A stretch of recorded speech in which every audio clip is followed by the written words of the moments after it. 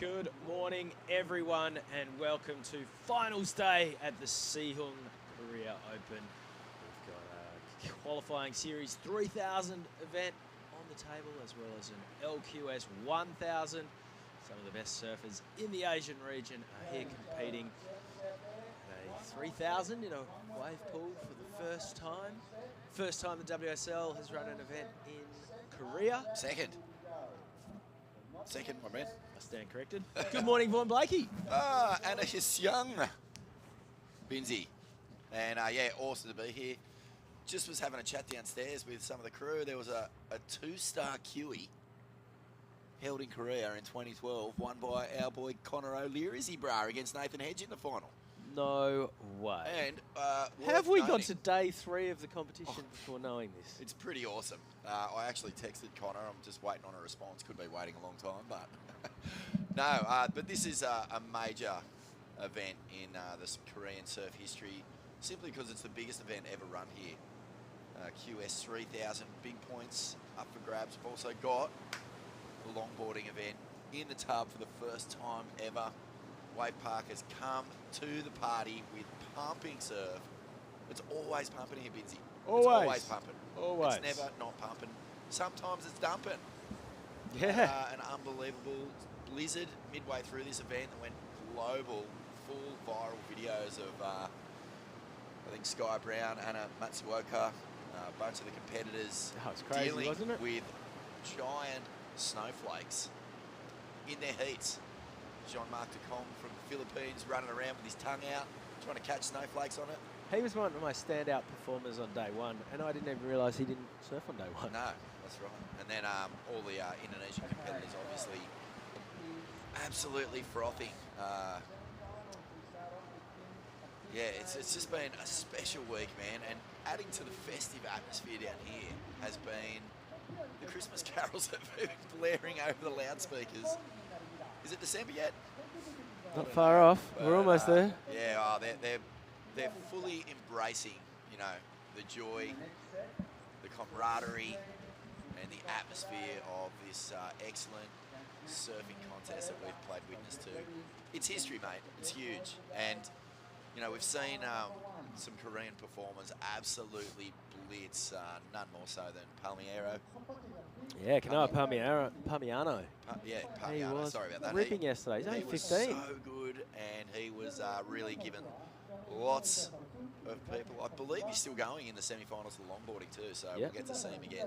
That's correct. Today, and this right now in the water is going to be, I believe, longboarding semi number 1 in the women's. Sure is. Natsumi Taoka from Japan is in the red. Daya Novitsari from Indonesia is in the blue. Cade Inui, one of many Inui siblings in the event, is in white, and our first Korean competitor for the day is Sujin Park in the green jersey. But this is Natsumi Taoka kicking off the day. What a ride.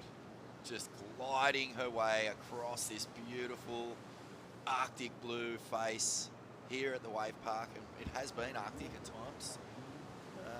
A lot of excitement today that it was going to be a lot warmer. Yeah, it is a bit warmer. Barely. Oh, this is a nice trim. Here goes Dia Novitsari.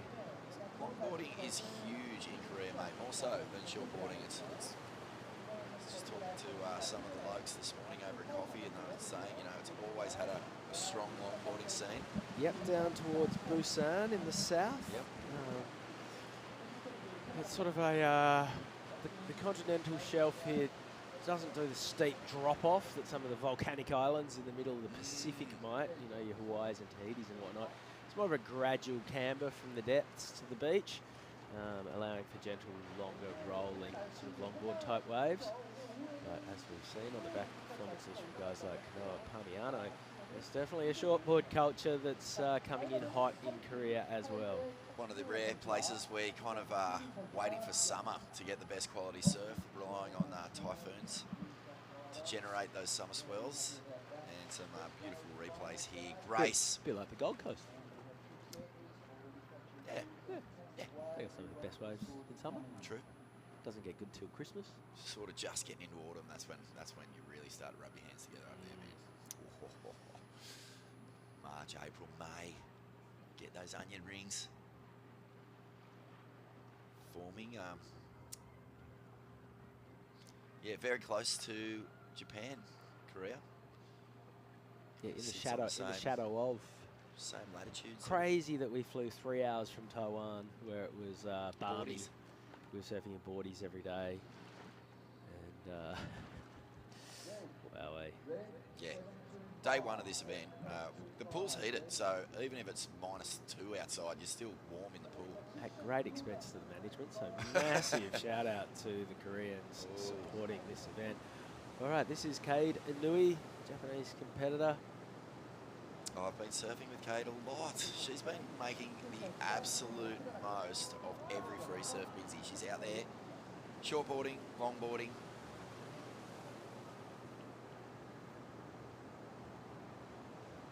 And always smiling. Definitely would be up the very top of the wave count for all the competitors who are competing in this event. She gets straight up on the nose.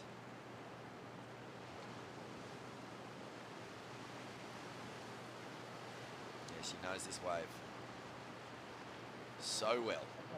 After, I don't think a single session went by where she wasn't sitting right in the tip of the diamond. Oh yeah, she was catching plenty of waves. Sam Norwood's just walked in and he dead set looks like A K-pop star. either a K-pop star or like he's walked out of the snow on Empire Strikes Back. Just the most immaculate. I don't know if it's cream bone, ivory, off-white, beige, He's even got the gloves to match. head to toe. Mate, I want to see some dancing in that outfit. Impeccable. I think we will tonight. So, good scores. Look at these scores dropping in. Taoka getting at 7.25. Judges just loving that style. Diana Novastari, she has put in a 5.5. And Inui, she has put in a 4.5. So, our Korean surfer must have either missed the wave, Binzi, or stacked it. Sujin Park just a 1. She would have got to her feet. Just not much beyond that, unfortunately. Mate, yesterday I was sitting in here with co-commentator, former QS competitor, Dai Wacko. And I said to him, how nerve-wracking is it when a set comes and you're sitting up there in the diamond? Like, have you pearled it on the takeoff yet? And he laughed and he said, no, I haven't pearled it yet. He goes, you do get a little bit nervous because everyone's watching you and all that sort of thing. Yesterday, we snuck out during the break. He took off on his first left and just ate it, much to your amusement and happiness, mate. Yeah, see, even the best can come unstuck on that takeoff. Beautiful long ride here, right through onto the inside.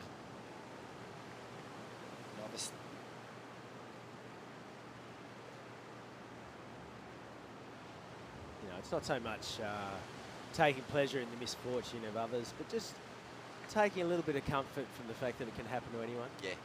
I lived in Burleigh Heads with Sam Norwood, who we were just talking about a second ago, working at Surfing Life magazine for a long time, and you know, the rock off at Burleigh can be vicious on its day. And any time I came a gutser, I just hit YouTube, check out the clip of Joel Parkinson absolutely eating it in Free as a Dog, and feel better about myself knowing that one of the all-time most stylish, iconic surfers in history, he too can make a fool of himself at slippery rocks. Yeah. How is this from Natsumi Taoka? There's a moment right then where she is fully arched out, right up on the beak, and free falling into the pit. What a ride from Taoka. And look at this, Binzi, pure trim. Styling here. And Daya has gone to the front, a 6.25 and a 5. 8.5. And she is looking so at ease with this lineup. What a great start to the morning as we welcome Will Hayden-Smith into the box, mate. Finals day. Congratulations to the WSL. Congratulations to the team here in Siheung. What a magnificent occasion we got on our hands. Yeah, thanks, guys. Stoked to be here. Finals day. It's weird. It's only a 3-day event, but it feels a lot longer. It feels like we've been here.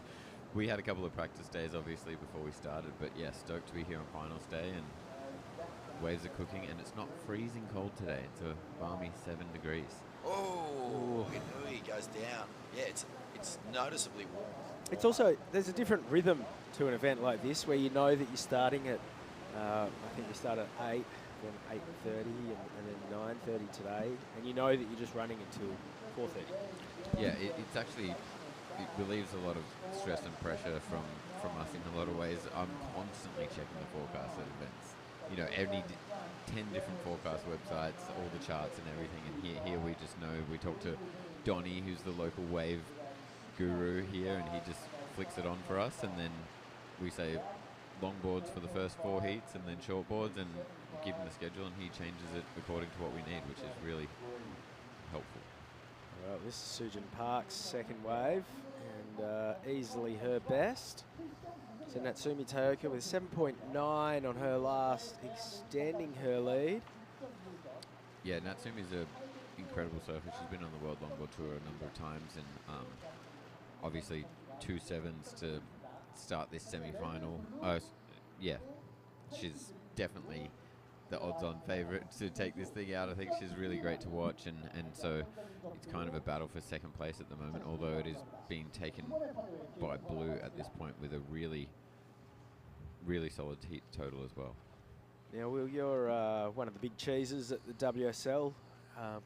What's the feedback been with regard to this event, and what's the feedback been from everyone on the ground here in South Korea that's been so instrumental in pulling this event together? Yeah, so I was talking to Tai Sarati, who's the tour manager for Asia and Australia this morning, and we were saying how incredible it is. We haven't had one single athlete complaint or anyone unhappy, which is pretty uncommon for a surf contest, and everyone's been super stoked with how it's all been going, and Natsumi's surfing beautifully on this wave. Oh my goodness. That is just, you could watch that all day long. Just perch up there and never come back. And her footwork, getting back to the tail, is so effortless and yeah, full precise. dance. Oh, yeah. Behind her, Dea Novatsari, the Indonesian surfer. A little bit precarious. Living on the edge. Love that cross-step turn. Yeah, so the surfers are really happy. We had dinner last night with our local organisers, Jason Hart and his team, and they've done an incredible job bringing the World Surf League and all these competitors to Korea. There's a really strong surf culture here. It is pretty small, but it's been growing significantly. They love the arts and culture, and let's watch this replay. Beautiful wave here from our Indonesian competitor. It's so cool when they hit this little bowl section on the inside and they're right up the front. It just adds this little bit of drama to otherwise beautiful, graceful surfing start to finish. Yeah, she's got no booties on. She's feeling her feet. You know, they have been heating the water. It's 15 degrees, which is pretty nice compared to 5 or something what it was when we first got here. So has the water been, like, I know they blasted it the other day to bring it right up. Has it been heated since, or is it still kind of residual heat from? Yeah, they've been maintaining it. They've been doing topping it up to try and keep it at 15 degrees for the last couple of days. After we wrap up today, they're going to be closing the park for the winter. So it'll be an ice rink by next weekend. But yeah, and the feedback from the World Surf League has been great. Like, this event has been going really well. The competitors are happy. Naomi Taoka, an 8.25, so she's throwing away a 7.25. First heat of the day. Sure, it's a semi-final. You expect the level to be right up there, but Natsumi Taoka is doing it very, very nicely. And shout out to our Korean competitor scoring a 5.1 on her previous wave, her best of the heat. So she only needs a 6.65 to take out second position. It's kind of a battle for second at this point with Natsumi. dominating. Here goes Sujin Park, Korean. Oh, just lost that one off the back. I'm not sure how windy it is at this moment, but yesterday afternoon the wind was kind of blowing offshore at the takeoff spot, so it was actually looking pretty hard to get into the waves. It's a different direction today, I've noticed. It's coming from the complete opposite as it has been the past few days, so interesting to see how that'll affect the waves. Not much affects them. They're pretty dialed in. We had Connor Coffin and Ace Buchan and Micro Hall come and test the settings, mate. Yeah, and they've put out like a really cool clip on social media in the last couple of days promoting their trip here, just about the waves and the good times that they had. So I encourage everyone to go check it out, see some of the best and most funnest surfers in the world checking out this wave park from about 2 weeks ago. Yeah, so that was released by Aventure, which is the operation that's going to be opening in Perth, in Western Australia, and it's using this exact same technology. And yeah, I didn't realise until I watched that clip how much Ace Buchan, Glenn Hall, Connor Coffin were working alongside you guys to try and come up with the correct setting or the best setting to be used for this event. Yeah, so we worked with Wavegarden and they set up a live stream and a video call, so I actually tuned in for one of the afternoons and was watching them, and they were giving live feedback. They'd finish a wave and just go, oh, it felt like it got a bit soft in the middle, or maybe it was too much here or there, and they were constantly fine-tuning from Wavegarden in Spain. It was incredible collaboration. And with Micro and Ace, two goofies, and then Connor, the one natural, is it any surprise that the left was voted the best wave for the contest to be held on? Well, that's the great thing about these wave systems is we could come back here next week and do a whole extra event on the right, and it's completely different. The results would be different. So we decided to go on the left for a number of reasons. I think the left is a bit more of a punchy wave here. I got told by Donnie, who's our local wave technician, that the right is slightly wider, and so the left being narrower, it focuses the energy a bit better in this pool. So the left is a really good wave, and but ultimately, like, we've surfed the right, the three of us, and it was super fun. So you could actually surf on either side. We just and a pretty chunky tube on the right as well, by the looks of that video. So our waveguard in Australia is called Huey, but in Korea the waveguard's called Donnie. Yeah, Donnie. Yeah, local legend here. He's been giving us all the tips, and I heard rumours of a beast mode session at the end of the day for the staffs, which is super exciting. Yep. Can we enforce that it is staff only? Because there've been a few competitors sort of poaching our surf. And I understand they're competing, but they're competing on the left, and they surf too well. They don't fall off. They don't miss waves, and they make us feel not so great about ourselves. Yeah, we might have to find any competitor that comes out into the staff beast mode session. We're talking. You can bet Coyote, you knew he's going to be out there. She's been out there every single time I've paddled out, ripping. Beautiful camera shots there, the slow-mo of Natsumi. But yeah, stoked with how it's all gone, and you know, the schedule today, we're just rolling through finals. You know, by the end of the day, we're going to have 2 longboard finals and 2 shortboard finals, and a bunch of happy winners here. It's a really exciting day, and I'm stoked that it's not freezing cold. I'll take 7 degrees over 0 any day.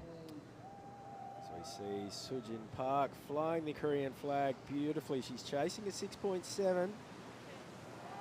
Going the right way about it, and a big response from the Korean crowd. Why not?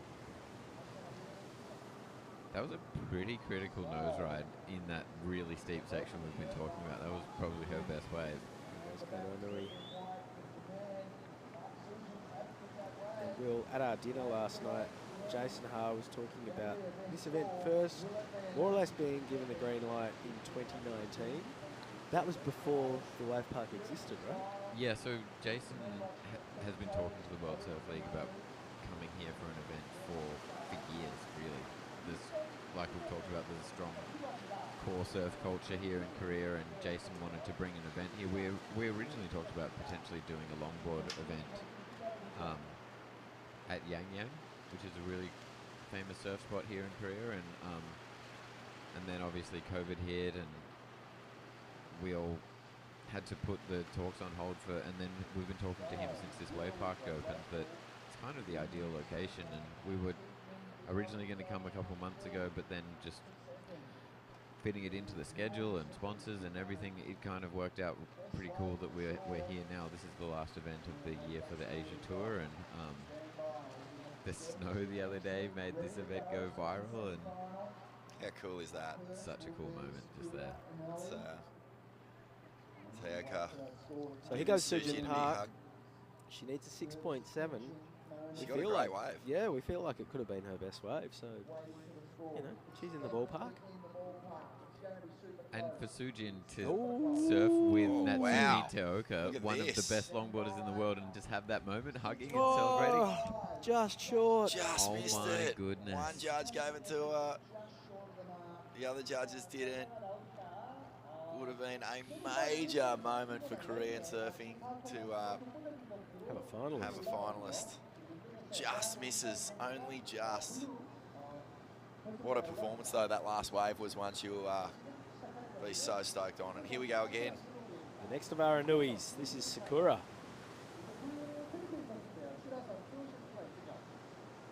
The Inuis, they're such a core surf family. They're going in a longboard, shortboard, they travel together, they train each other, coach each other. It's great to see. They all wear black wetsuits with fluorescent yellow-green Yeah, yeah. highlights. Made 2012 was the first time pro surfing came to Korea. Connor O'Leary and Nathan Hedge surfed a final Yep. a long time ago, but a 10-year break. And how much performance surfing has evolved in this country since then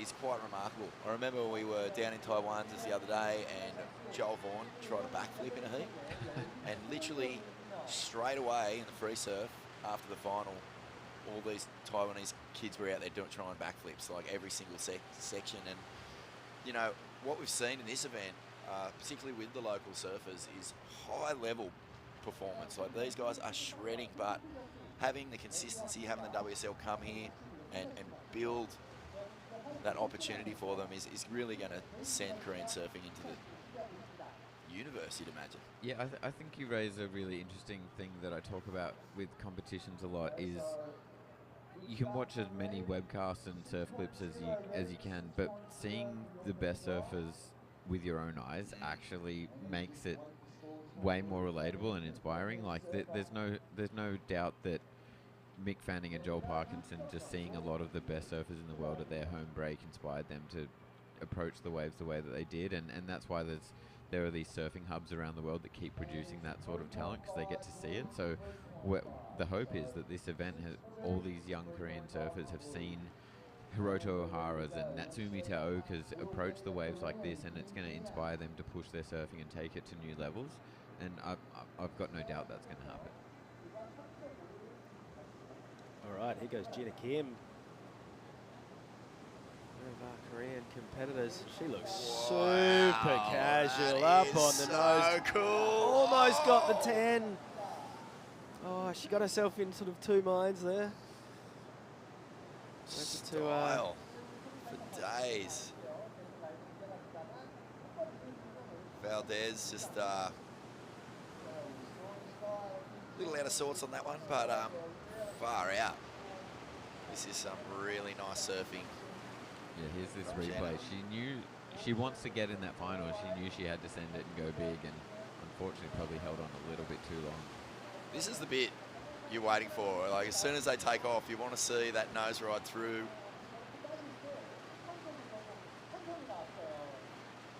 Through that hollow section. It's spectacular. You can somehow hold your poise and get right up on that beak. Man.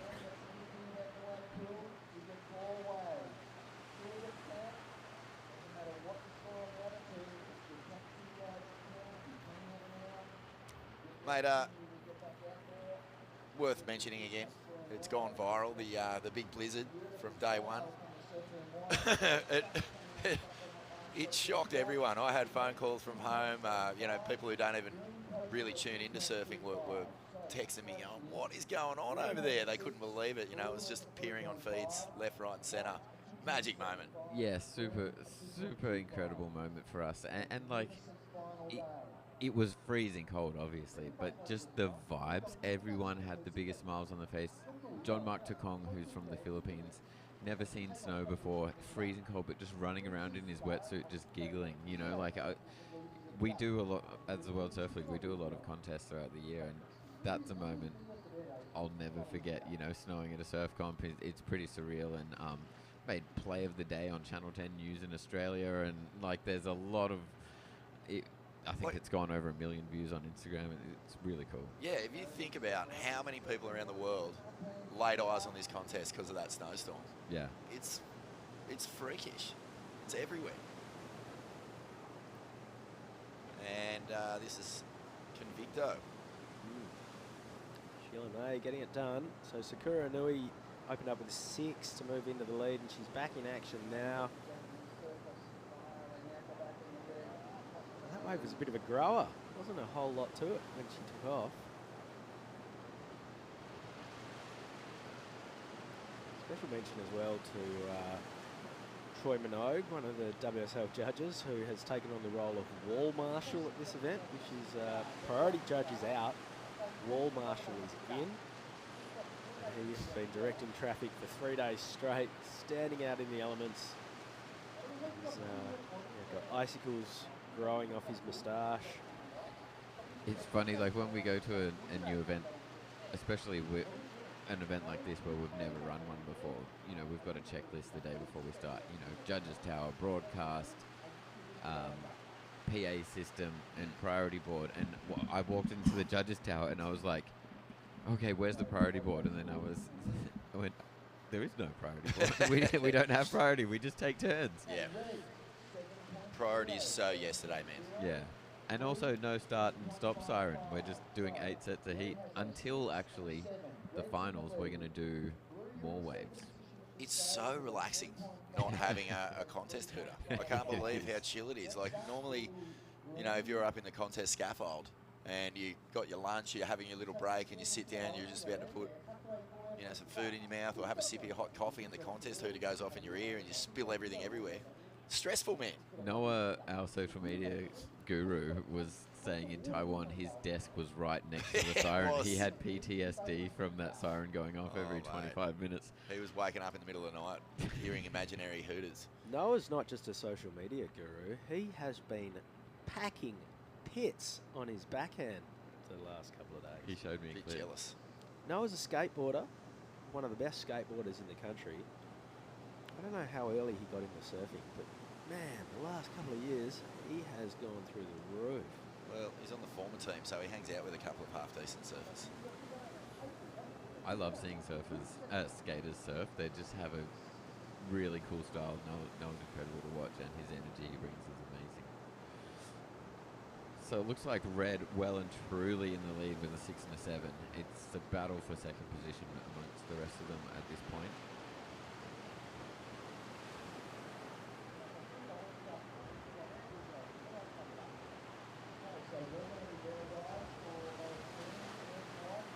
It's not only surreal doing a competition in a wave pool, but I just love looking at the competitor list and just seeing Korea, Philippines, Japan, you know, how international surfing is becoming. You know, this year was the first year we've had a Filipino surfer on the Challenger Series, John Mark Takong.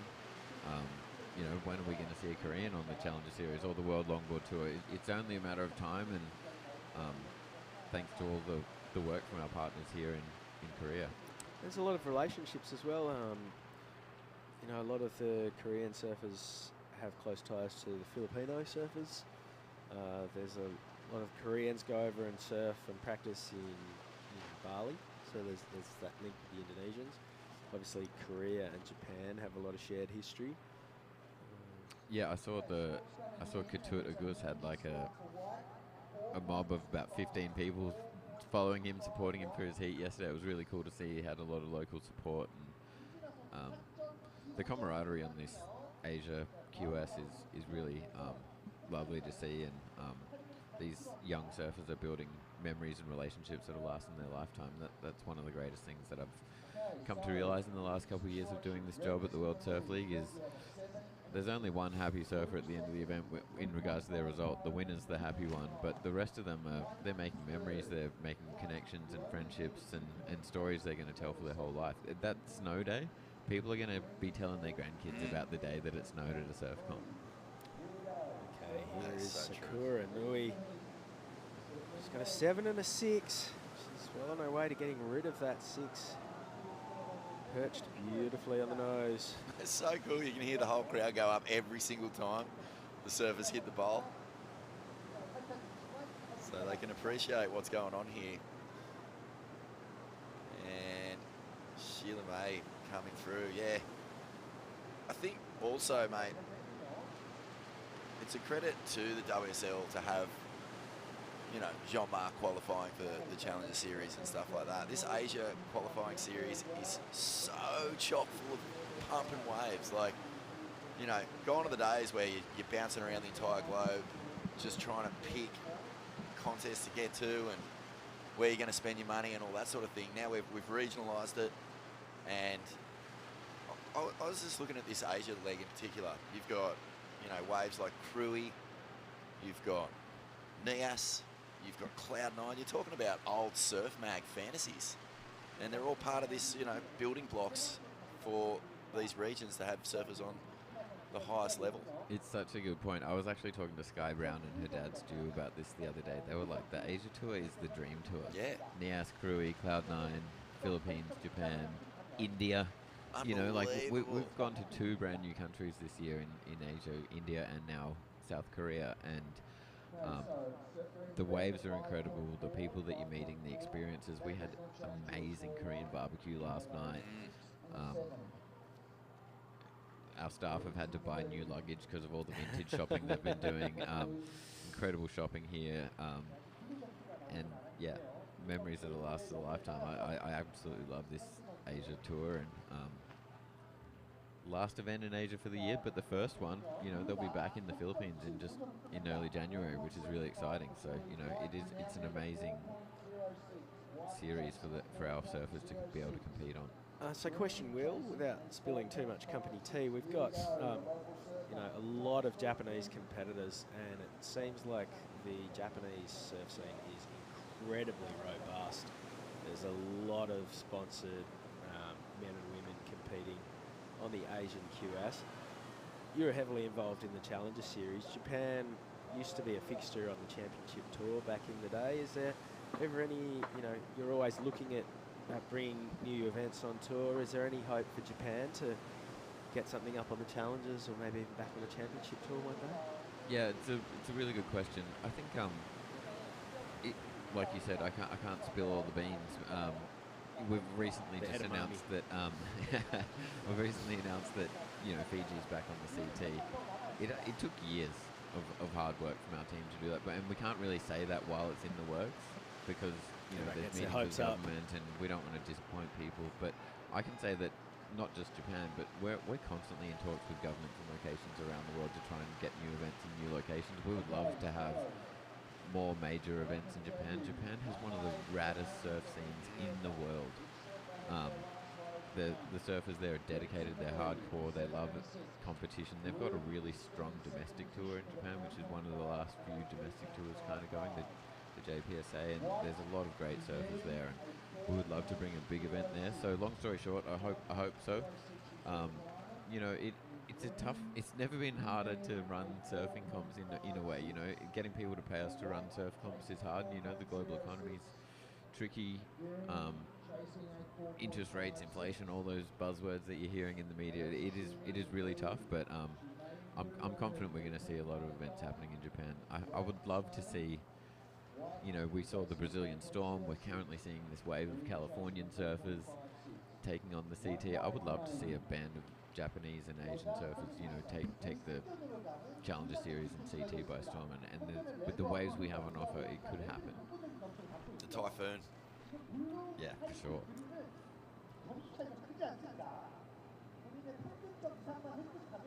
This is Sheila May Kavicto, Philippine surfer on her backhand. Still Sakura Inui with 6 and a 7 out in the lead. There you go, Sheila May from the Philippines. So you just said we're back to, is it La Union again in early 2024?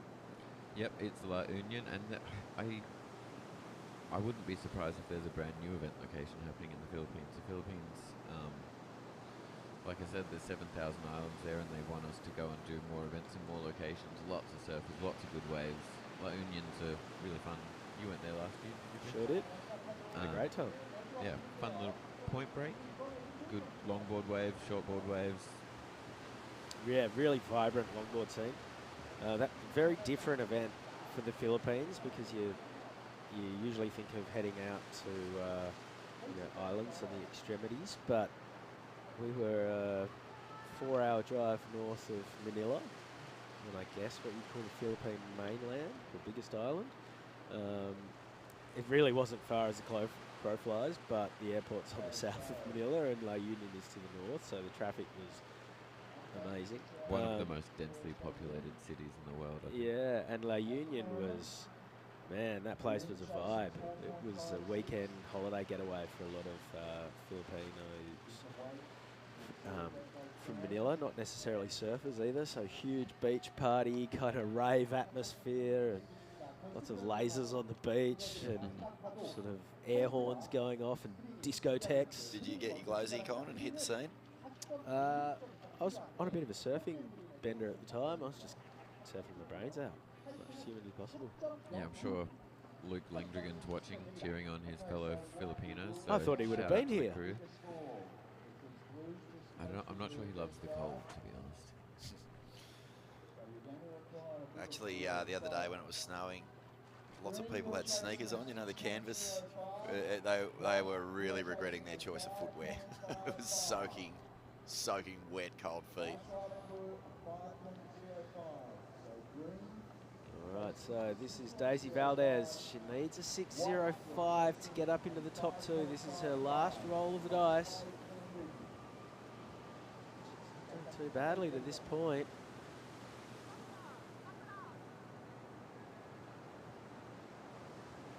This little bonus dribbler on the inside. It's so cool.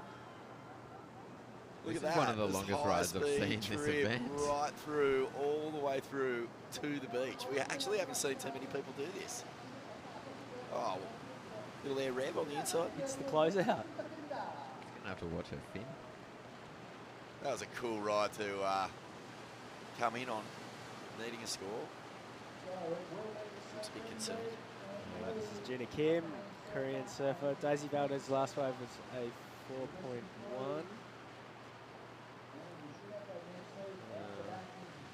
Guess this wave was already ridden. So Oh, that Gina, replay. she's...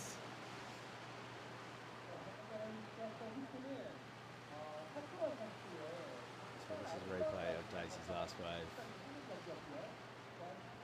Unfortunately, not enough. Length of ride doesn't really factor in. There wasn't a lot of major maneuvers. It was a lot of... I think the judges in the longboarding like to see nose rides and turns, and there was a lot of walking back and forth, but not really any turns on that wave. So unfortunately, she's eliminated. But we have Sakura Inui and Sheila into the final. How exciting! Oh, bad luck there for... yeah, Gina Kim, Korean surfer, eliminated. So that, I believe, means we've got our women's final. Finals locked. Set in stone, which is going to be awesome. Oh, beautiful moment there. so this is Daisy and Gina hugging it out. Like we said, lifelong friendships and memories being made here at this event. I'm going to step out and leave it to the experts. I've talked enough for the day, so I'm going to check on how things are running and leave it in your capable hands. Thanks, fellas. Thanks very much, Will. Awesome to have you in and get your insights on this event. And a big thanks again to the WSL for bringing elite pro surfing here to Korea with the team, of course. And this guy, it's Kanoa. He's back. the Soul Arch tenor, and he looked fantastic. He surfed incredibly well in the shortboard QS 3000. He's back trying to get a Korean in the final. And here's the replay. There's a moment here. Where are you, Kate Myers? Get the camera ready. Wood ornament. I think we should try and get him in here at some point today. There it is. Oh. Meanwhile, we're going to do a bit of a substitution. Paul Blakey and Chris Binns out. True Starling and Daiwako in.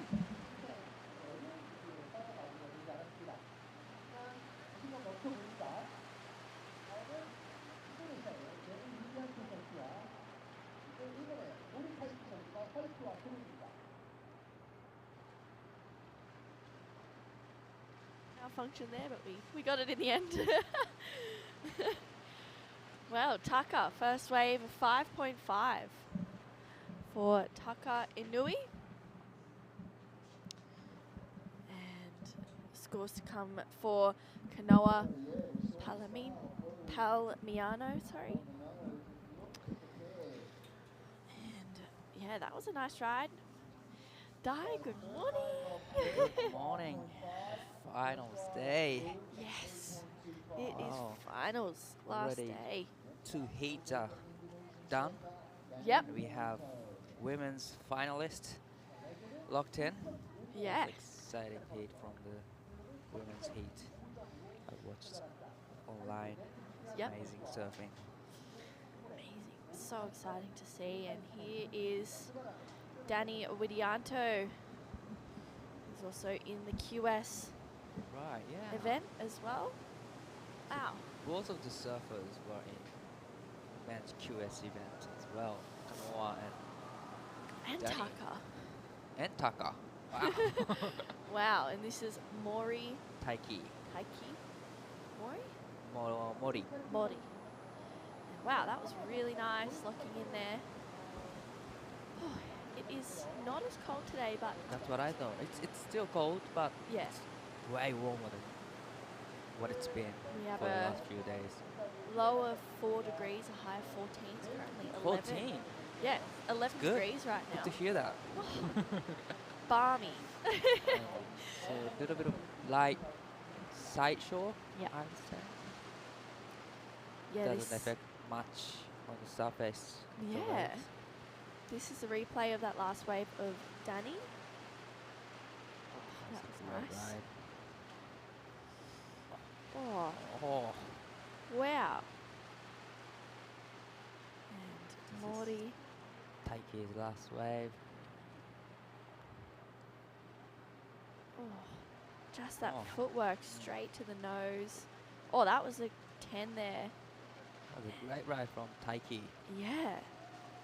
That was really nice. So, a few scores for Danny Widianto from Indonesia and Mori Taki from Japan. We already have a 5-5 locked in for Tucker Inui.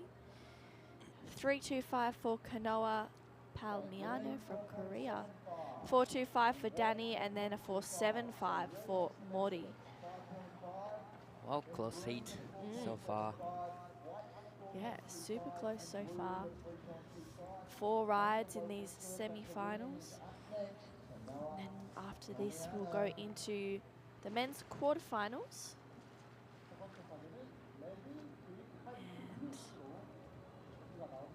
And this is Kanoa. Kanoa from Korea. I loved his short pull surfing as well. But like, wow. He's got a technique on longboard as well. Oh, wow. wow. How's that? Hang five.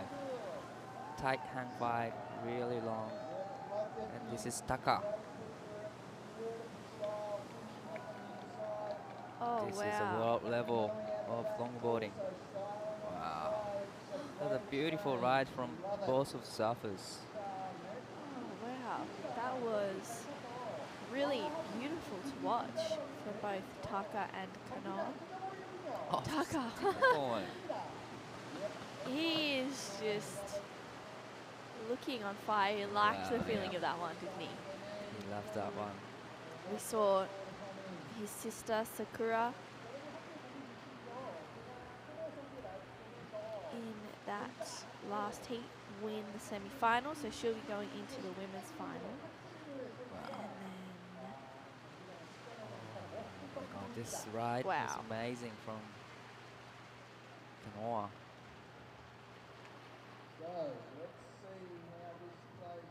Apparently he's only like 15 years of age. really? I'm not sure. Wow. But like I've heard that he is sponsored by a wave pool Yeah. and practicing here pretty much every day. Amazing. Wow. Oh, Taka, that was Wow. solid. Solid ride. 7-5 for Taka's last wave, and Yeah. we're still waiting for the Kanoa's wave. Judges are taking time to think. Didn't get through. That was a no-brainer. I think that ride for Taka was pretty technical. Really great stuff. Pretty much ticked every aspect of the criteria. Right. So, style, flow, and grace. And this is Mori. Oh, 7.65 for that last wave of Kanoa. So Mori and Danny really need to get some good rides here. Oh, that was 10, I would say, from Taiki. That was a great nose ride. That little bonus section looks so fun. And it just loses it a little at the end, but not to worry. And we will see Danny on wave 4. Back, I'm sure. This is Danny Widianto, straight to the nose. Just using that middle part of his board to kind of stay in that power source. Locks in, taps it for a 10, and oh, that was unfortunate dive. That's a great ride from Danny, but I love how he stalls the tail before he goes to the nose and just timed right. This is a reply of Taiki's. This is gonna be a pretty good score. He's needing 6-1-6 to go to second, so he needs a score. Yeah. That was a beautiful ride. All the way to the inside. Yeah, well, 5.65 for last of Morty. And scores for Danny to lock in as well. Let's see the surfers making their way back out. That is a great shot there of the pool. You can see everyone in that left part of, I guess, the pool that is the left, and then on the right, well, you can't really see it, but we've got the free surfers surfing there, preparing for their heats, just getting a little bit warmed up, I'd say. Danny's last wave was a 3. So Morty needs a 5.26, and Danny is looking for a 6.66 Taka. Wow. Whoa. That's a great 10 right there from Taka. Looking for a score to better the 5-5. Wow. This has been great ride from Taka. Wow. That was nice. I love the arching cutback from Taka. Wow. And more. Oh. Wow. They were two really great rides from Taka and Kanoa. Oh. That was great to watch. That was great. That was beautiful. So after this, we're gonna have men's QS 3000 quarterfinals, and it's gonna be man on man. So, Yep. do we get like a different rule with the sets or same routine? So I think they still get 4 waves. So yeah, quarterfinals, 2 surfers. They still get 4 waves, so there will still be 8 sets. and everyone will be on wave 2. Oh, everyone on the wave 2 Yeah. only. Yeah, It's gonna be interesting. I know. And then for the finals, we'll see, for the QS, we'll see 12 sets. So 6 waves each. Yeah. 6 waves each, On the everyone second on wave. wave 2. Wow. So, yeah, wow, that is pretty exciting. And then for the 4 surfers, it will remain the same. I believe we've got 4 surfers for the longboards finals. Wow, look at the scores coming in. Taka's last wave 8-3-5, and Kano's last wave 7-6-5. Wow. They extend their lead. Now Dani is a combination of 14.95. Needs to break that combination first. Wow. Dani just finding that little bonus section. And he did. Whoa. Oh, that was nice. That's nice. And then Morty out the back.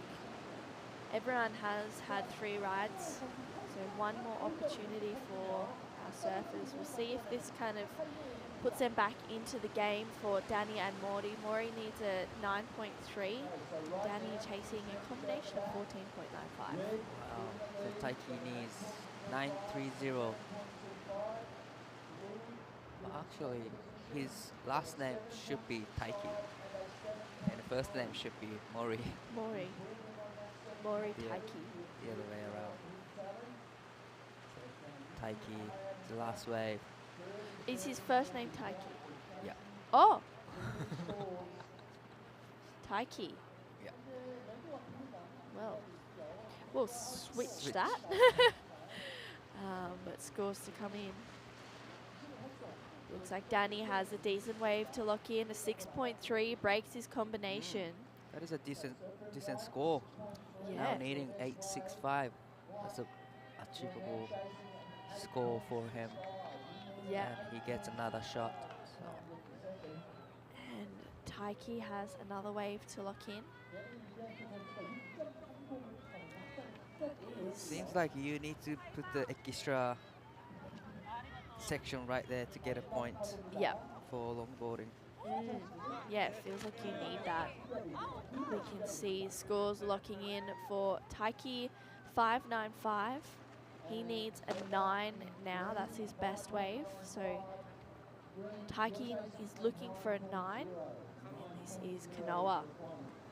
Straight to the nose. Goes for the 10. Wow, that was Whoa. great. And he goes to the nose. You see him kind of getting fud like, oh wow. Love the arched hang 5 right there from Kanoa. He's in the rhythm. That's awesome. And Taka out the back locks in for a 5. Oh, can't get a finish, but that's okay because he's just going to have fun. He's in the lead with an 8.35 and a 7.25. That's a solid scores. Yeah, So. super solid, but that was really great to watch from Taka. This is the start, straight to the nose for a 5, taps it for a 10. I love that style. Oh. Yeah, wow, Taka just looks like he's enjoying his time out there.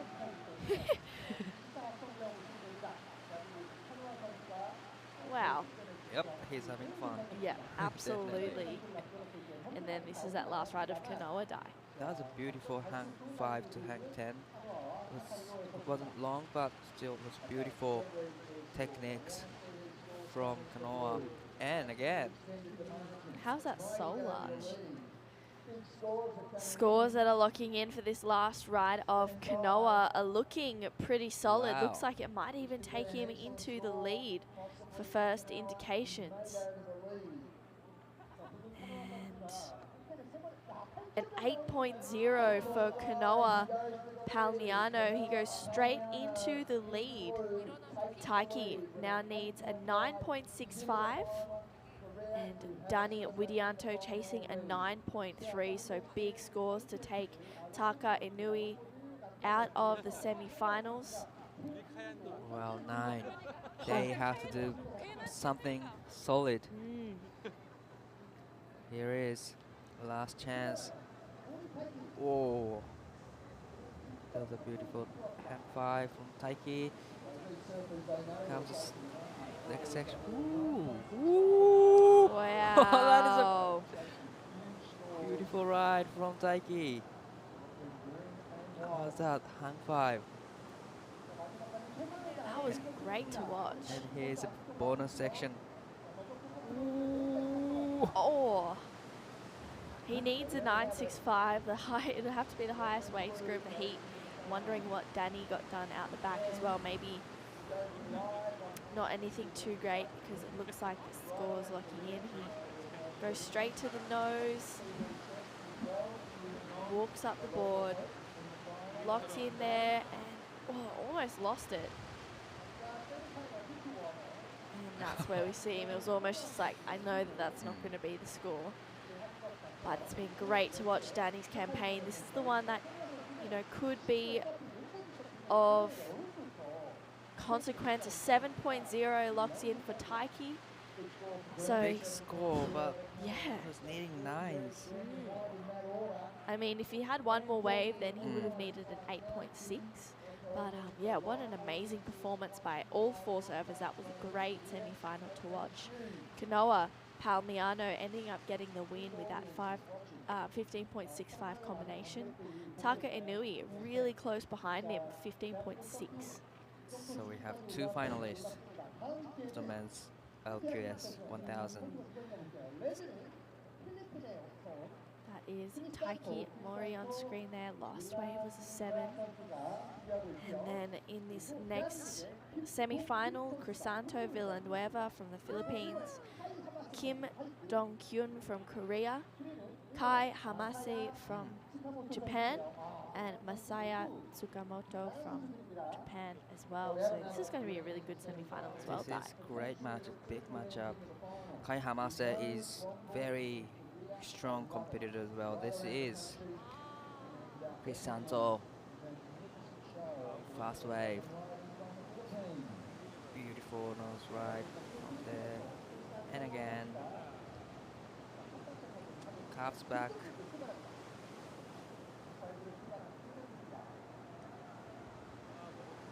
This is Kim. Oh, Korean Safa. That is a beautiful ride from there. Oh. Wow. You can hear the cheering from the beach. All the local supporters are here. Yeah, he likes it. That was really great to watch from Kim. And that kind of, he had his arms up for a bit of style at the end of that carve as well. And this was really great to watch. Just goes straight up to the nose, kind of digs in a little bit at the start. Okay, so a bit of a fumble, but then this is where... the part, yeah. Oh, wow. That was really nice and carving down as well for Kim. Probably taking off where Kanoa kind of, you know, probably left some good juju out in the pool. Oh, how's that? Would you say that's a hang 10? Yes. Yes, right? I think Has to be 10 is when your feet are side by side. side by side. And then if they're like that, that's Little bit angle. That's not a tight tight five. 5. Thank you, Shannon Brooke Hughes, for all of my longboarding knowledge. That is probably still wrong. But yeah, I'm pretty sure if your feet are side by side, that's a 10, and your toes are over. And then anything if they're not side by side, like if it's like that, that's a tight 5. Right. So kind of behind. pretty much the shot of the broadcast is very important to judge. Yeah, whether it's a 5 or 10. Yeah, a lot of the longboarding events that I've commentated, it's so important to see where the people's feet are on the board and kind of, you know, determining if it is actually a 10 or especially if they're on their backhand as well. Sometimes it can look like a 10. That This is I a don't type. know if that's a 10. I think that's a type 5. Right. But I'll confirm with longboard head judge, kind of make sure we're getting that right. But I'm pretty sure that that's what it is. Probably the audience were, wondering if it's 5 or it's just tight 5 or 10. Yeah, yeah. And then there's like a cheetah 5 where it's you go for a hang 5, but you kind of lean back Backward, yeah. and extend your front leg. I'm pretty sure that that's a cheetah 5. There's a lot of techniques going on just on the 5s, So much, right? yeah. And even like using that middle third of your board, you can get lots of points in there as well. Yeah. But a lot of the point comes from that top third of the board. Part of the criteria is to use the whole length of it as well and do those carve downs. That is, in the criteria too. Not just, kind of walking up and down the board. It's also, redirecting it like that there. So like there's so many, boxes you have to check to get the right good scores. Yeah, yeah. I'm on pretty longboarding as sure. well. I'm pretty sure that's it. I'm not 100% confident, and I definitely remain in my lines because I'm not an excellent longboarder, but it's great. I love watching it. Oh, It's me too. just so beautiful. It's the beauty side of the surfing, I reckon. The longboarding, it's such a beautiful sport. Yeah, it's great. Well, Kai just showing us how beautiful it is. Locks in an 8 on his last ride. He used, most of those sections to the perfection, so it was great that Kai could lock in a really decent score straight away. Crisanto Villanueva, 6.5 for his first wave. Kim Dong-kyun, a 4.5. And Masaya Tsukamoto, 3.5. Oh, wow. That was a beautiful tight 5 from Kim. Another beautiful ride. Wow. Wow. Look, this is gonna be a big score. That was great. Kim just getting a few combinations, and then Crisanto out. Oh, I love the drop knee Oh. bottom turn. Wow. So Crisanto getting a nice ride in there as well. I wonder how he went at the start of that wave. I feel like at the start of the wave, a lot of people go straight to the nose to get a hang 5 kind of bit of a ride. There he goes, straight, steps back just in time when it gets a little bit steeper. A few more taps, and then, yeah, that drop knee kind of bottom turn was great. Oh, this is the one I really liked from Kim. Oh, and a tight 5 there, step back, and going for another one. This is even a longer hang 5. Wow. That's great ride from Kim. Yeah, he just looks really solid, and Oh. also gets a bonus section. Scores are looking good, 7.25 Wow. for Kim. So that is really a really great ride for the Korean surfer. 4 for that last wave of Crisanto. So Kim Dong-kyun just coming out the gates firing, but Kai Hamase doesn't need a big score to get to second, 2.5. And Masaya looking for a 7. He'll be on wave 2 though here, so we'll see what he can do on this better wave. 7-5. That is a big score for Kim. Yeah, that's huge. Great to have in the back pocket. This is Masaya's wave. Here, pen riding, goes to the nose. The beautiful, and again. Oh, Wow. That was this really is nice. this is another great ride from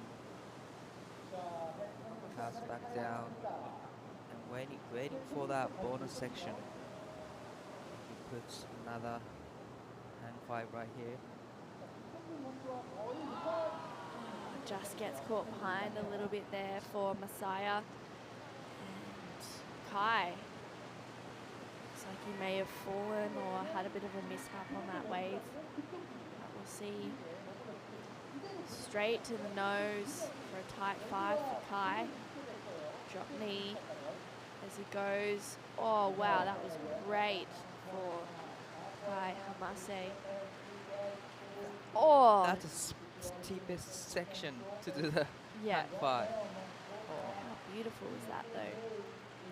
That water just looks so clear. It's so pretty. Crystal blue water. Oh, just leaning on the heels a little bit too much. But this was a great ride. 6.7 for Masayo. So he gets himself back into this heat. Although scores still to lock in for that last wave of Kai.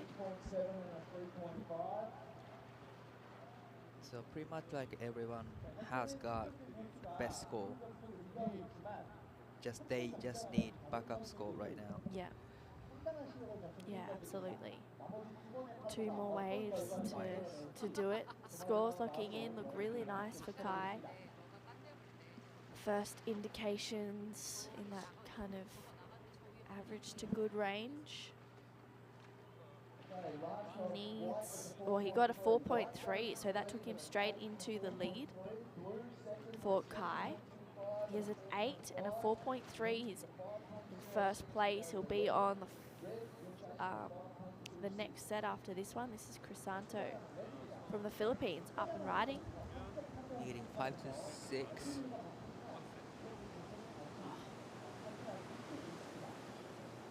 Wow, that is a good ride from Santo.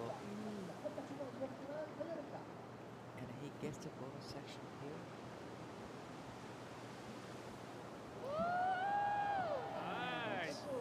Looks like Kim may have gotten something really nice done out the back. We'll catch up with him on the shore.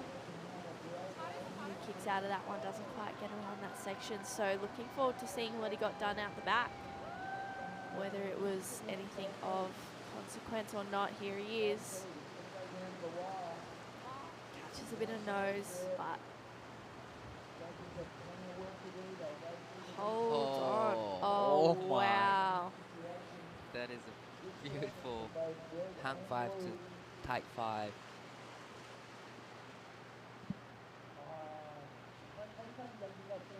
Oh, wow. That was so nice. Drops his arms Wow. as well to show that he's got control. That was really nice to watch from Kim. Great technique from Kim. So this is a replay of Crisanto, the last wave. Goes to the nose. Step back. To the nose again. That's a great ride from Crisanto as well. Yeah, that was awesome to watch. 6.65. He goes into the lead, but still waiting on this score for Kim. Eating 506. Oh, I gotta say, he's done that. Yeah, it was a really nice ride. Scores looking pretty good right now. It'll probably take him into the lead, I'd say. 6.25. Kim goes straight into the lead with a 7.25 and a 6.25. The Korean surfer just showing his expertise out here. Oh, wow. Kai. That is, Oh, my goodness. this is the longest hang, tight 5 to hang 5. Wow. That was amazing from Kai Hamase, and gets a bonus section right here. That was great to watch. Locked in. I was watching it just going, oh my gosh, he's still going. And then this is Masaya. Gets around the section, and he gets the bonus section as well. Puts another hang 5 from here. Oh,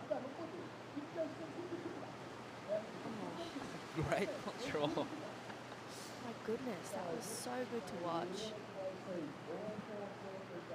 Wow. I want to know what he got at the start. Goes for, I'd say that was a tight 5 as he steps back and, oh, taps a nose there.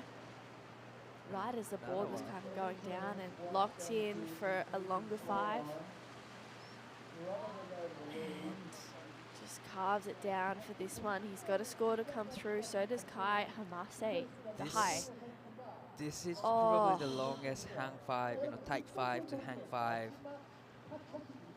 all the way from the start to the middle section. Yeah. And he locks in 8-1-0 for sure. Yes, it was excellent ride from Kai Hamase.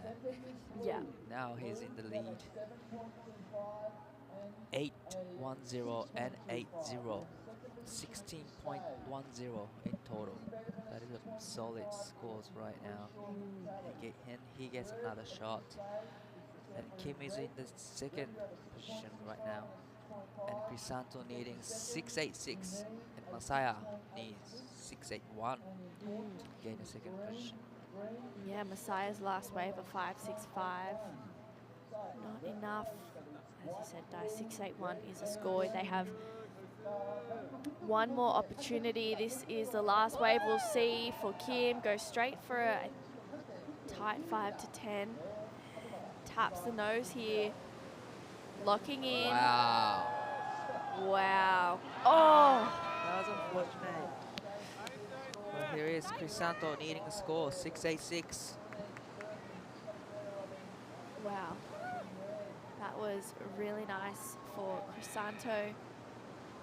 And just getting a little bit caught. But he is looking really good. He only needs a 686 die. It's not a big score, and I think that fall from Kim might cost him if he doesn't better his Right. 625. Maybe we'll see what this last wave of Crisanto comes in as. And then also Messiah has another opportunity right now. So this is the last wave from Kim. That was beautiful looking start. And puts another 5 here. But this is where Oh, he just catch the rail or just hang up on the top of the wave. It's really unfortunate for him. But that was a great all full rise from Kim. yeah, 325 for last of Kim Dong-kyun. So that did not go into his top 2. We'll see if this wave of Crisanto is the score he's looking for. He needs a 686. And right now, Messiah needs a 681. He has one more opportunity, so these are nervous moments. Tense moments for 3 surfers. Wow. Kai's sitting pretty, confident for a pretty good place right now. Yeah, well, First. Crisanto's last wave of 4.7 doesn't go. It's not what he's looking for. So it's now really up to Masaya Tsukamoto. And Here is last shot. on the second Masaya. wave too, that's the best wave. Here he is, up and riding, straight to the nose, locking in. And pedals back. Goes up again to the Wow. nose. Oh! Can see him just pumping, generating some speed. Carved down here for Messiah. Wow, he needs 6.81. And oh my goodness, Kai just showing pure grace. That wave, that was great. Wow. This is gonna be close to what he needs for Messiah. Needing 681. And that was probably the best, ride for Messiah. So his best score is 670. It's gonna be close. Yeah, let's have another look at this wave for the current heat leader though. He looks solid and gets his toes over the nose as he steps back. Wow, really nice surfing from Kai. He's got an 8 and an 8.1, so no one can really touch him at this point. But will Messiah get the score he's requiring? This is an important ride from Masaya.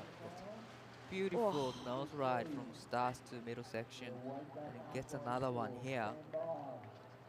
And this is a long hang five right there, racing down through the section. Carves it back down. This is where you can get a bonus section. Kishra nose. Oh, he did. Oh, Gets a bonus. wow, he's still going. Oh, this is gonna be close. 650. It wasn't Wow. enough. He was needing 681, and the last score to Masaya 6-5. Wow. Missing out by 0.31. Great moment for Kim though. Yeah, Must be wow. amazing moment for Kim. This is Kana Nakashio and Amuro Suzuki. Their quarterfinals. This is a bit of a burner set, I believe, just rolling through. This will be, I believe, 3 wave sets. The same setting for the QS Surfers T6. T6. I love T6. Oh my gosh, it's so fun. Kana will have 4 opportunities on the second wave, as well as Amuro. We actually get a bit of a beast mode session a little bit later. Yeah, that's what I heard. Yeah, that put your name in. I did. Yeah, you did. Good. On the left? On the left, of Yeah, you course. did. Can't wait. Yeah. You know, last night Sky, Brown, and all the crew had a great session after the competition at the barrel section. Yeah. That was amazing. I've watched 30 minutes and that's great. So good to see. So good to see. It's like a proper barrel. It's so fun. So fun. Have you surfed the beast mode setting No. before? This is my first one. I've surfed. Have you? Yeah, the one in Melbourne at Urban Surf. How was it? How is it? So fun. So fun. I'm so excited. And then I'm going to go shopping tonight.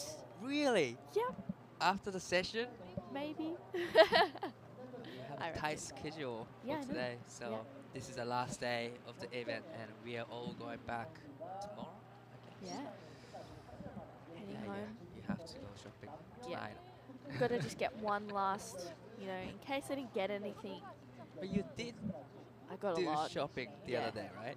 2 days. Got a new pair of shoes. Having a good trip. Yes. Oh, it's been awesome. I've loved it. Here we go, Kana Nakashio. Up and riding, nice first turn. Oh, Kana looks solid. Nice connection there for Kana, and another tag there. Great way to start off her heat for this Oh, quarterfinal. Definitely. It's a great way to start the heat. You know, she didn't push too much. She just controls, she went with the flow. That was a great ride from Nakashio. He's a good way. Yeah. After first time with a big spray, straight into the second, get the third, and here is the last section. Wow, Oh. another beautiful ride from Kana Nakashio.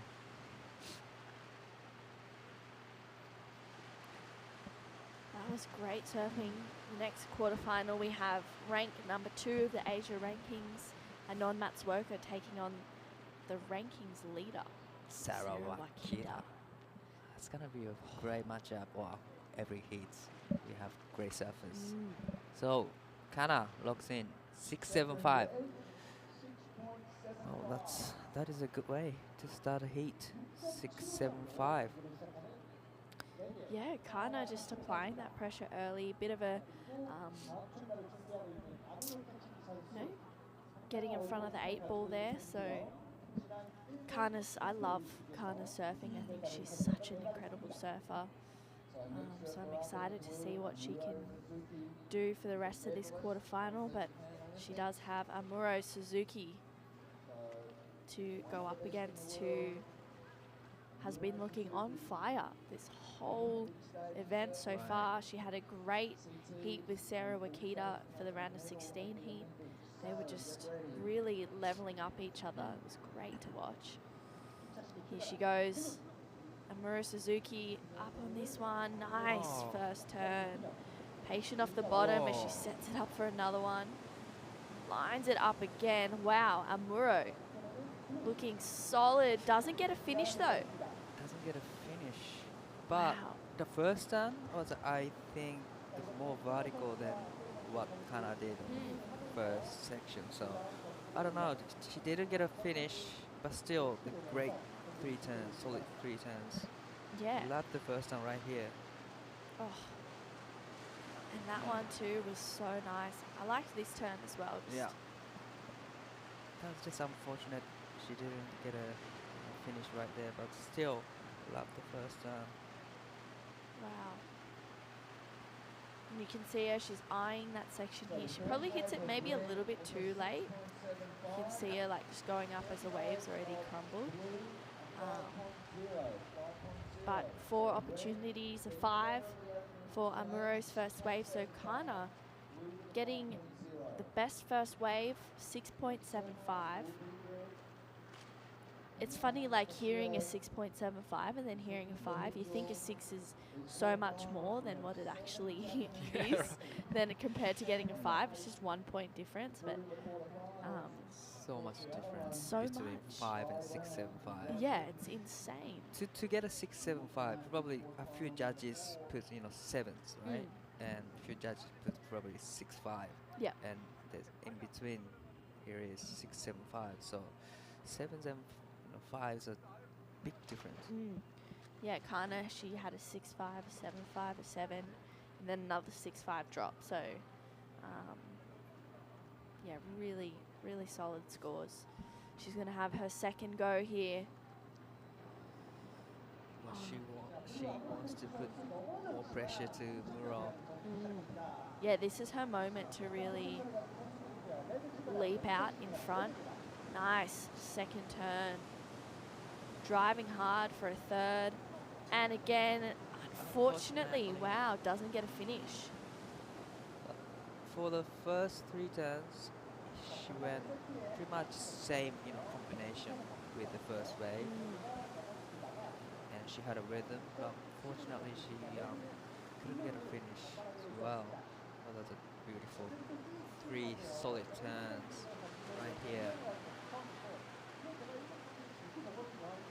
Yeah, they were really nice. I agree, they were pretty similar turns to her first wave. So, That's why probably she was looking for the different finish right there, and Yeah. yeah. yeah. You can see that Axod looking really nice under her feet. Oh, She's been riding those surfboards for years and years now. yeah. It looks amazing. Alex. Good job, Alex. Yeah, Alex Cruz shaping some good boards for Kana Nakashio. That last wave, a 5.5. So that was pretty good. Amuro needs a 7.25 to go to first. Probably puts more pressure to Muro. Yeah, yeah, absolutely. She doesn't look phased though. She's that cool. Well, The bigger the challenge, the higher I'll Probably, yeah. rise. So, she's forecast in the zone, waiting for the set to come, needing 7.25, which isn't a big score for Muro. She got a couple 8s in the earlier rounds, so here comes. here comes the waves. This is a 3-wave set. Amuro up on this one. Nice first turn. Gets a second connection there. Wow, I Oh, love the third time. She gets a finish. wow. She did. That was good. That was good. That was a better looking wave compared to her first one. A little bit of a late takeoff at the start, and I was kind of surprised by that, but still, Yeah. gains a rhythm. You can see her Yeah. just free fall down and That was a little bit missed time, but Yeah. still, she gets the rhythm right there and love the third Oh. time. She gets the finish. Wow. She Wow. adjusted so well Yeah, compared to she that did. first wave as well. Nice connection there for Amuro. 7.25 is the score she's requiring. I think she'll get it. That was, Close. yeah, I think it was the best wave of the heat. Love that's Oh. a clean finish right there. That was nice. Very controlled, clean finish. You can see a smile on her face there. She knows that felt good. Waiting for the scores to lock in. Oh, this is gonna be a big score, that's for sure. Needing 7.25. Wow. 7.75. That puts it hard into the lead. Yeah, That is a big score. that is a solid score. Now, pressure's on Kana. Kana. Yeah. She needs a 6.01, which she's more than capable of. Right. She just needs to convert on this next wave. I feel like this is just going to be a seesaw battle for this quarterfinal, which is going to be awesome to watch. So exciting to watch. Oh, honestly, it's just Yeah. both women are really, coming to the party in this quarterfinal. Kana, It is. up and riding. Nice hard first turn. Bring it around for a second carve, and wow, that's a better looking third connection there. Races around this section. Oh, Oh. nice turn for Kana. She gets a bonus section too. Wow, that was solid. That ride was solid, definitely. Seems like she put more energy to every single turn than Yeah. compared to the last two waves. So she knows that she needs the big score Yeah. to put more pressure onto Amuro, and she did. Love the finish as well. She put so much energy to that. Wow, it's gonna be big scores. She just seems, like you said, she's driving harder and harder through each turn. Nice turn there for Kana. And this is where she races through. I thought she read this really well, just patiently off the bottom. You can see her just rotating there. Scores are coming in. It's definitely going to change the situation. 7.25 for Kana. So Amuro needs a 6.25 to go to second. Wow. Like you said, this is seesaw battle Yeah. between Kana and Amuro. Oh, Well, 6.25 isn't a big score for Amuro, that's for sure. More yeah. than capable of. But I was kind of surprised by that ride from Kana.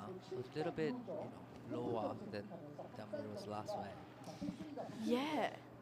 Probably needs to work on to like a different combination probably. Yeah, I agree. I think those first 2 to 3 turns were really similar to her first 2 waves.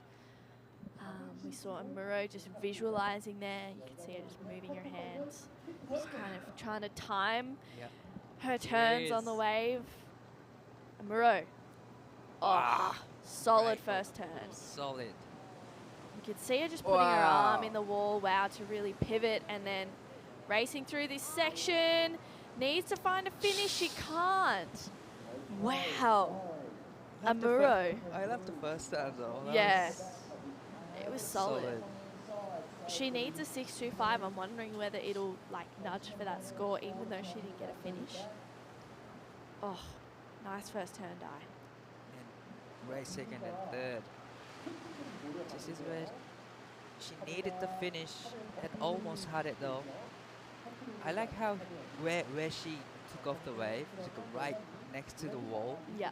That's how you can get extra Yeah. steep.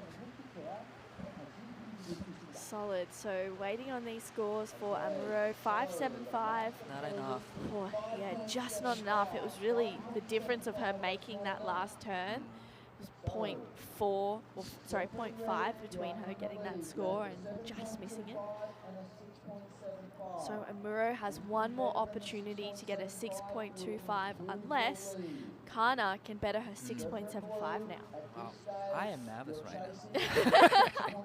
So I don't know how I would be if I was in the water waiting for the last wave. Oh, yeah, super stressful moments. Kana needs to better a 6.75 to apply more pressure to Amuro. I feel like sometimes we see people, you know, who especially feel like they've got a good lead, kind of have fun on that last wave, but Kana does not have that opportunity. It's a really close battle between her and Amuro right now. But Kana knows that she has to, put more energy to every turn. So here is nice opening turn. Gets a third. She get a finish. She did this. What do you Wow. think of that? I don't know. It's really touch and go. Wow, okay. I kind of think those first few turns were really similar to the Yeah, first that's few what on I thought. Yes. her other waves. Really nice first connection. Drives hard through that second one. You can just see her eyeing off this end section as well and goes for the finish. Kana's been looking really solid this whole event, so if she can better that 6.75, then she's really in a good position, but it's going to be really close. I don't know. I don't know. So her backup score is 675. So Wow. and she gets a finish if that's complete. That's gonna be close. Yeah. We're still waiting for the score to lock in. One more wave for Amuro. Amuro kind of needs to know here if this next score is going to Right. change her situation. But one thing that is for sure is she needs the finish. Yeah. She needs to get the finish. Yeah. To get the score. That's Yeah. the one thing for sure. I agree. If she can finish a wave, she'll really be knocking on that door of the 6.25. And even on that last wave, Amuro didn't get the connection. Wow, okay. Wow, this is gonna be 6.9 slightly betters the position for Kana Nakashio. Amuro Suzuki needs a 6.4. Here comes the Wow, here she goes, up and riding. Solid first turn for Amuro. Brings it up for a third one. Wow, that was really nice. Gets a fourth. This is where she needs to finish. She did. Oh. Wow. Amuro Suzuki, oh my goodness, needs a 6.4. I liked that wave dive. What are Me your too. initial Wow. thoughts? Oh, I love the love the third turn. She Yeah. puts so much energy Oh. to it. Then she gets extra, action right there. Wow. Yeah, she does. She gets a little Yeah. bonus turn in before she hits it for a finish. So what? Okay, This is gonna be close. Needing 640. this is really tight between Amuro Suzuki and Kana Nakashio. Regardless of the result, it's been an amazing quarterfinal to watch. I feel like it's probably going to be the score. Yeah, I reckon. Vaughn's calling sevens.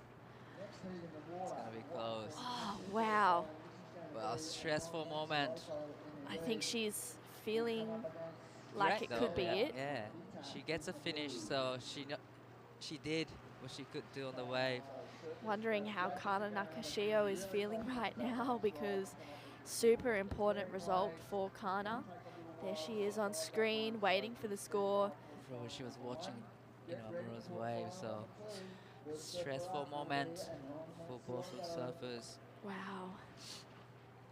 No indications just yet for that last wave of Amuro. You can see the girls hugging there. Such a great quarterfinal. I mean, that was awesome to watch. Wow. Each wave was just insane. It's so exciting to watch Wow. their performances. So no scores locked in yet. Wow, this is Anon Matsuoka up and riding on her first wave for quarterfinal number 2. Oh, that was nice.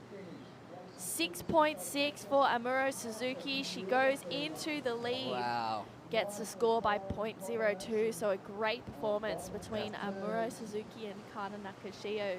What This a is hit. also going to be a great quarterfinal. Yes. Anon Matsuoka and Sarah Wakita. I think we're going to tune out, Yeah. Guy, and let Chris Binns and Vaughan Blakey take you through the next one.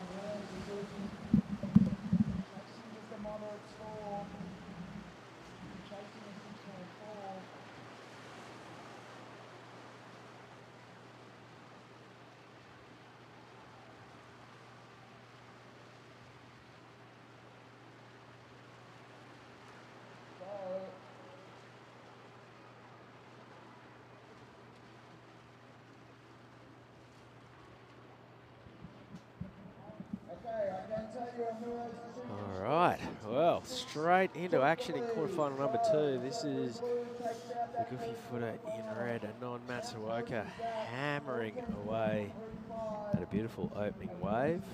Chris Binns in the booth, joined by Vaughan Blakey. Hello, mate. Morning, Binsy. Welcome to Siheung, mate. Wave Park fired up this morning. It was dead flat when we turned up. And then at the flick of a button, it was just cooking. Pumping. I think there's a slight thread of sunshine appearing at some point too. It's really shaping up for a glorious finals day. Check it out, would you? This wave park is phenomenal. It's got that cool shark blue. You ever have cool shark when you were grown? Might have been before your time. There was an icy pole called Cool Shark. It was exactly that blue, and if you licked it, your tongue went blue. Oh, there you go.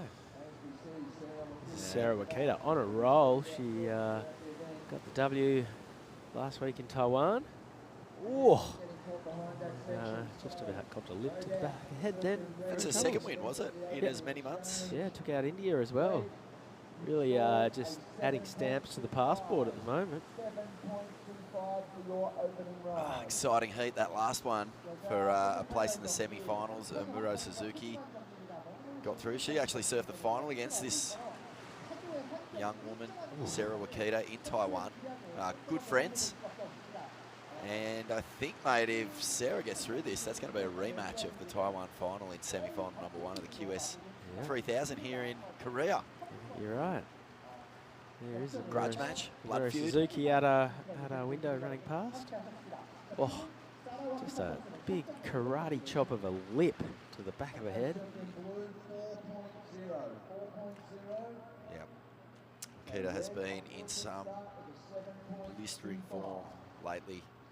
But Amuro Suzuki, she poses a big hurdle to get into that final for one of these two surfers. Matsuoka, I believe, number 1 seed coming into this event. So this really is a heavyweight battle between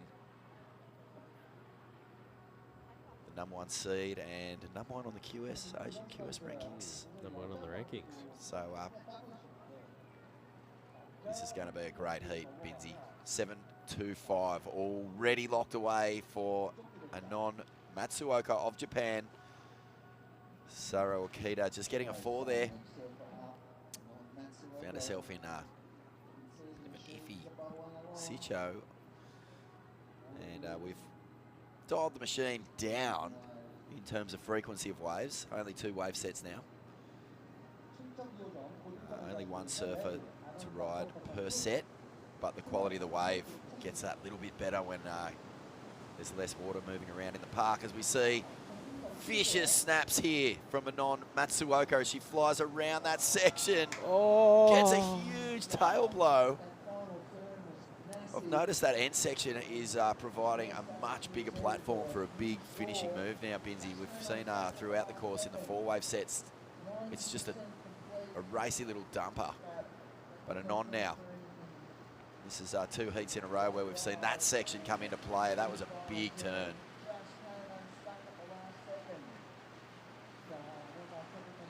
Yeah, throwing plenty of water. She is on her way to really backing up her 7 in style. And then just slightly overcooking this last turn. Pokes the nose and down she goes. It's a funny one, the wave park surfing. It leads to a lot more ungainly wipeouts.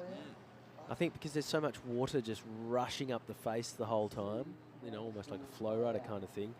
It just catches you and flips you, and all of a sudden you go from, you know, so used to falling in the traditional way where it's a foot slipping off or whatever and you just hit the water.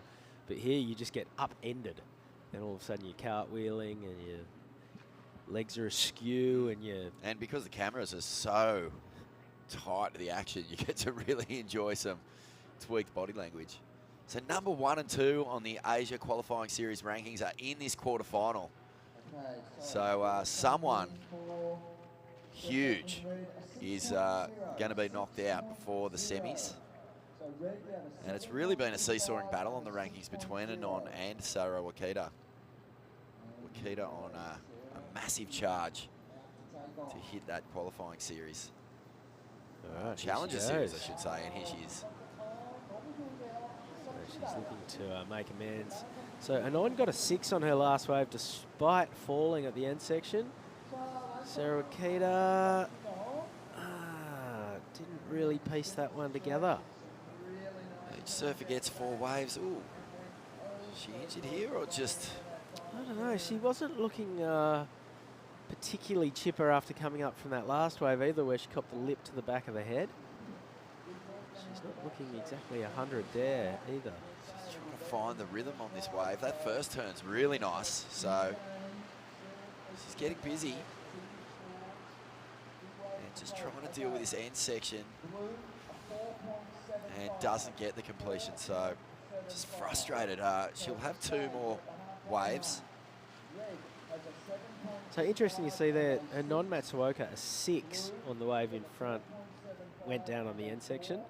Sarah Wakita didn't ride out of her last one, a 4.75. So the judges really rewarding the work that Anon did early versus penalising her for the late fall.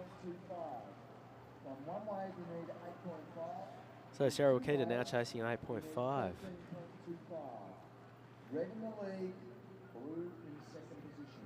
Yeah, it's interesting watching surfers try to find rhythm out here in the pool. You'd think every single wave, you know, basically a carbon copy of the one before it, but it's just bizarre, Binsey. Like you can paddle into it a little bit earlier, you can do a late drop, and that just sets you on a completely different line. And it's still a reasonably sized body of water, and there is water kind of rushing in and out all over the place. You get a rip that runs straight up the middle of the pool that helps you get back out when you're paddling. You know, we've both experienced that duck diving can be a painful operation. So yeah, it's not an exact replica every time you take off. Wow, Anon Matsuoka really throwing caution of the wind with some meaty turns, and if she gets completion on this, I think she's looking at another wave up near that 7. Far out. This was just start to finish attack Powerful mode from Matsuoka. I am loving this end section bowl that's sitting up now with this 2-wave set. That didn't exist. We haven't really seen many big turns on that end bowl, but with that little bit less water moving around, it just gives the wave time to settle, and this is just incredibly vicious surfing and high speed, lots of flow. This bit, throughout the week, we haven't really seen too much going down on that bowl. It sort of almost went too gutless after it dumped, but today it is on, and Anon is making the most of it. Powerful. Well, there you go. It's another 7.25, so she's exactly matched her opener. Well, this is crucial that Sarah Wakita gets a good score on this ride.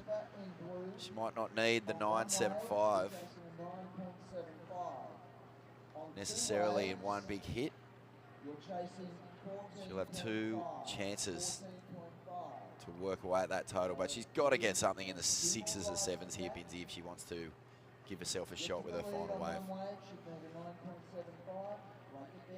So it's not panic stations just yet for Wakita. She's going to have to bring some firepower on this one.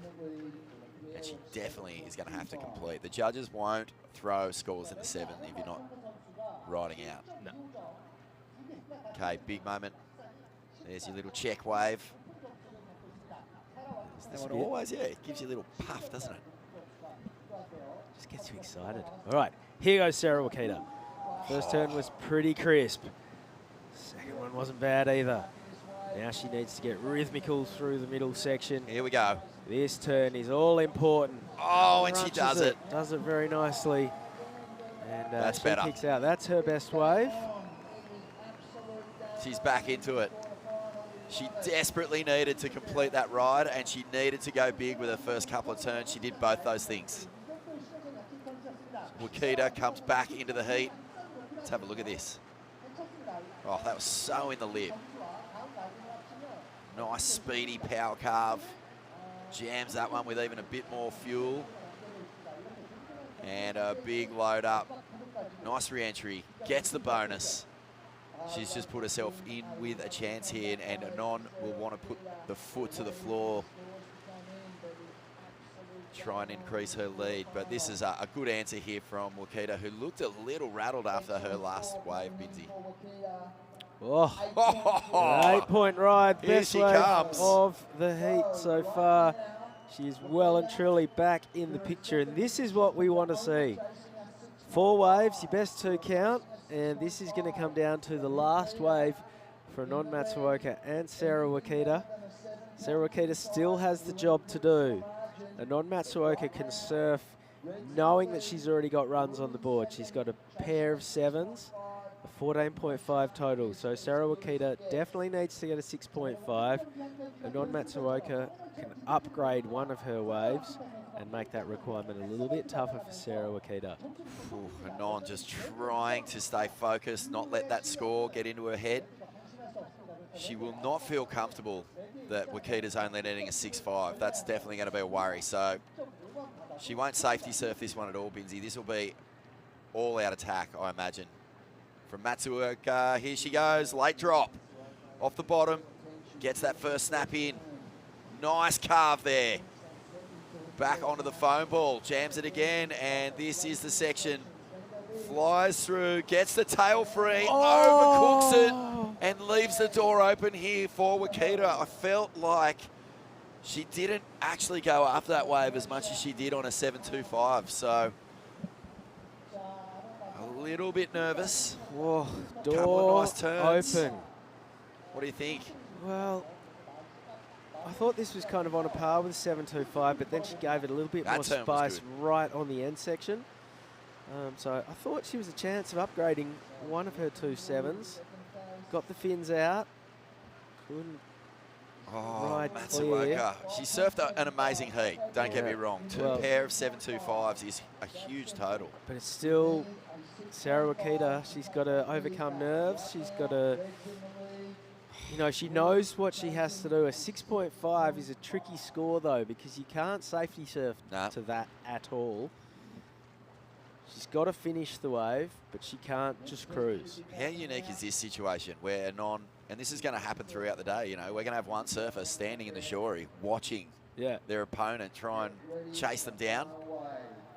Well, this is the absolute beauty of this format in a pool. And look at Wakita. She's not even looking towards the beach. Now she turns. She's got a smile on her face. Oh, my goodness. This is amazing. So, you know, she's out there. She's just, the internal dialogue is, you've got this. You know, you can do this. She's just Stay dropped calm. She's just dropped an 8, so you know she knows that she has the score, but Here it's we just go. the nerves. 6.5 the requirement. There's the little check wave. Binsey's favourite. There's the little spit. And here we are, looking for a 6.5. Sarah Wakita, first turn is nice. Gets a second power carve here. Off the bottom, jams it. Wow, put something into that turn. Gets a big finish and rides out. Ooh, it should be enough. It was a pretty spectacular last turn. You'd think so. She didn't hold back. No, and she built into this wave too. First 2 turns, really just wanted to get it done. So a nice snap. Stays with the power. Could have and then maybe these gone two. a little bit harder on that one. That one she really committed. And there was a little nervous moment, but she did dig the nose out. Oh, Far out. she has done very well to hang on to that last turn. It wasn't, I wouldn't say it was like a full-blown send, was it? There was a No. few tentative moments there. But you would imagine she gets the completion. She goes upside down on that final turn. And she definitely pushed it. There were a couple of times, particularly on the third and the fourth turns, where she could have laid it up and played it safe, but she pushed it. And I think the judges, Well, her face is, well, there's a cool moment between Anon and Sarah Yeah. Wakita. I think she feels like she's kind of there, but maybe, or thereabouts. She's not walking up, you know, doing It's the big not a home claim. run, that's Nah. for sure. So this one is in the hands of the judges. No, it looks like she's done it fairly Oh, easily. she's done it very easily. Yeah, the judges really loving that critical upside down final turn. I think that's where a big chunk of those points came from. So Team Wakita loving it. Yeah, and Anon, I think just there is kind of almost going, yeah, I think you've got me. She would have sat there and watched that. So straight into action, Nanaho Suzuki and Minamai Nanaka. This is the third of our quarterfinals, and here goes Nanaho Suzuki on her backhand. She's a very powerful surfer, a little bit in the Amuro Suzuki mold, I think. So much spray, and what a polished finish. Good start, bouncing. Yeah, kicking out of that with plenty of vim and vigour. She's feeling it.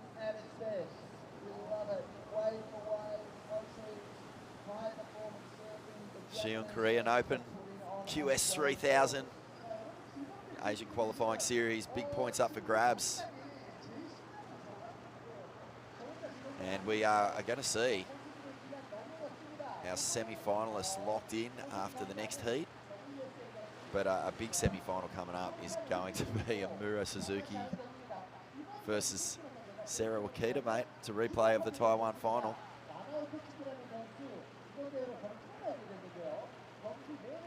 And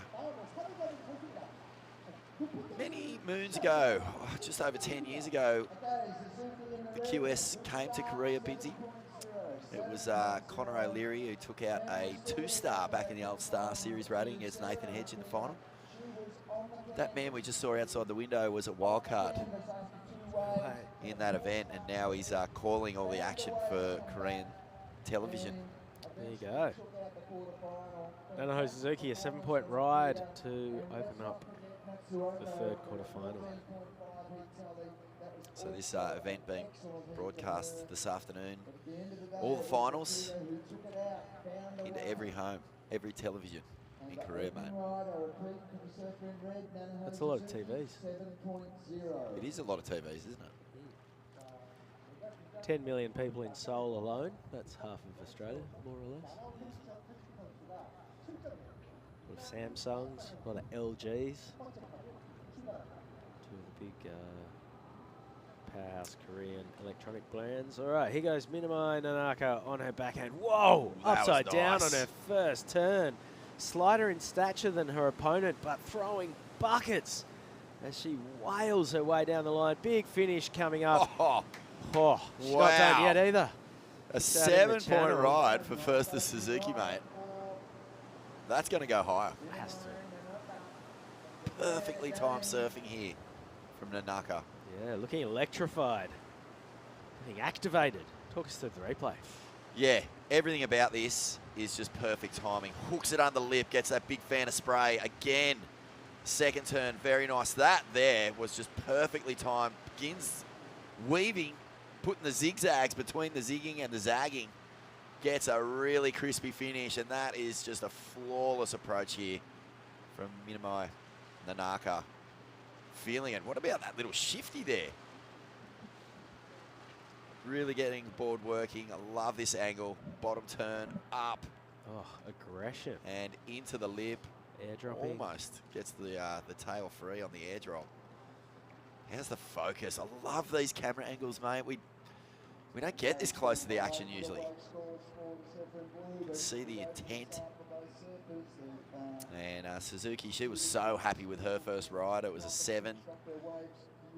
And Nanaka has answered straight back here. It's not lost on the competitors. You know, they've got... Whoa, there it is, 7.75 for Minamai Nanaka. And just narrowly moving into the lead, 3/4 of a point. And what a great foundation. Both surfers with solid scores under their belts. And, you know, once they can add a second score in this realm, then they can just really open up. Go nuts. First wave too, so 3 more chances to better those scores. Suzuki, nice big power drives off the lip. She'll come through onto this inside, checks it. Loads up the bottom turn, hammers the end section. She already's laughing. Whoa. 3 turns, and she is having a ball out here at the Siheung Wave Park. Far out. That wave just kept running. Look at the smile from Suzuki Nanaho. She is having so much fun. And I think, I don't know, Benzie, what do you think? Well, that first turn threw plenty of spray. The second one as well. That was a bit of a speed check. Right about now, we're thinking big finish. She gets that done and says, you know what, how about some more bonus belts while we're at it?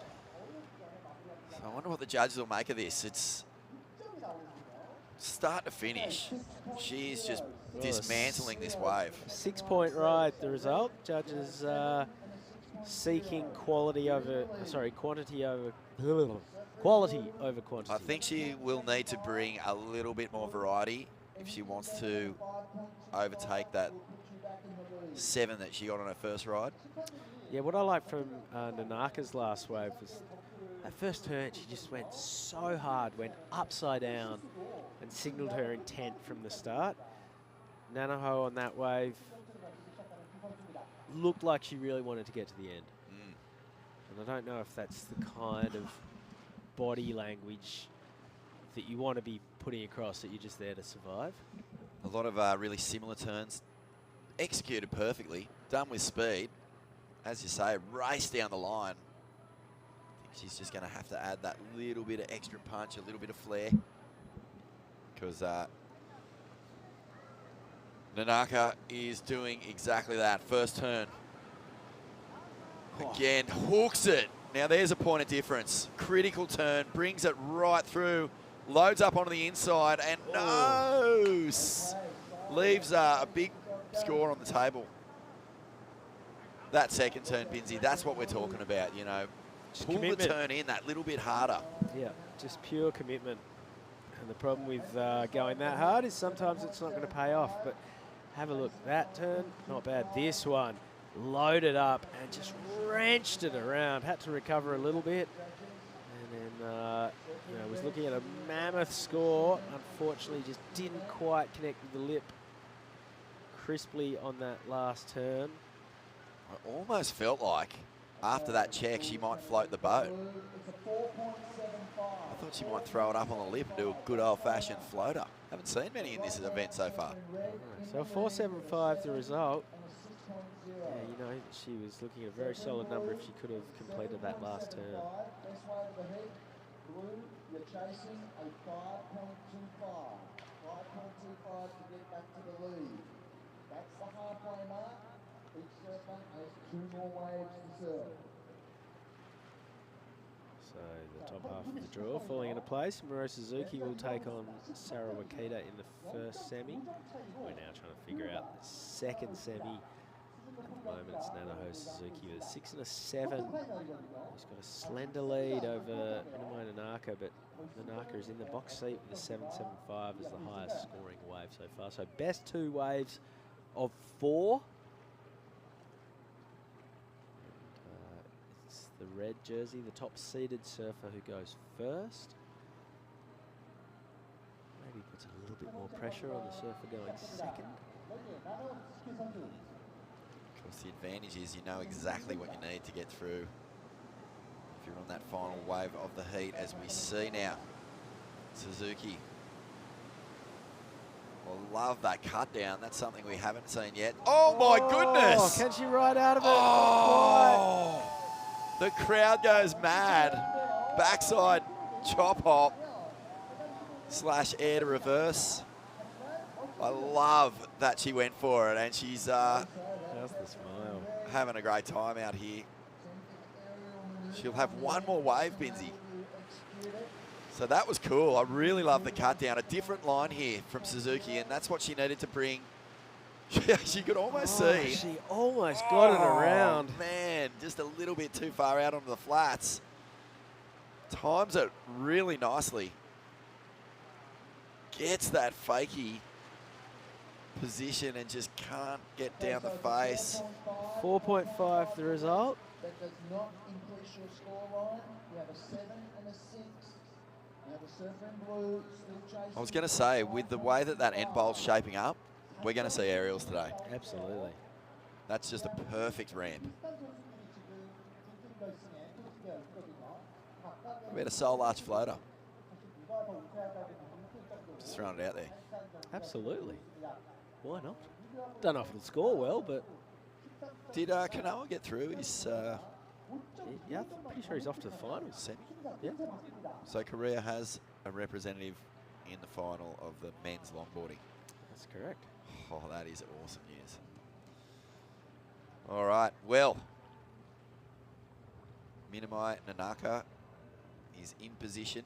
She'll have two more waves to surf in this quarterfinal, and be disappointed she didn't get the completion at the end of her last ride, because it was a fantastic wave, and she's on the attack again here. Pivots for the re-entry. Slices down the face. Big turn here. Fast snap off the bottom. Loads into this section. And goes down again. So nerves are starting to creep in. And Nanaka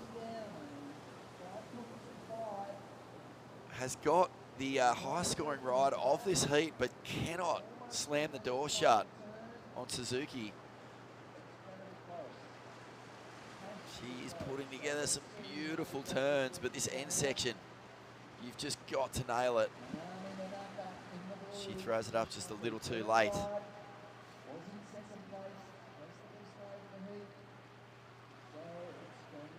was a little bit of a chandelier there. Just put her in two minds as she went up to attack the lip. So it's all going to come down to these final rides. And it is Nanaho Suzuki who is in the lead.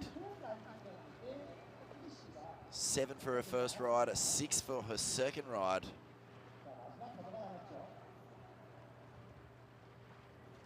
And it felt like Nanaho was paddling out after that 6, going, oh man, I thought I was going to get a bit more for that. The judges just saying, no, we want to see something different.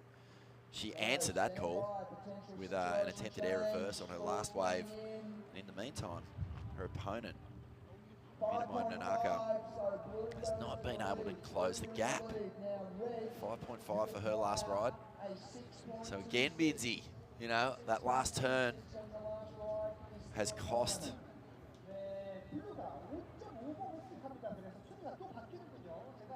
So here we go.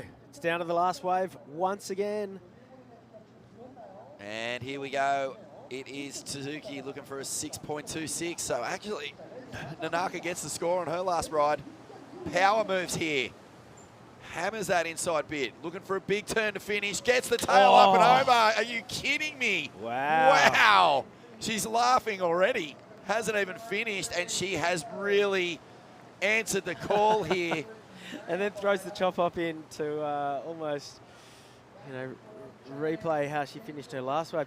So that score for Minamai Nanaka came through just enough. Nanaho paddled into this wave, so she wouldn't have known that she was going to have to get a score of her own.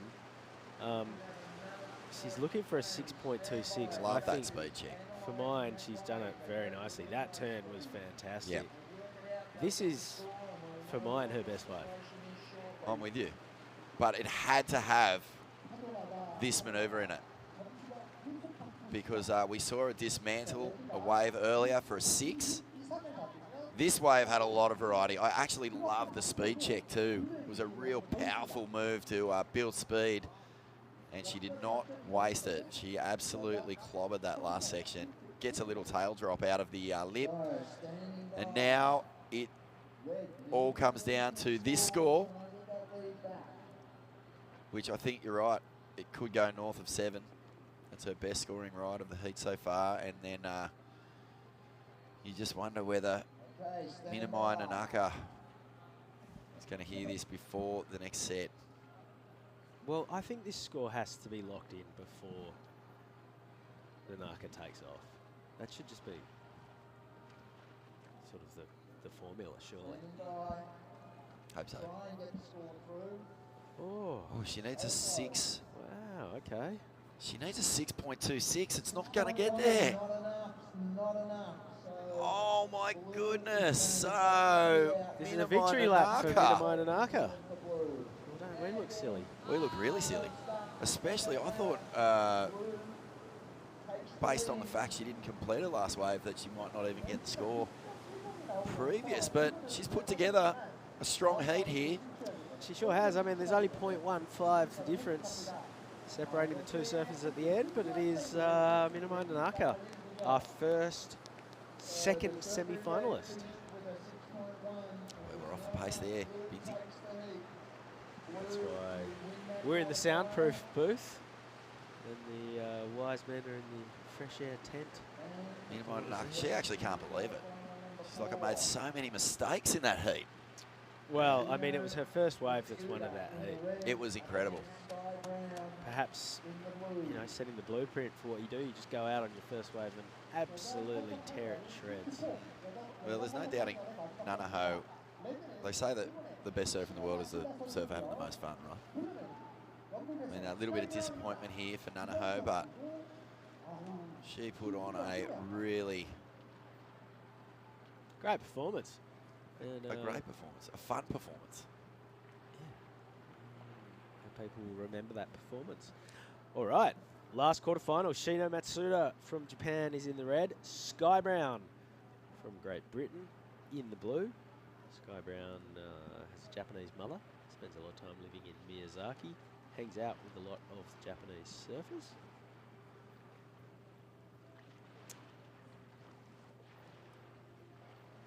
And has been on the radar for a long time.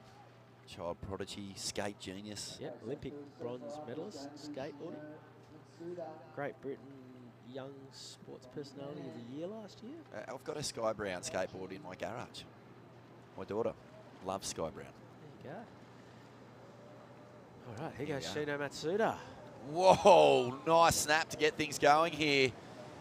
And that carve down was so sweet as well as she hammers that end section. Oh, and then it hammers her right back. Times that little run through that drainer, and oh, she's going to be disappointed because the start of that wave was a full-blown flare-up.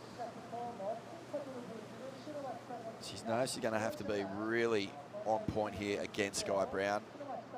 Yeah, Olympic bronze medalist for skateboarding, but pretty handy on a surfboard. So handy. This is her first year of dedicating herself to surfing, and she's relocated to Bali. Has been kind of part of a crew with Rizal Tanjong and her dad, Stu Brown. They've got the kids all banded together. Varun Tanjong, Bronson Mady, Sky Brown. And they've been travelling around the events, and Sky, her first full-blown crack at it was crewy. She was ripping. She was really good at Cloud 9 at Chargao. I wonder if we'll see her take to the air in this heat. Yeah, I think she might have even had a private session booked last night where she was hitting the ramps, as in the aquatic ramps, not the skate. Is the fact that she is dedicating herself to a qualifying series campaign, does that mean she's putting skateboarding on the back burner, or is she going to try and have both cracking at the same I time? think in her wildest dreams she would like to qualify for both. That would be incredible. It'd also be a logistical nightmare because the skateboarding's taking place in Paris and the surfing's taking place at Gyeonggi-Do on the other side of the planet. But it's one of those situations where I guess you cross that bridge if and when you get to it. There's the little warm-up puff. Have we had many dual athletes in surfing? Can you think of any? Oh, here we go. Sky Brown, first snap's nice. Hacks back to the pocket. Dealing with this powerful little inside section. Loads up off the bottom, snaps off the top, and another bonus snap here for Sky Brown, and a bonus carve on the inside. And a bit of a tail slide too, so a little bit of difference there. She's out. So Shino Matsuda gets a 5.5. Sky Brown answers back. What do you like about this wave, Binsey? Late drop. First turn was really strong and powerful. Open face carve. I like that she was patient there. She didn't like the looks of that section, so she waited a little bit. Did the same again, favouring quality over quantity. And then this little tail slide to sign off was just a little bit of flair, saying I'm well and truly over the top of my board and in complete control right now. It was a great read on a wave. You know, it's easy to sort of call Sky a skateboarder and suggest maybe she doesn't have that surfing knowledge that some of the other competitors have put in more time in the water might have, but I think that's well and truly out the window. The girl can read a wave.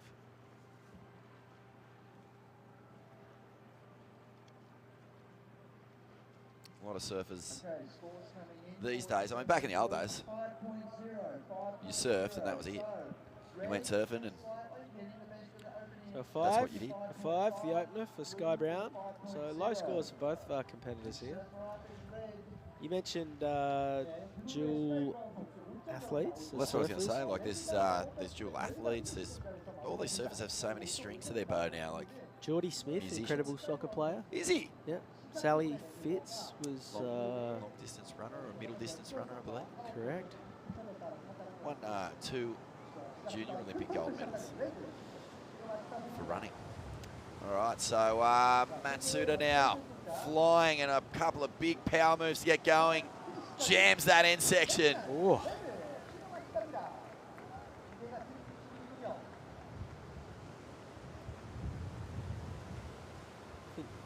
Cole Houshman, who's just qualified for next year's championship tour, apparently was pretty proficient baseballer. Joel Tudor, longboard world champ and jiu-jitsu world champ at one stage, wasn't he? So this is such nice surfing. And Shino is finding a really nice rhythm with this wave. Her top turns are pretty unique. She's able to really compress off the top. See, she finishes her turn in the top part of the wave. That's really tricky.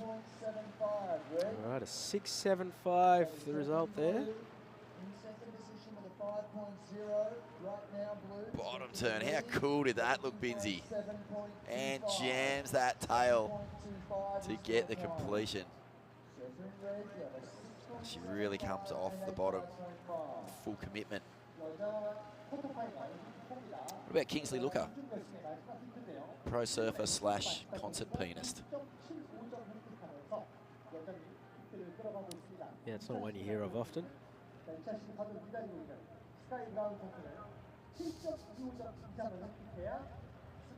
Jack Johnson flipped his pro surfing career. He had a decent career pivot. Yep. Kelly Slater. 11-time world champ. Rhythm guitarist in Pearl Jam from time to time. And in the Surfers. My all-time favourite surf band.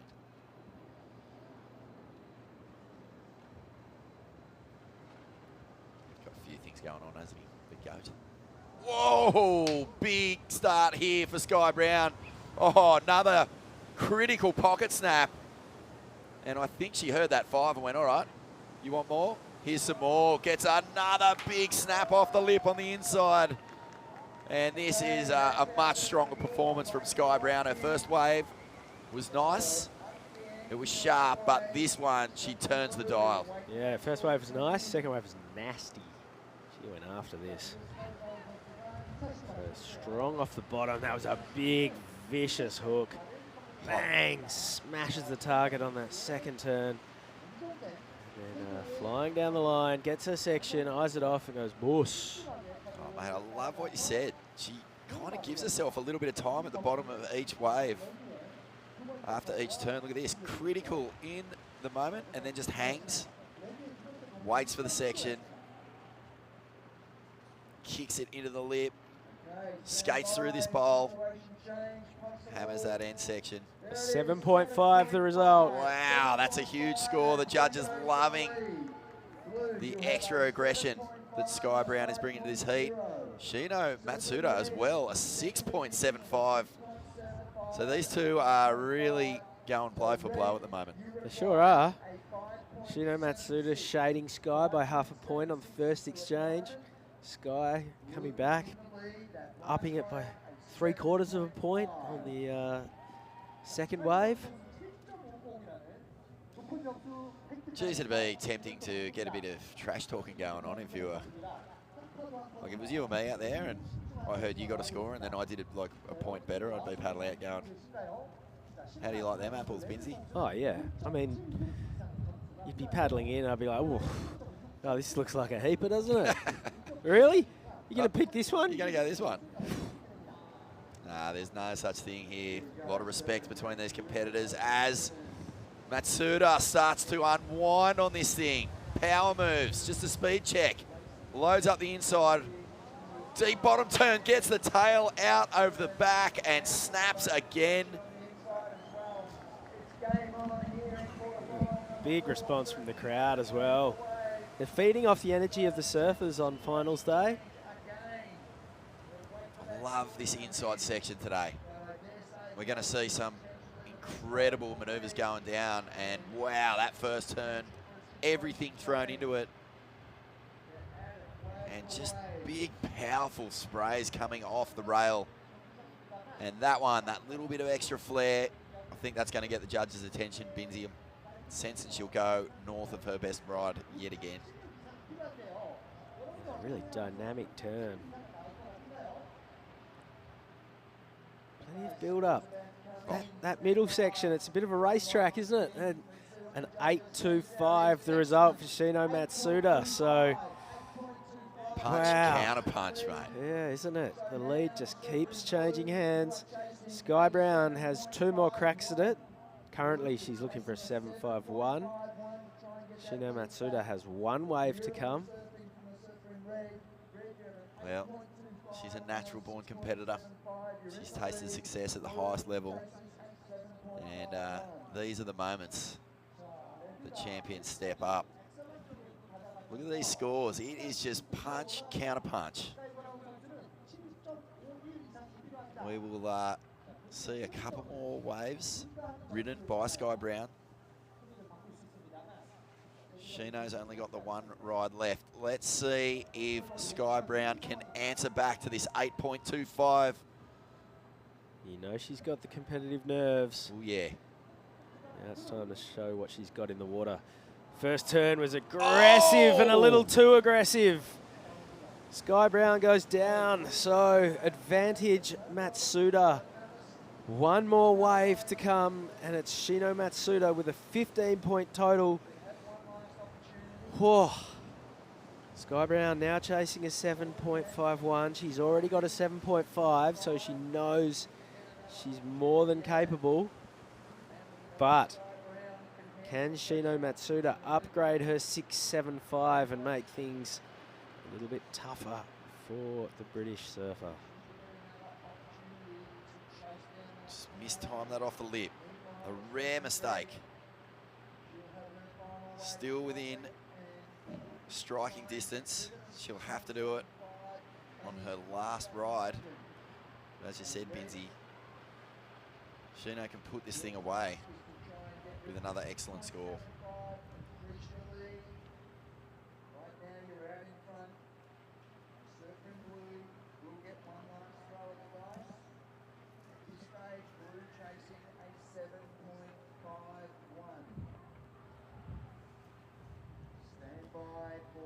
All right, one last set to go.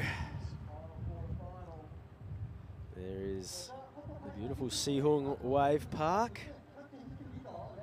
That's the left, and just to the right of the screen, obviously, is the right. It's been the free surf wave of choice all week. The wind swung around again.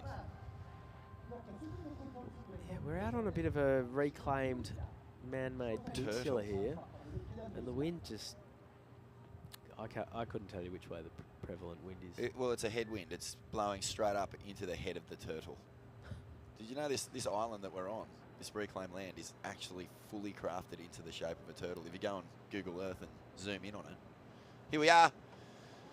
Oh. Matsuda looking to put this thing out of reach for Sky Brown. She's off to a flying start. Jams another third turn.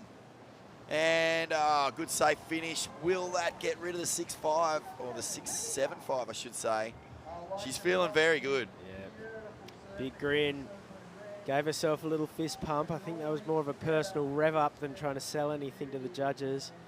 But this was a beautifully surfed wave. Oh, wow. Released the tail, so plenty of flare on the first turn. Held her rail strongly through the second. And then a delicate dance to finish with the floater. That's a lot of variety in this wave, Binzi. Yeah, there really is. I love the way she finishes her turns. Always in the top part of the wave, so she's just bottom turning. That's the float the boat you were looking for. And it's Thank you. An 8.4, the best score of the heat so far. So the judges agreeing with Ivorno. Floaters are back, baby. Yep. So this is what Sky Brown is going to need on her last wave, a 9.15. I can't see it happening without something monstro. Like, I'm talking the move of the event. Well, she booked out the left for a private session last night to try and throw some punts. I think it's going to take something along those lines. She's smiling. She's got something in the back of her She mind. knows here. she has to go big. A 9.15, that's near perfect. It's actually going to be the highest scoring wave of the entire event. Kirito Ahara has a couple of nines. Maybe a non had a 9 at one point. So here we go. There it is. So there's only been one 9-point ride in the women's QS 3000 so far. Oh, it was Nakashio, yeah. Sky Brown needs to better that. Here we go. She needs to do it on this wave. Snap, big opening turn. Sky Brown answers, gets another jam into the pocket. Flies off the lip, gets another snap. Watch Here out. comes the inside section, throws it up, catches the outside rail. And oh my goodness, Binzi, I felt like the foundations were there. Just needed something majorly explosive on that inside section. And Sky Brown unfortunately goes down. First turn was great. Second turn was strong. Right about now, she was already looking down the line. That was a checker, sort of set-up turn. She was hoping for a ramp. It wasn't really a ramp, and she got caught in two minds and went down. And Shino Matsuda is through to the semi-finals. Commiserations, Sky Brown. Very What a plucky cool heat. run comes to an end. Cool heat. My run in the booth comes to an end. I'm going to hand over to Dai Wacko. I'll leave you to it, Vorno. Thanks, Binzi. One semi-final spot up for grabs. Dai Wacko joining the commentary team for this quarterfinal heat one of the men's. Actually, sorry, that is it. Our semis are sorted. All right, we're going to pass things over to True Starling. And what a heat to kick things off. 자, 선수들 지금 경기 시작이 임박했는데요. 아직도 도착하지 못했습니다. 카드로 곧 나오게 되고요.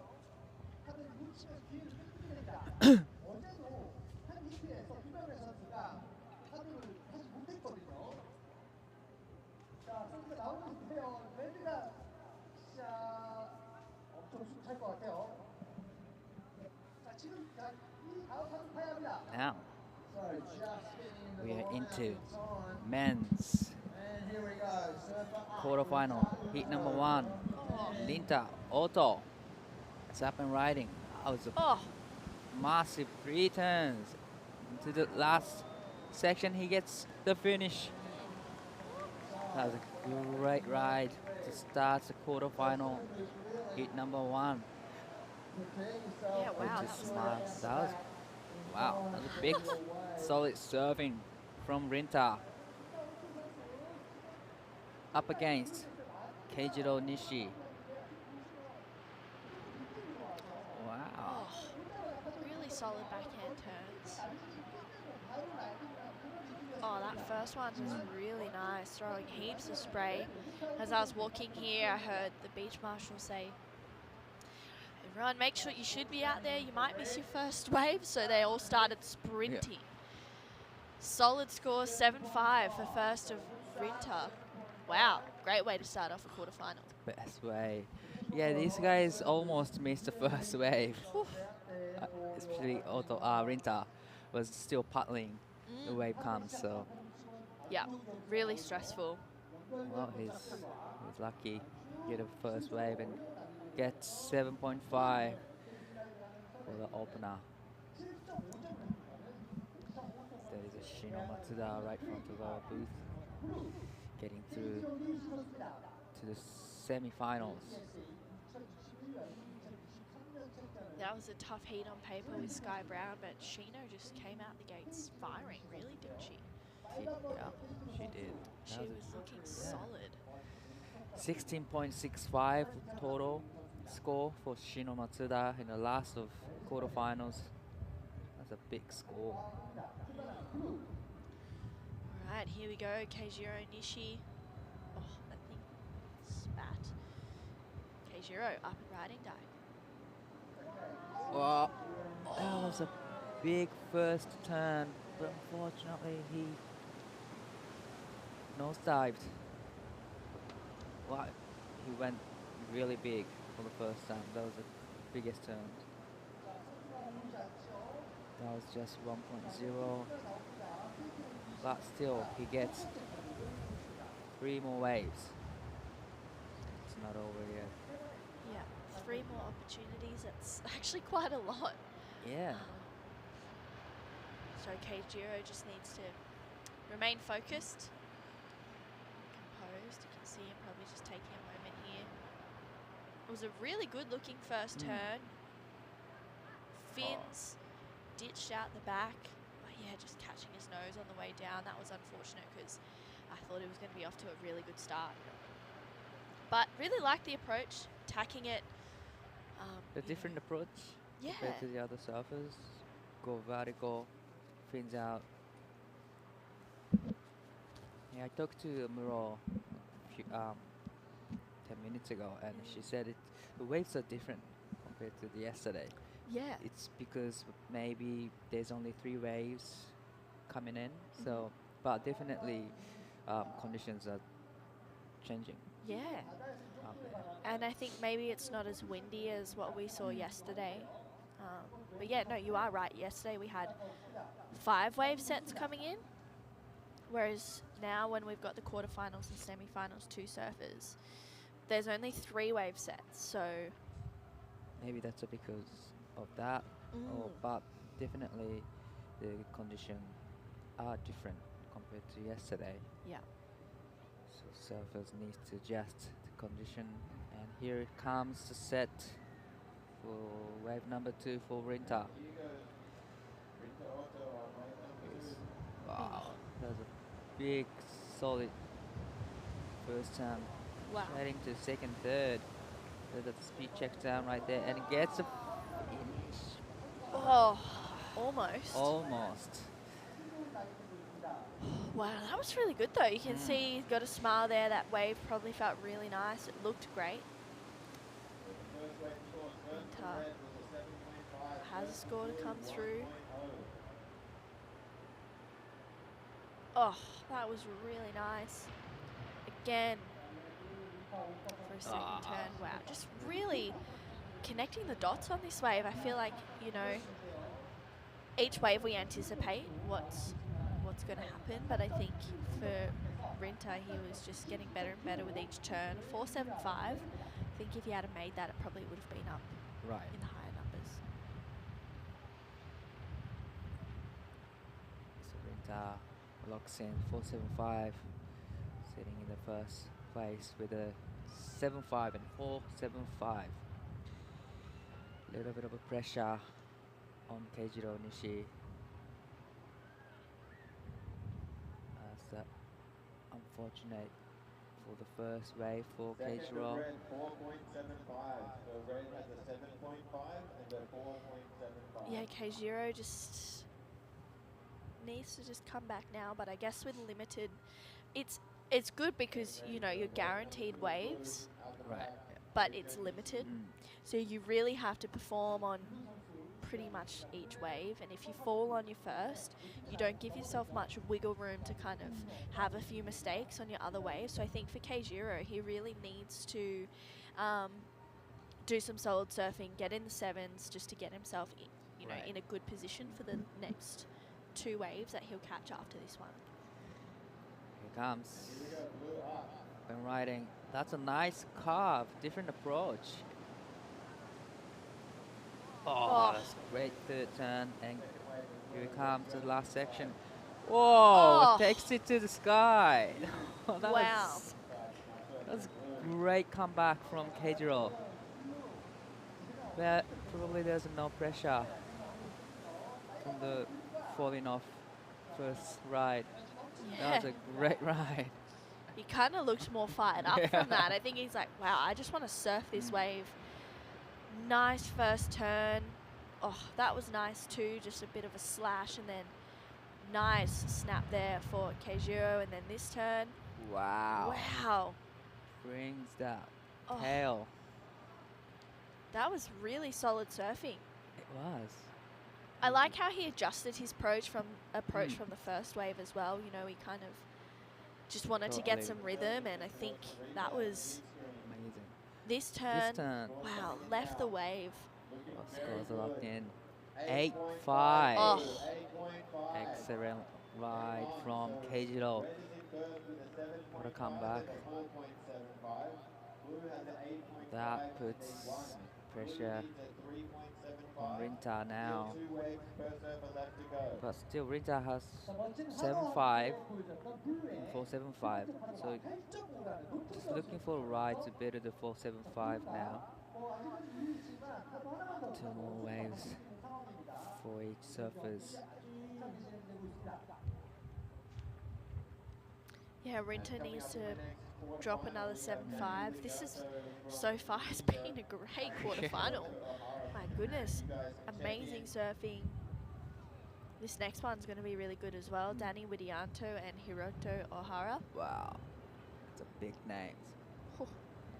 We saw Danny in the longboarders earlier this morning, and oh wow, Rinta. Oh, Wow. oh wow, that That was was solid. Holy. Clean finish. Similar ride from to first ride from his campaign, but I feel like there's a little bit of spice in it. Oh. Yeah. Every turn's got a spice. Oh, that was the nice. turn. That was a money turn for sure. And Oh. gets a clean finish. Wow. Another big score. It's coming in. Yeah, that was really solid surfing. I agree, Di. I think each turn gets better and better. This one, huge fan. Oh, just driving through it and then gets a finish as well. That is just a bonus section, really, for Rinta to just kind of finish that wave off and tie the bow, I'd say. I think that's going to be a good score. Got an answer back from Rinta. Still waiting for the scores to lock in. He was just looking for a wave to better the 4.75, and sure he's done that. Just a matter of how much he puts more. Scores are coming in. 7.35. 2 sevens. Wow. That's a solid score right now. 14.85 in total. And now Keijiro needs 6.35. Yeah, I think Keishiro's got that. I think this is going to be another seesaw battle. Every heat. Yeah, every heat, it's God. just Wow. amazing surfing. Keijiro on this one.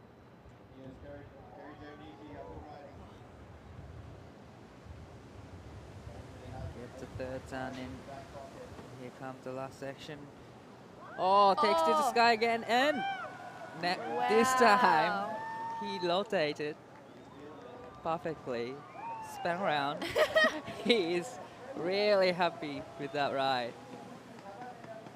Wow. For the first, 1 or 2 turns right here, a little bit softer than the last wave, I would say. But from here, he gets the rhythm back. He was just aiming for the last section and going to the. Oh, that was a That was great. sick. That was sick. Wow, that was just, he timed it so well. And then to grab it and kind of come down. Wow. Yeah, solid. And He loves it. showing the passion. Wow. This What do is you gonna think? Well, this is gonna be huge score. Pretty sure he will. That wave will be better than the second wave. Have to go to nines. Yes. Wow. Here comes 9.0 for Keijiro's last wave. Wow. My God. Now, Rinta needs perfect 10. We've seen Hiroto get 2 9s. Now Keijiro has put himself into that kind of ballpark with the 9 on that last wave. Hiroto actually has 3 of the best Yeah. 5 top scores of the event, and Keijiro has the other 2. 8 5 and a 9, and this was just great timing. Oh my. Wow. Tail, high, reverse. Really solid. Knees, perfect 10. Oh. Gotta go big. Oh.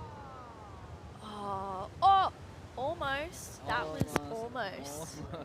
That's still great ride from Rinta, but we needed perfect 10. Yeah, that's a big task. Arinta had just came out the gates looking so good in this heat.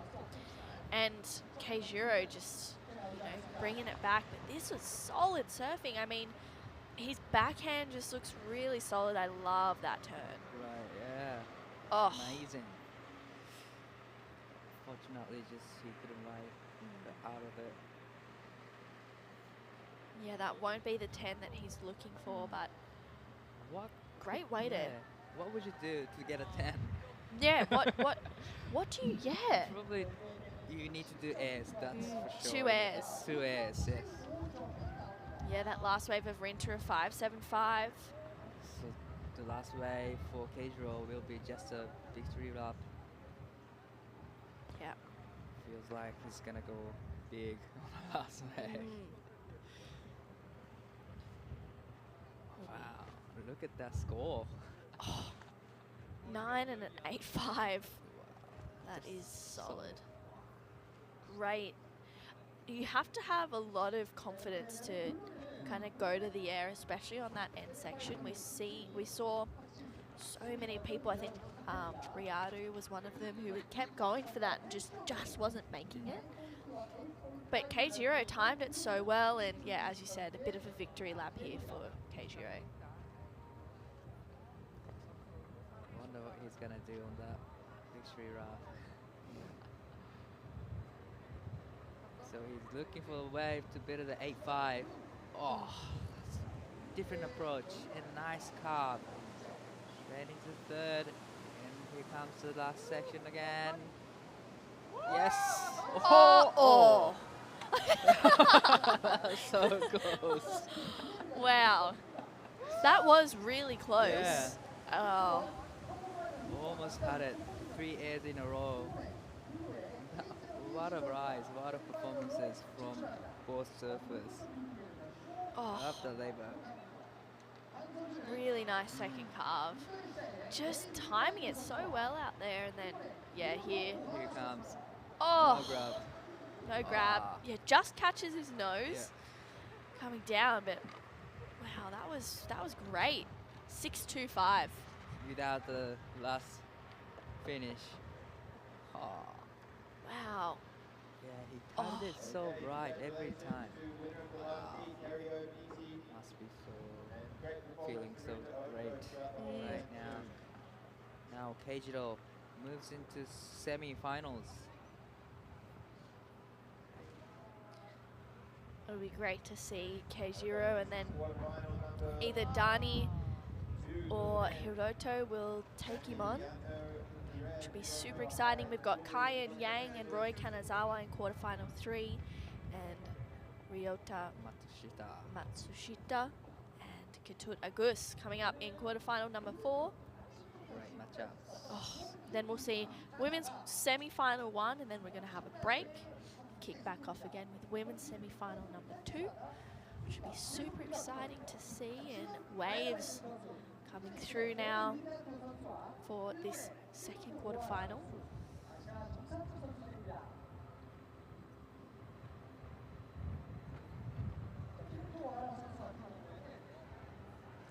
Here you go. Dani. Oh, that was a great first turn. Lots of sprays. Oh, Oh. So, it's a finish. oh, that was nice. That was a nice ride from Dani Widianto from Indonesia. Yeah. Wow. Looks like a little bit of onshore coming up. Yeah.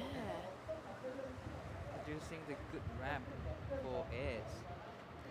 So, Yeah, we definitely saw Keijiro make the most of that. Wow, that turn was really nice. Using that back arm to just pivot through these motions. one. Oh, that Oh. was beautiful. So well executed. Really nice first turn. 7-2-5 for this wave of Dani. Great, once again, a great score to start off a quarterfinal.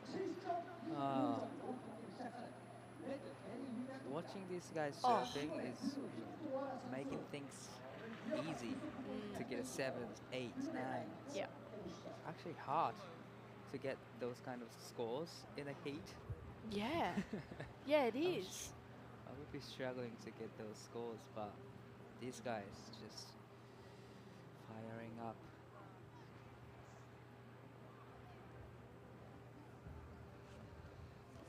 Well, Hiroto, on the answer back, we saw him get 3 out of 5 of the top score, so he's definitely been in form. 2 9s Definitely. and I think an 8.75 as well, so Hiroto looking really good, but he's got fierce competitor of Dani Widianto from Indonesia up against him. Looks like the waves are starting to roll through the machine, going through the motions.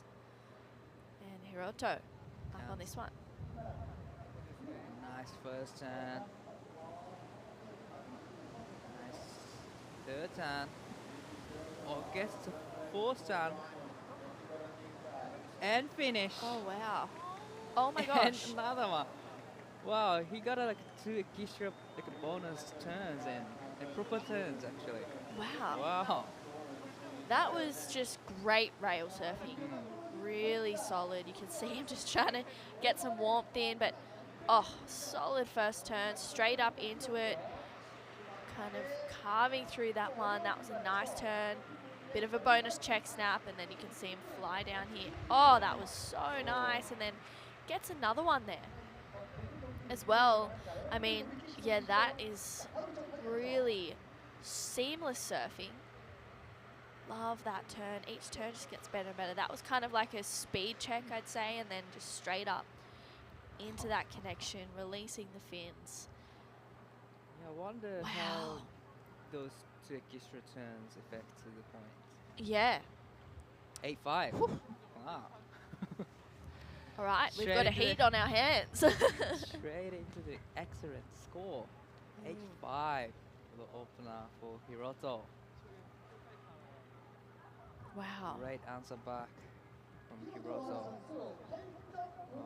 Danny needs to do something big for the second wave because Hiroto is on fire right now.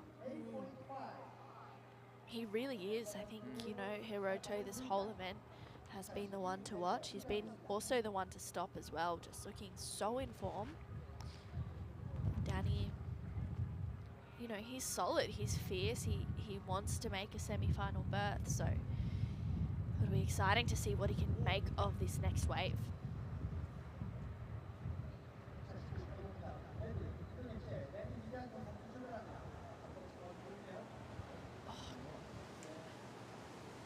Oh, that was nice from Danny. Can he get a finish? Oh. Yeah, he Wow. needed to go big, and he did. Yeah. That was close. It's so hard to contain your emotions while watching it. 'Cause oh, that was awesome. Oh no, you know, because you know what's Yeah. coming. You know that a big turn is coming. Wow, really nice start to this wave though for Danny. Nice connection there. And then, yeah, this was just where he kind of just, his board got a bit stuck, I think. And these first few turns are looking really good. It's going to be a nice score to come in. Love the third time. Just Yeah. it's one section. Oh, that was unfortunate. So 5.0 for the last of Danny. Wow, without finish, he gets 5. So he just gotta finish the turn strong, and he will get another great score. He gets 2 more opportunities to do that. Now Hiroto's turn. He's already locked in 8.50. He's just looking for a small score, 3.75. Wow. I mean, Danny, like he's looking really good. I feel like his next few waves could be dangerous, but Hiroto doesn't need a big score, so he's definitely going to apply that pressure. And off the back of those first indications of that first wave, he's looking like he's just in form today. Beautiful snap right there, and with the third time, and another bonus section goes into the sky, but unfortunately he just couldn't ride out of it. But still, great 4 turns from Hiroto. Yeah, that's definitely a situation change. Oh, nice first turn. Brings it around for another one. That board is just really cooperating. Wow, that was nice. Really speedy. And then, yeah, goes for it there. Can't find a finish, but I mean, he had the room to do that. Those first 2 turns alone, I'd say, would have got him the score. True. From there, he gets a score. And from now on, he just trying to do big to get a Gistra score. Yeah. Spun around, but he got stuck. But he will adjust the last section for sure. He gets 2 more opportunities.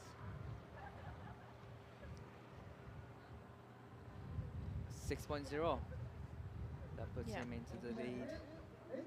Now Danny needs 7 to 6. Similar ride to his first ride. Still, he is capable of getting that score. Yeah, absolutely. I think, you know, Danny, he's shown such excellent surfing this whole event, so if he can, you know, do similar to what he did on that first wave but better, then he'll really challenge for that score. See him on the second wave of the set. This will be his 3rd attempt, or his 3rd wave. And here he goes, Dai. Wow, that was a great vertical off the top from Danny. Nice second turn and third turn. comes the last section. What's he gonna do? Oh, just time wrong, and unfortunately couldn't right out of it. But he gets another shot, so he needed 726, and I don't think it will be his requirement as he didn't get a finish. But still, one more shot Yep. for Danny. Oh, really nice surfing though. Like once again, really seamless. And then unfortunately, just not able to hit it. Maybe, yeah, as you said, timing it a little bit late. Needed to either get up there earlier or just get around that section. But really solid, throwing heaps of spray. I'm sure Danny would have spent a lot of time surfing Bingen and Uluwatu. You know, going left a lot. That last wave was a 5. So No, he's like got in between sets, there's only like few minutes in between the sets, right? So it must be so hard to rethink and regroup the combination with surfing. Yeah. Because now Danny knows that he needed to do something big Yeah. in the end. So within the 4 minutes, you have to regroup your mindset. That's so hard.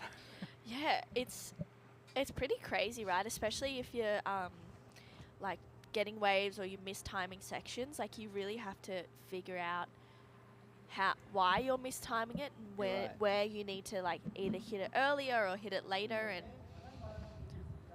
yeah, it's not a lot of time to kind of find a solution for that, but you just have to calm your mind. And I mean, Hiroto just seems like he's doing that so well. Once again, just Wow. really going to town out here. Oh, I don't know how he can get the extra bonus force turn before the last section. honestly, that board looks so responsive under his feet. It looks like it's an epoxy JS, and it looks like it's just reacting to every little movement that he's doing. And oh, that first turn was so fast. Bang, really solid. Yeah. Yeah, he does. He gets that where no one else does. Really nice.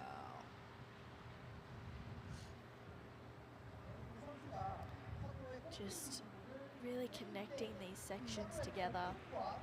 Gets that bonus turn in there, and then Proper turn. yeah. And into the last finish. Ooh. Another good score.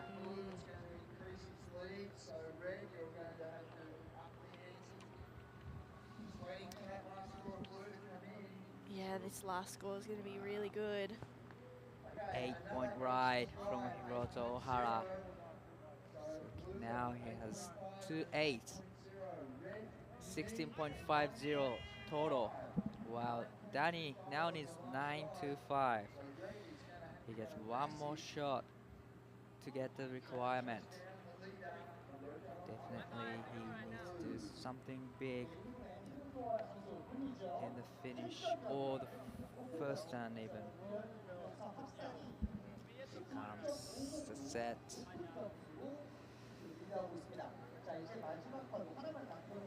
Danny is up and riding. Oh, Right opener. Nice turn. Get the third. Comes into the air. oh, that was really close. I mean, he had to do it. He didn't had to do it to And get a 9.25. Yeah, and 9 is a big score, and I think that he really had to go for it on that last turn, like you said, and he did. He just was unfortunate that he didn't get a finish. I think he did everything right in this heat.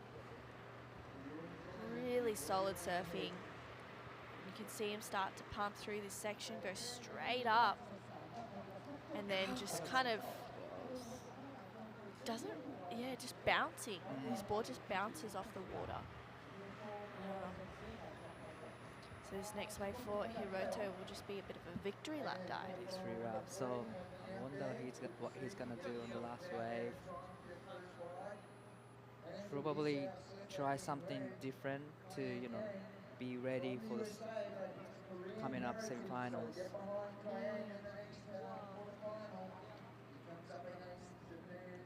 Up next, this quarterfinal, number 3. I'm actually really looking forward to this one. Me too. Kyan Yang, who's been just a giant killer in this event. Really, hasn't he? And then Roy Kanazawa, who's backhand surfing. I love.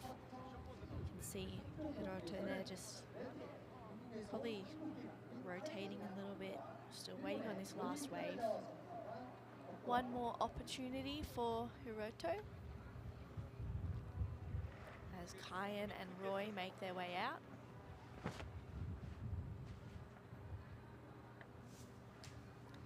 Well, here comes the last set of the heat. Hiroto is up and riding. Oh, Nice first down as always. Nice carve right there. oh, It's even bigger third turning. Oh, oh wow. another beautiful floss there. That was really nice. Different approach, I love that. That third turn was crisp. Yeah, just straight up and into it. Great first turn. Carves it through that second one, and yeah, wow, that was nice. I like that. And then just, gets a backside floater to finish. He's looking really on point, I think. He is. Like every time. Yeah, right? Oh, It's a beautiful floater from Hiroto Ohara and his family right here. He just became a daddy last year. oh. So, Hiroto moves into semi-finals up against Keijiro Nishi. It's gonna be a great matchup. Oh my gosh, how cute is his baby girl? Oh, she is adorable. This is whole Hiroto crew right there. This is his family, his mom and dad here too, and big sister is here too. Wow, Yeah, whole family is just supporting him. that seems like a good recipe Yeah, for him because he's looking solid. solid. Oh, I'm excited for this quarterfinal. It's Kai and Yang has just been looking I know. so good. Yeah, he's firing whole event. Kai and Yang up and riding. It's a strong turn from the Cayenne. Puts another third turn and gets to finish. Wow, that's a beautiful ride from Cayenne. Yang for the first ride. Wow, that's perfect way to start the heat. I'll Yeah, be so happy with that ride. straight up into it. Nice first turn. Gets a second one here. Tags it. That was a solid turn, and then this one for a finish as well. He looks glued to his board, doesn't he? Yeah. Oh, Every time. The board responding so good. Comes the third turn. Every time it's crisp. Wow. Yes, this is gonna be a great ride as well. Scores are coming in 7.0. Wow, another great start. Seems like everyone's getting good scores yeah. on every wave. Everyone just looks so fine-tuned. Yeah. Don't you think? Like, they just look really excited to be out there. I mean, the waves are super fun. It's definitely not a hard wave to surf, but today's definitely a little different compared to the other few days. But that was Roy Kanazawa on screen. I'm excited to see him unleash on his first wave as well. Starting to see some motion. Well, we can hear the sound Oof. of the machine. It's just moving. Here comes another set for Roy. And riding. Wow. Beautiful first down. There's a lot of spray. And third Oh. turn. And Oh. gets a bonus section right there. Oh. Ooh. Oh. He gets a bonus turn right there. Yeah. And straight into the finish. But just unfortunately, he couldn't ride out. I love his surfing. I loved this wave. Really solid first turn. Whips it for a second one. Just gets so low. I love that back Wow. knee bend. That there. Oh, that was so Close. unfortunate. But my goodness, he's just looking so whippy. Oh. Throwing back to sprays. He locks in 6.0. Not a bad way to start without finish. So Yeah. wow, that's great ride from Roy Kanazawa. He just that. Yeah. I don't know. There's something about it. Something about his backhand that I'm a huge, huge fan of. He looks so effortless on the bottom turn, Yeah. so gentle. But Yeah. once he gets to top, just exploding, just throwing a lot of sprays. Yeah, you're exactly right there. He just takes his time off the bottom, really leans into it, and then just rips it so hard off the top. He throws so much spray. I think this is the foundations of what could be a good quarterfinal. We'll see the fourth one. Ryota Matsushita. I'm a big fan of his surfing. Oh, he got through in the dying seconds Yep, yesterday. yep. He'll be with Katut Agus, but Kyan Yang gets his second wave here, Dai. Oh, that's a even better first turn. Wow. This ride has been amazing. How Wow. was that first turn? That was the biggest turn in the quarterfinals. Wow. Yeah, that was huge. Again, he just, even like comparing his waves to Hiroto in that last heat, he surfs it differently. Yeah, different approach. I oh. love that one. That was a really solid first turn. Oh, and again, and then just, he's got that finish turn down pat now. Wow, he's like a machine. Yeah, yeah, He just absolutely. time it right. Great techniques. 7.75 for his last wave. So he blocked 2 7s now. Now Roy needs 8.75. That is a big score, but he is capable of getting that point for sure. Yeah, absolutely. He's such an impressive surfer. I'm excited to see his answer back in this quarterfinal. That last wave of Kyan was crazy. Yeah, his approach is just so different to Hiroto's. Like, I feel like Kyan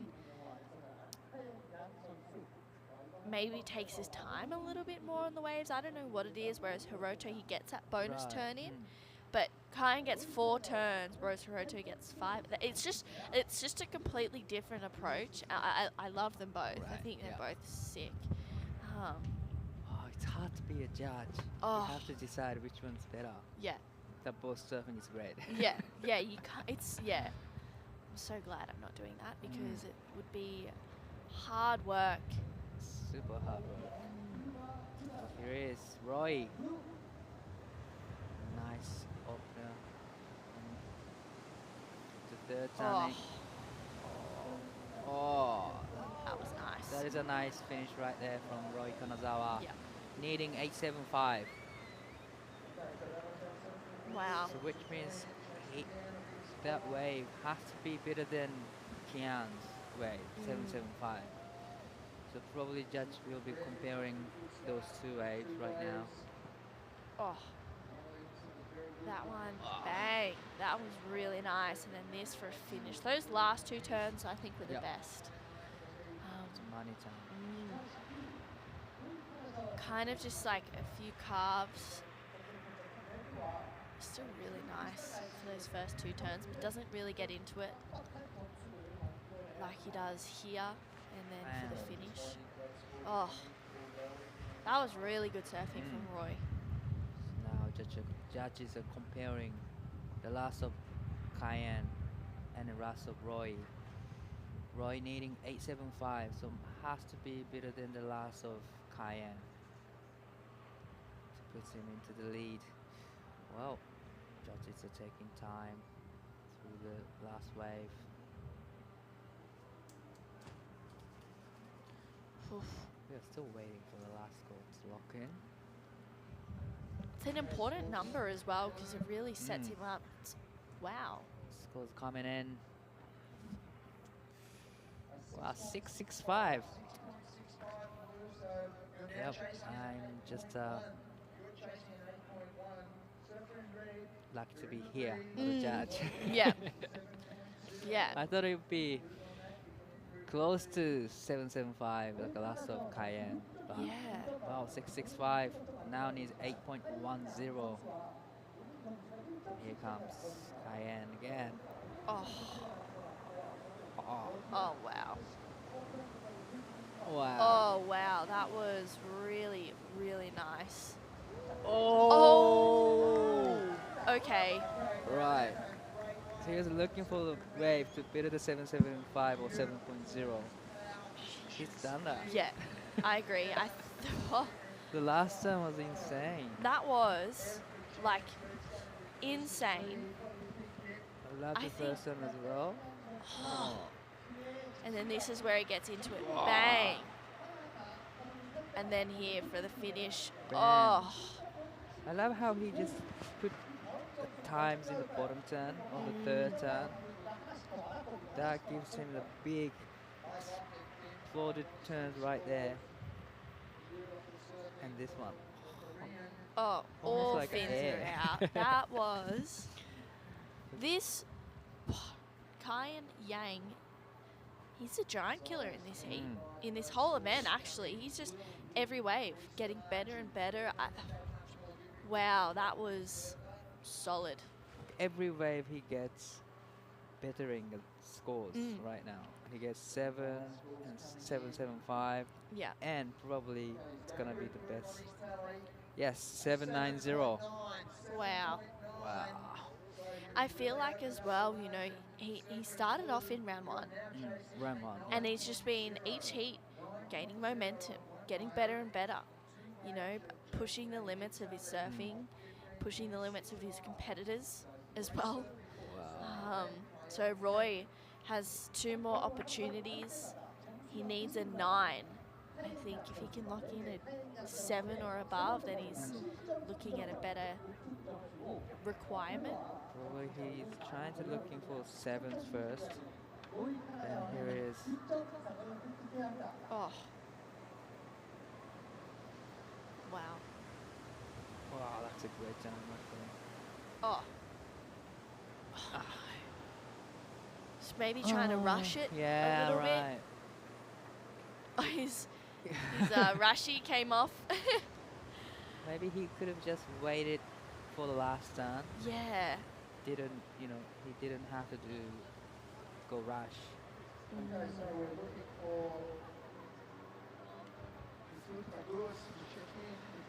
Oh, there's a man.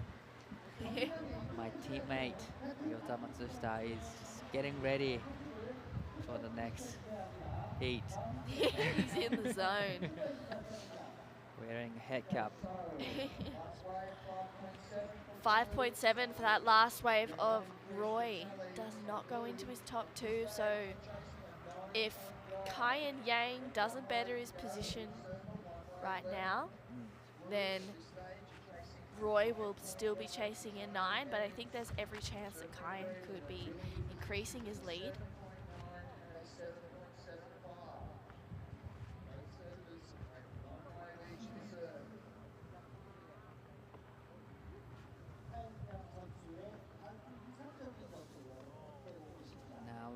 is 9.0.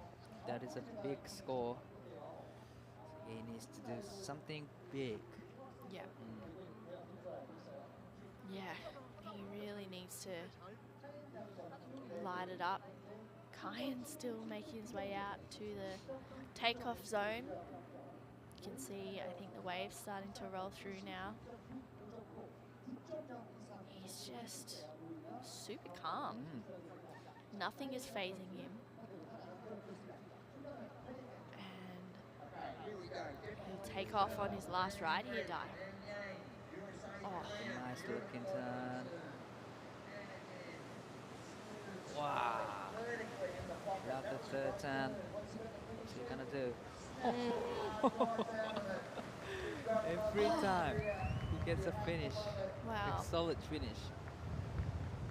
That was great to watch. Oh my goodness. Kyan Yang just really pushing the limits right now. Right. That was a great last wave. He's riding a 77 sharp eye and it's looking good under his feet. Nice first turn, gets a little bit of a slide as well and links it straight back up. Love the Oh. third turn. That was solid. And then this finish was, oh my goodness. A cleaner finish. He came down in front of the whitewash, whereas his last few haven't been that clean. 8.1, there we go. Wow. Wow. Another excellent ride. Oh, Roy Kanazawa needs a 9.35 now this turn here. Bang, so solid. He looks just not phased. He's just cool. I'm just surfing, you know, and I'm enjoying my time just surfing. So, He's so calm as well. oh. So what does Roy have to do right now to get a 9.35? I would say takes it to the sky in the last section. Yeah, I agree. We see Gatut Agus walking out as well. In front of us, preparing for his quarterfinal. Roy getting ready for the wave. He's needing 9.35. Needs to do something big. Here we it go. is. It's a nice start. Oh. Love the third turn. Here comes. Gets a finish. Oh. Really good surfing, but not the 9.35 he's looking for. There's still great surfing from Roy Kanazawa. He locks in 6.30 for the last wave. Was needing 9.35. So Kyan Yang got through his heat, moves on to semi-finals. Oh, that was a nice finish turn. Kyan just got better and better every wave. 7, 7.75, then a 7.9, and then an 8.1. That's a perfect heat, I would say. Yeah, yeah, absolutely. He just didn't put a foot wrong. And then we'll see Ryota Matsushita and Gatut Agus. Let's go. So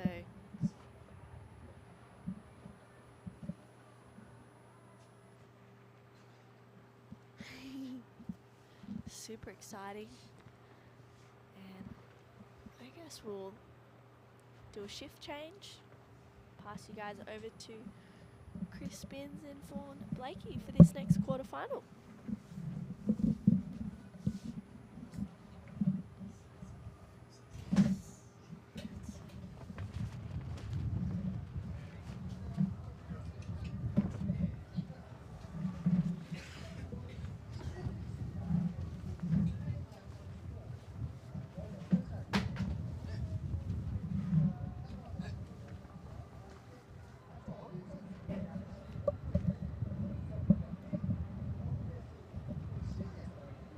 Straight into action in QF number 4. This is Ryota Matsushita powerful goofy footer from Japan. We loved the way he went about it yesterday, Vaughan Blakey, and he's throwing it up big on his first wave to open up this last quarterfinal. Yep. G'day, Binzi.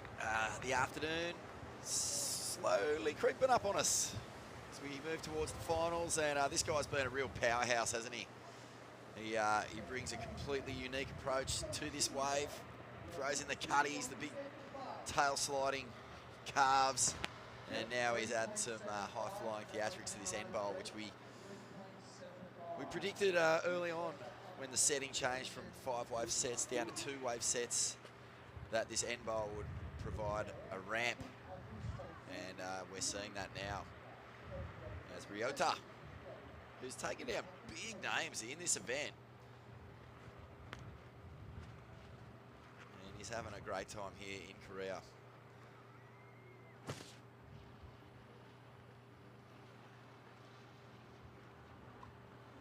he's up against a formidable opponent here.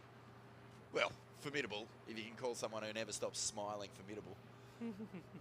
Look at him. He's sitting out there, Ketut Agus. He's the Indonesian surfer who copped his first experience of snow the other day, and he said it was cold. Didn't stop him from smiling. Oh, he's smiling non-stop. He's having the best time ever. Team in Indonesia have been such a positive presence around this Asian QS series all through 2023. Of course, we saw Kian Martin and Ketut competing on the Challenge Series this year.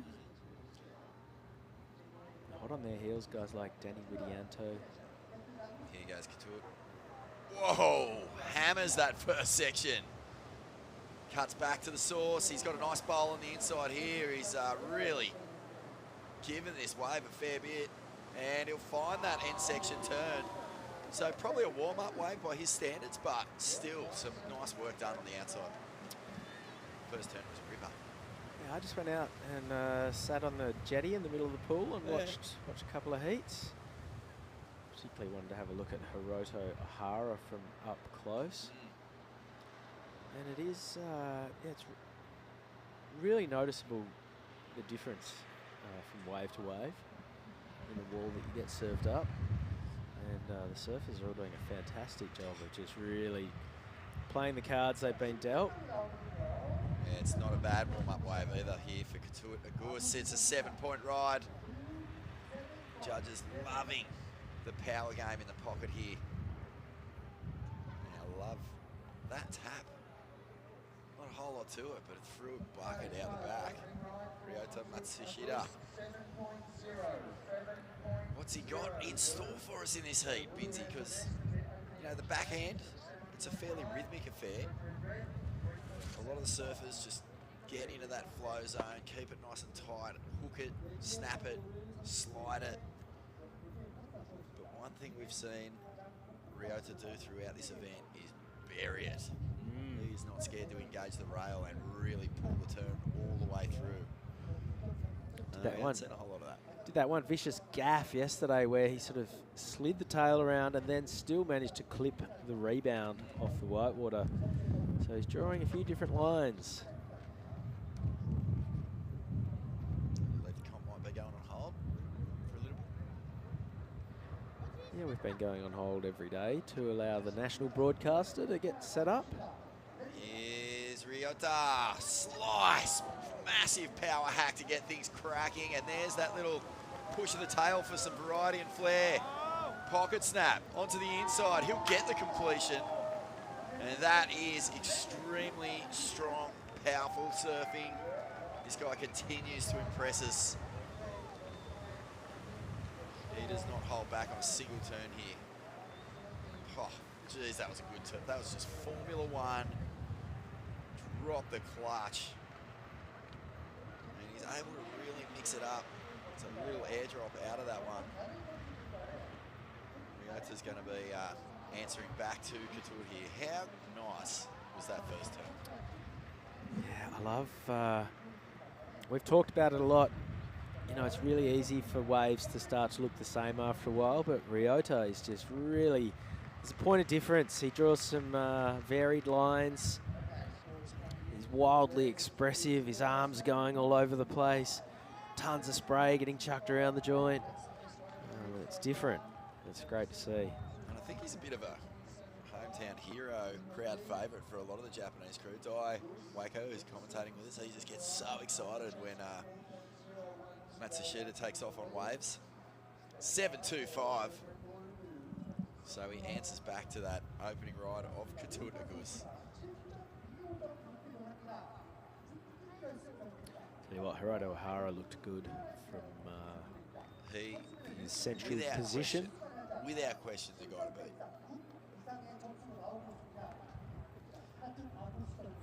He's put on some incredible performances, but geez, that last heat was a cracker. 16-point total for Kian Yang. American surfer with Korean heritage. How cool. So Korea. Oh no, Katoot. Oh, Katoot. We'll need to have a look at the replay of that one, but just looked like he tripped over his shoelaces.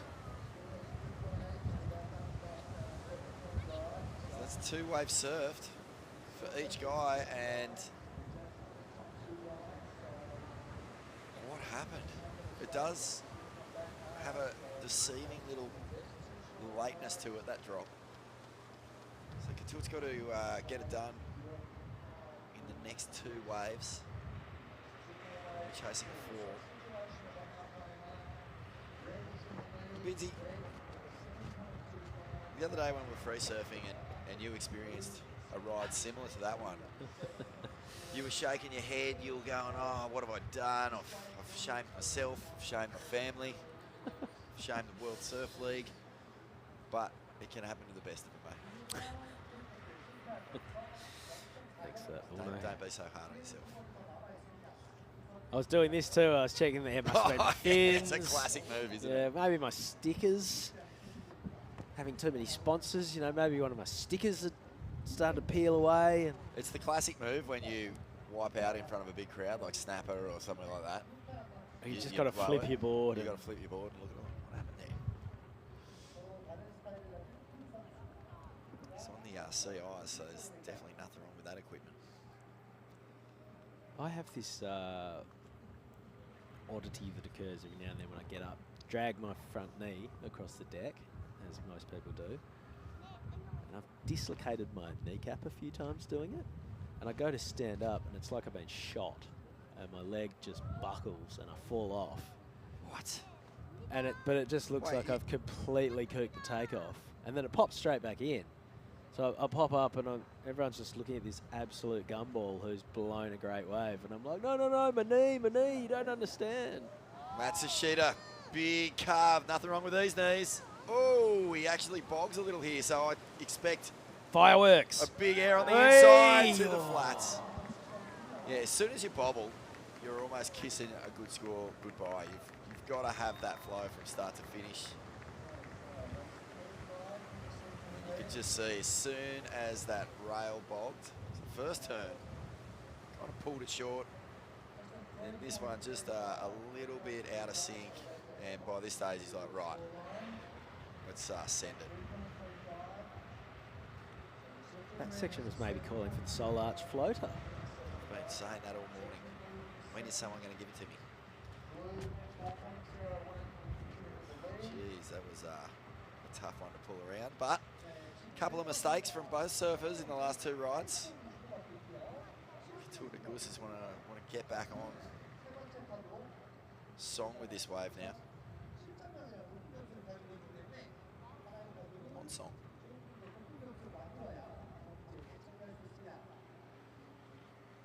Japanese steam. Onsen. Onsen. Steam bath, not necessarily a room. The best onsens are outdoors. Are they? Yeah. Ski resorts, you post it up in an outdoor thermal spring. Nude as the day you first graced God's green earth, watching skiers and snowboarders glide past outside on the mountain. Wonderful experience. Then he goes in karaoke. Truly living at its highest.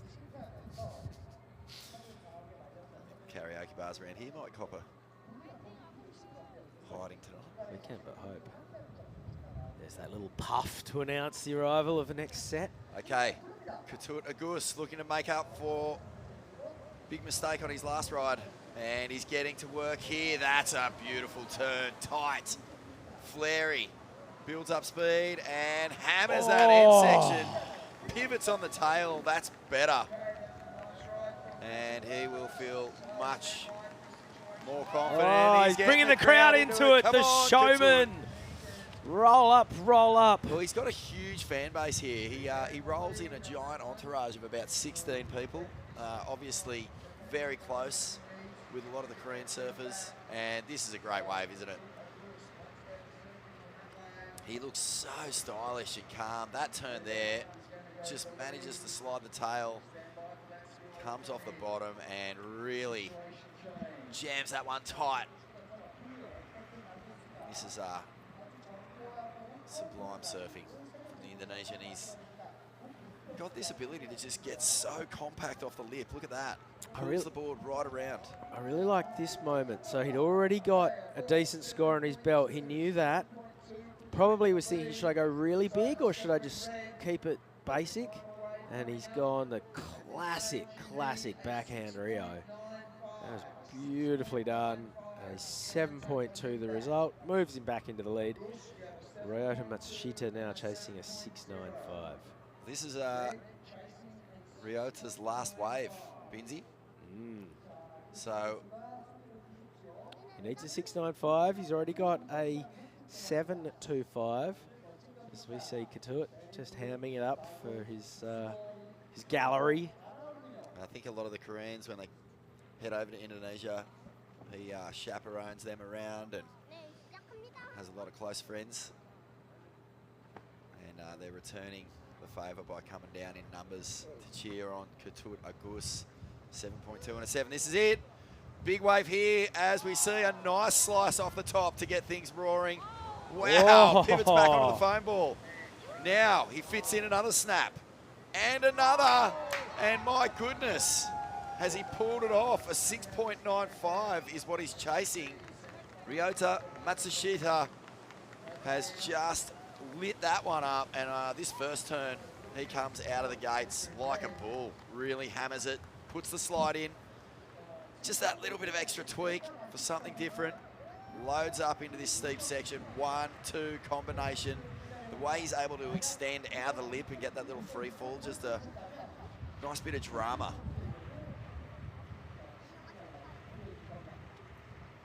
And it's just so cool when you really see surfers attacking the lip here. There's a lot of hand jive. See, even this turn, he just pushes that last little bit to get the extra tweak into that maneuver. Just a point of difference, and then this thing bowls. He goes one straight into the next one, and watch this. Disconnect, slams it down. Ooh. He's looking for a 6.95. I think it'll get there. Surely. And then it'll be on Katut Agus to try and answer back. I've been slightly off with my judging calls today. I have to Yeah, well, it looks a lot different in the flesh than the way it does on the screen. I mean, there's so much going on with that wave. There was a lot of Oh, variety. he's got it, a 7.15 for Ryota Matsushita. So Katut Agus is looking for a 7.21. He's got a 7.2 for his last wave, so same again, plus a bit. And here he goes on his backhand. Oh. First turn was strong. Second turn was good. You feel like he's building up. He's going to really have to start getting aggressive down the line. Big finish coming up right now. Cracks it. Oh. Stands tall, gives it a smile. Is that enough? I'm comparing that to his last wave. It was a 7.2. I think every turn just had a little bit more on it. A little more chilly. Was the variety there for the judges? Did they want to see something new? Or are they happy for Couture to just hammer away at this thing? The first turn was tight. The second turn was a little bit more of a check turn, but then this thing is just as sweet as it gets. In the spot, big power check to load him onto this inside bit. Oh, And that turn was that's just through a 100% huge knockout sheet of punch. spray. Yeah, that was epic surfing, and he's feeling it. Well, it gives it a clap. So this one is in the hands of the judges. The surfers, generally speaking, know when they've got the score. Like, they're really good at judging themselves. They know what they're capable of getting. The one area that might be an issue is the variety in the turns. We saw Ryota really mixing it up, but I don't know. I think that's his best ride. Well, the Koreans are loving it. The land of K-drama, K-pop. Will we see K-Tut get the score in this one?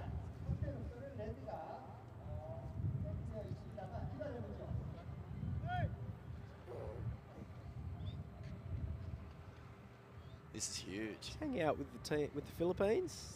The team, they're in the long jackets. Oh, here we go.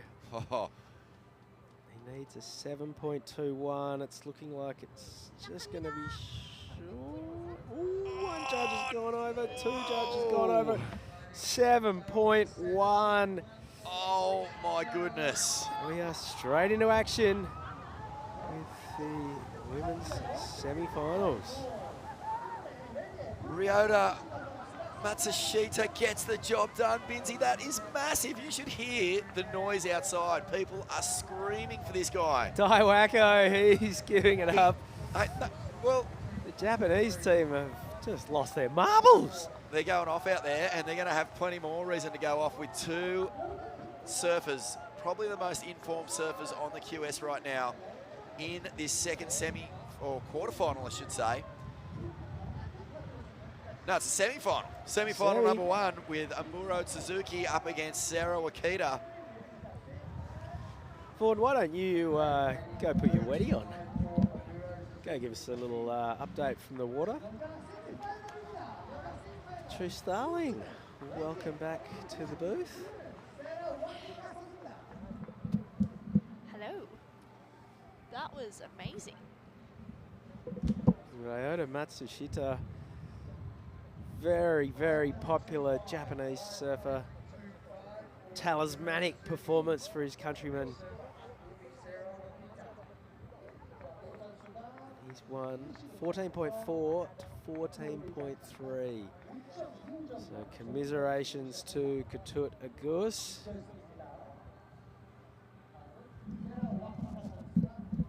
Sorry, bit of a wardrobe malfunction. My beanie was getting caught in my earrings and literally ripping my earring out of my ear.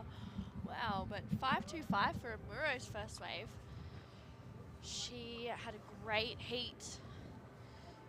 Great quarterfinal earlier on with Kana Nakashio. This is a bit of a repeat of the final in Taiwan, where we obviously saw Sarah Wakita get the win. Here she goes, up and riding on her first wave. Nice first connection for Sarah. Driving hard through this one. And lining it up there for, oh, that was beautiful surfing from Sarah. You can still feel the energy out there. It's just electric from that last quarterfinal with Ryota Matsushita taking the win by 0.1 over Katut Agus. This turn was beautiful. Oh, Sarah Wakita really leaning into it there. It's a great way to start off a semi-final campaign. Scores to lock in. That was a really nice turn there. And then, oh, once again, just looking really solid for Sarah. This whole event, she's just been looking in form. And, oh, I love that turn. That was solid for Sarah.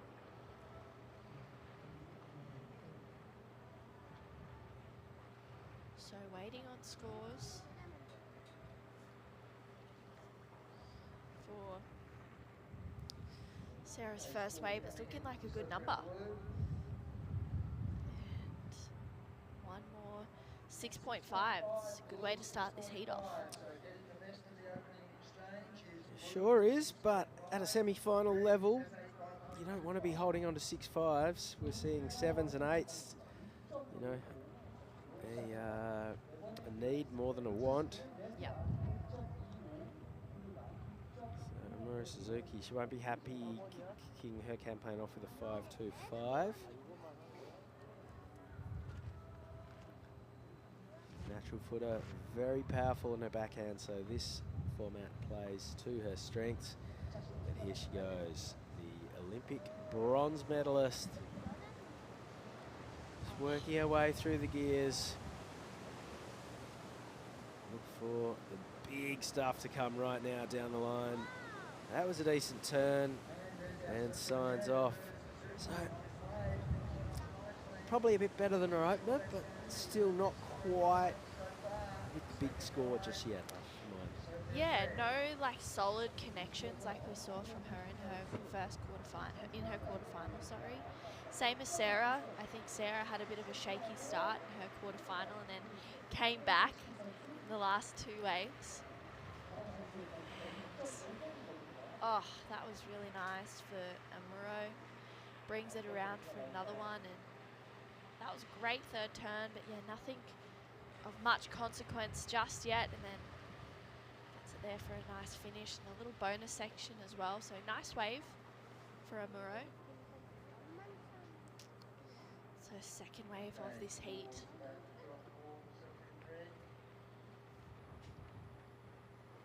And we can see they're just flying down the line. Scores coming in, they're looking pretty healthy right now.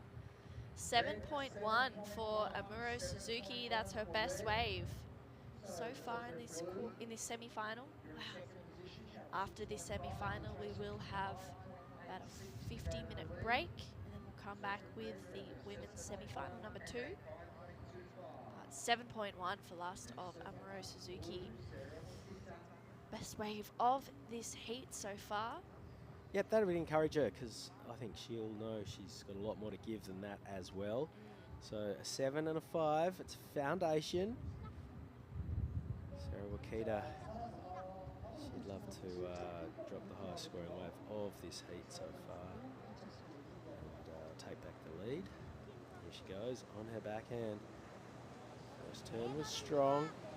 Second turn, classical carve. Oh, she's got some great rhythm on this wave. That was a big turn and unfortunately couldn't ride out of it. I thought she was well on her way to the best scoring wave of the heat if she'd pulled that last turn off. But not to be for Sarah Wakita. Yeah, I thought she was on her way to a really good score as well. These first 3 to 4 turns were great. That first turn, solid. Nice carve straight up into it there, and then again here. Oh, that would have been awesome to see her finish that wave. Would have been up in the excellent range, in my opinion, for sure. But great first 3 turns. Carving down here and then lines it up. Love that turn there for Sarah. Just unfortunate not getting a finish, but that was a solid end section turn as well. 5.15 for that last wave of Sarah Wakita. Just while we've got Daiwako in the booth for a hot little minute, mate, tell us a little bit more about Ryota Matsushita, because we just saw him take out that last quarterfinal, and the Team Japan were losing it. Yeah, I was losing it. It was great to watch him surfing. He's from Japan, kind of Shonan area where I grew up, and he is like a entertainer. I love how he surfed, and just he puts some. He does a different approach compared to the other surfers. It's just entertaining to just watch him surfing. And why is he so popular? Is he a bit of a veteran in the community? Is he a team leader? Oh, he's just a great kid to get along. He's just a great kid, and how he surfs just entertains us a lot. Just by watching him surfing, he does really good in the competition as well. But he's more like, he's an entertaining guy. Speaking of entertaining, Amuro Suzuki is linking together some turns at the moment. She's got speed to burn right now. Belts that end section. Not done yet. A little bit of garnish to kick out in the channel. And that'll be her best wave for mine. Thank you very much, Daiwako. Put your weddy on. How old's Ryota? 26, so older than quite a lot of the Japanese competitors here this week. And obviously they love what he brings to the Japanese surfing community. Speaking of someone who brings a lot to the Japanese surfing community, this young lady brought a Olympic bronze medal to Japan, and she has absolutely lit this last wave up on Amuro Suzuki. Wow. Solid combination. It's already looking like it's going to be an excellent score. 8.25 for Amuro. Really solid surfing. Applying the pressure to Sarah Wakita. I think, you know, as you said, Binti, she's got so much experience getting that gold medal. She's an ex-CT surfer as well. Yeah, she's just really, she's easy to watch. She's an easy to watch surfer because you just know you're going to get power. Yeah, she's not an ex-CT surfer for mine because she should be back there again in the not too distant future. I agree. She's never actually qualified. She surfed on the CT as a wild card quite a bit. She missed out by one spot and then was granted Carissa Moore's spot for 2020 because Riss was going to take a year off. And unfortunately, for everyone really, the world took a year off. We had the pandemic strike us. And that was Amuro's one big go to this point in time, taken away from her. Okay, here goes Sarah Wakita. Yeah, really nice connections here, straight up and into that one as well, and gaining some speed. This is where we'll see a big turn. Oh, unfortunately, she goes down. Are we seeing a little bit of nerves here from Sarah Wakita? Wow. You can see her just having a moment. She had a couple of these in her last heat this morning as well. She went down hard on a couple of waves. That was really nice though. I mean, it's a good looking wave, and then yeah, unfortunately goes down there for Sarah. I think she's nursing an injury because she doesn't look like she's okay. She's grimacing pretty noticeably. I don't know whether she's hit a knee or an ankle, but she's definitely walking quite gingerly. Yeah, she's actually making her way in right now. That last wave was a 5.75, and she's saying, "Yeah, I'm done. I can't go back out." Oh, this is sad to see from the Asian number one. Yeah, Sarah just. Yeah, you can see her hopping there. She says, "I'm okay, but I can't go back out." So interesting to see Sarah Wakita just. Trying to surf through the pain, but the cold. There's a rather large, bald Australian man looking like he might substitute in for Sarah's last couple of waves. Yes. Vaughan Blakey is lurking on the shoreline. He's ready. He's ready to go out. And this will be the last wave of Amuro Suzuki in this semi-final. Bit of a victory lap. She'll see herself in the finals.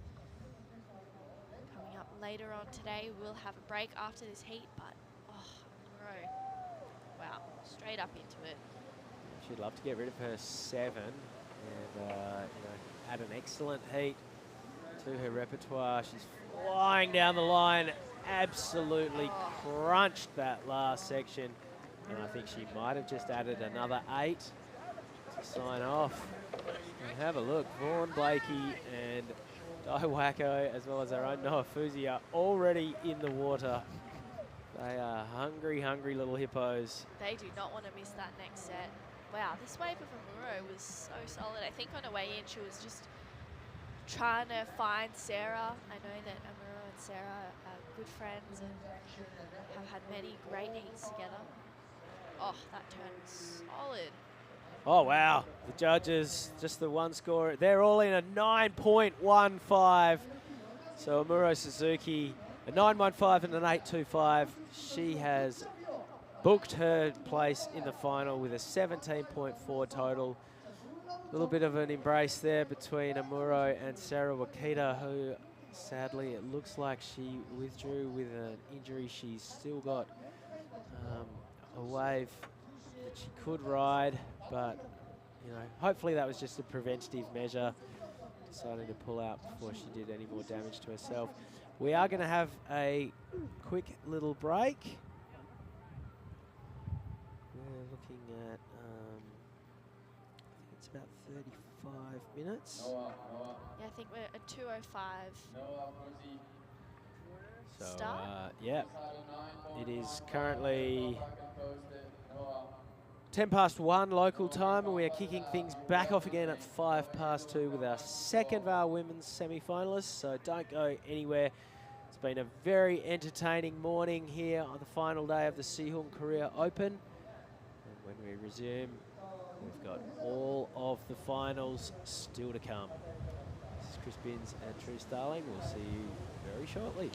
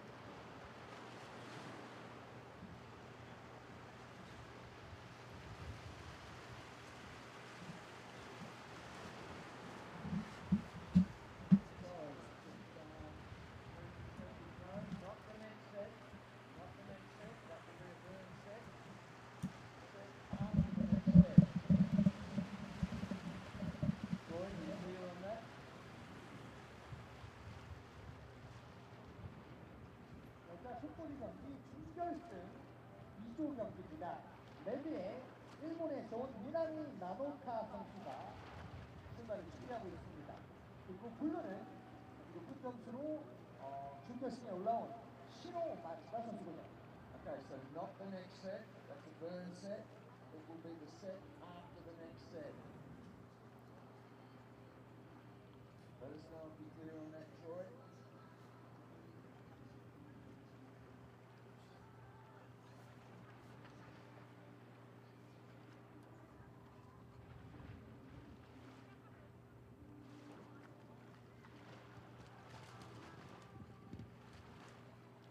Okay, so one burn set to go through.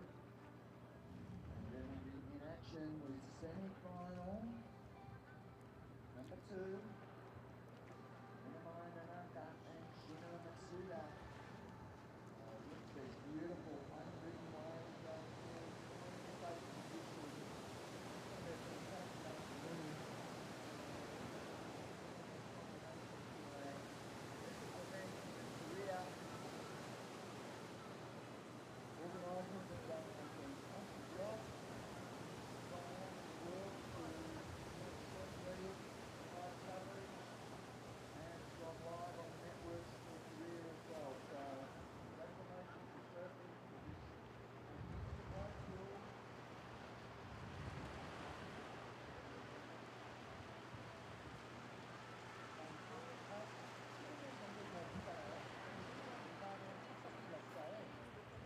새로운 장을 여는 경기입니다. 이번 경기를 통해서 한국 서퍼들은 많은 외국 선수들과 교류하게 됐고요. 이제 뛰어난 실력을 가진 선수들과 경쟁하면서 한 발 더 나아가는 대한민국의 서핑이 운동기자를 위해서 여러분들과 함께하고 있습니다. 출발을 준비하는 레디입니다. Okay, we're ready to go. On the next set, first server up will be Nanami Nanaka. Ready from Japan. Absolutely. Decided that is Amuro Suzuki. Decide one more from the semi-final, so get ready. 4:30. We'll have How all about the you? finals running off with the crowning inaugural champions. Yeah, I think Steph and I are gonna go to the airport at WSL은요, 역시 인공파도에서 경기를 하는 경우가 드뭅니다. 실제로 오늘 타이틀은 선수들에게도 상당히 큰 의미가 있을 겁니다. 인공파도에서의 드문 경기, 스윙에서 열리는 세미파이널 2. 레디에 나노카 선수 일본 선수입니다. 출발합니다. And we're away. Great opening turn. What a firing from the way we're surfing. It's a big finish. And it's round that section as well. That's the opening ride for Minamai Nanaka from Japan. 대구 선수가 시작한 뒤에 2개월 연결되면서 그게 마지막 세 번째 연습. All right, well, I think we've resumed transmission from here at the Siheung Korea Open. We just saw Minamai Nanaka open up proceedings in the second of our women's QS 3000 semi-finals. Muro Suzuki booked the first ticket to the finals with a commanding performance in the last heat, a 17.42 wave total. Minamai Nanaka a 6.75 to open up her campaign. So we just had about a 45-minute break. This was to allow change from the broadcast to purely being the WSL broadcast. Now everything is being beamed across the nation here in Korea by the National Olympic Broadcaster. There's a commentary booth full of Korean-speaking experts commentating the same footage that we're seeing. Here's Minamai Nanaka, a 6.75. Open her account. Spins in the booth. Joining me is True Starling. Did you surf just then? No, I didn't surf just then. I was saving myself for this afternoon. Went and had some noodles, had a bit of a chill out, and then came back down here with my board and wedding. Ready to rock and roll. Yeah. This is Shino Matsuda having a look at this one. Shino, nice first opening turn. Hard carve for a second one here. Tags it for a third. And patiently waits for this section. Nice finish there for Shino Matsuda. Really nice stuff. See her there, just happy with that wave. She'll make her way back out. Needs to match that 6.75 of Minami Nonaka's. Yeah, so 7 heats to go today. This is the second of our women's QS semi-finals. Then we've got the 2 men's QS semi-finals, and then we are on into the final. Now in the final, the format changes slightly. It's 6 waves per surfer. Yep. Best 2 counting. So they will take about 10 minutes longer than the existing format, but expect performance levels to go through the roof. Speaking of performance levels, Shino Matsuda has opened up with a 7.65. Some explosive surfing from the goofy footer has put her into the lead in our second semi-final. A berth against Amuro Suzuki in the final on the line. Yeah, both Minami and Shino have been looking, you know, obviously really solid, making their way through to the semi-final. And this is, you know, a really well-matched semi-final as well. Both women performing so well throughout this whole event. And, you know, Minami needs to answer back. She's been putting down big scores as well. Up next, we will have the men's semi-finals. We'll see Keijiro Nishi and Hiroto Ohara in the first semi-final, then Kaien Yang and Ryota Matsushita in the second. Oh, Minami. Nice connection, draws off the bottom for a second one there, lines it up for a third, races down the line here to, needs to find a finish, just doesn't quite get it. She's a few points behind on that one.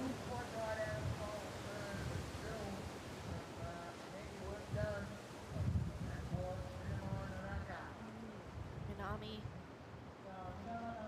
looking really solid, but yeah, unfortunate to not just get a finish. And then last wave, she's got 2 more waves to go. She will go into the lead, but by how much we'll know in a few minutes or so. Nice first turn.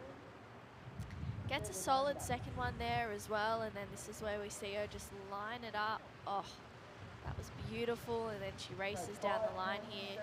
You see a lot of surfers doing this and line it up for that turn there. Unfortunately, just kind of not getting that finish, but Minami, 5.75 for that last wave. 2 really nice scores, but I feel like for this semi-final, you need to be getting in the 7s and above, because Shino only needs a 4.85 to go to first. So 11 minutes till that next heat starts, which will be Keijiro Nishi and Hiroto Ohara. See Minami just watching her wave as she's making her way back out. And it is now in the hands of Shino Matsuda. Finals will also be 3 wave sets, and everyone will be on wave 2 of that set. So same deal, but just 2 more opportunities, which is super exciting. Yeah, a lot more opportunity for the competitive surfers, a lot less opportunity for the people free surfing on the right at the moment, because this single wave per set up with there's only 3 waves doesn't give you a whole lot of opportunity. However, it's all about the competition, and right now Shino Matsuda was teeing off. Unfortunately, she couldn't convert on a very promising start there.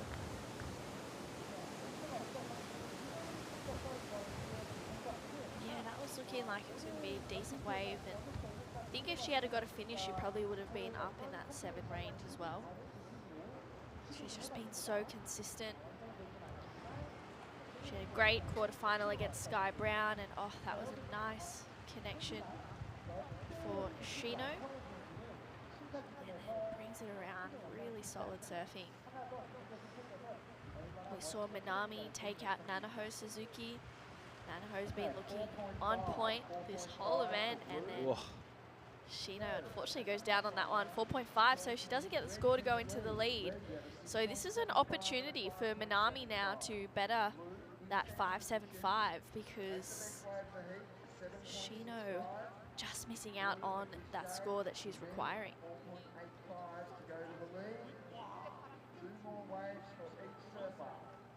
You can see that is Shino's mum there, just watching the surfing, making sure she's keeping a close eye on it. Shino travels a lot with her mum. They're so lovely. And Minami now in a position where she can really apply some pressure. You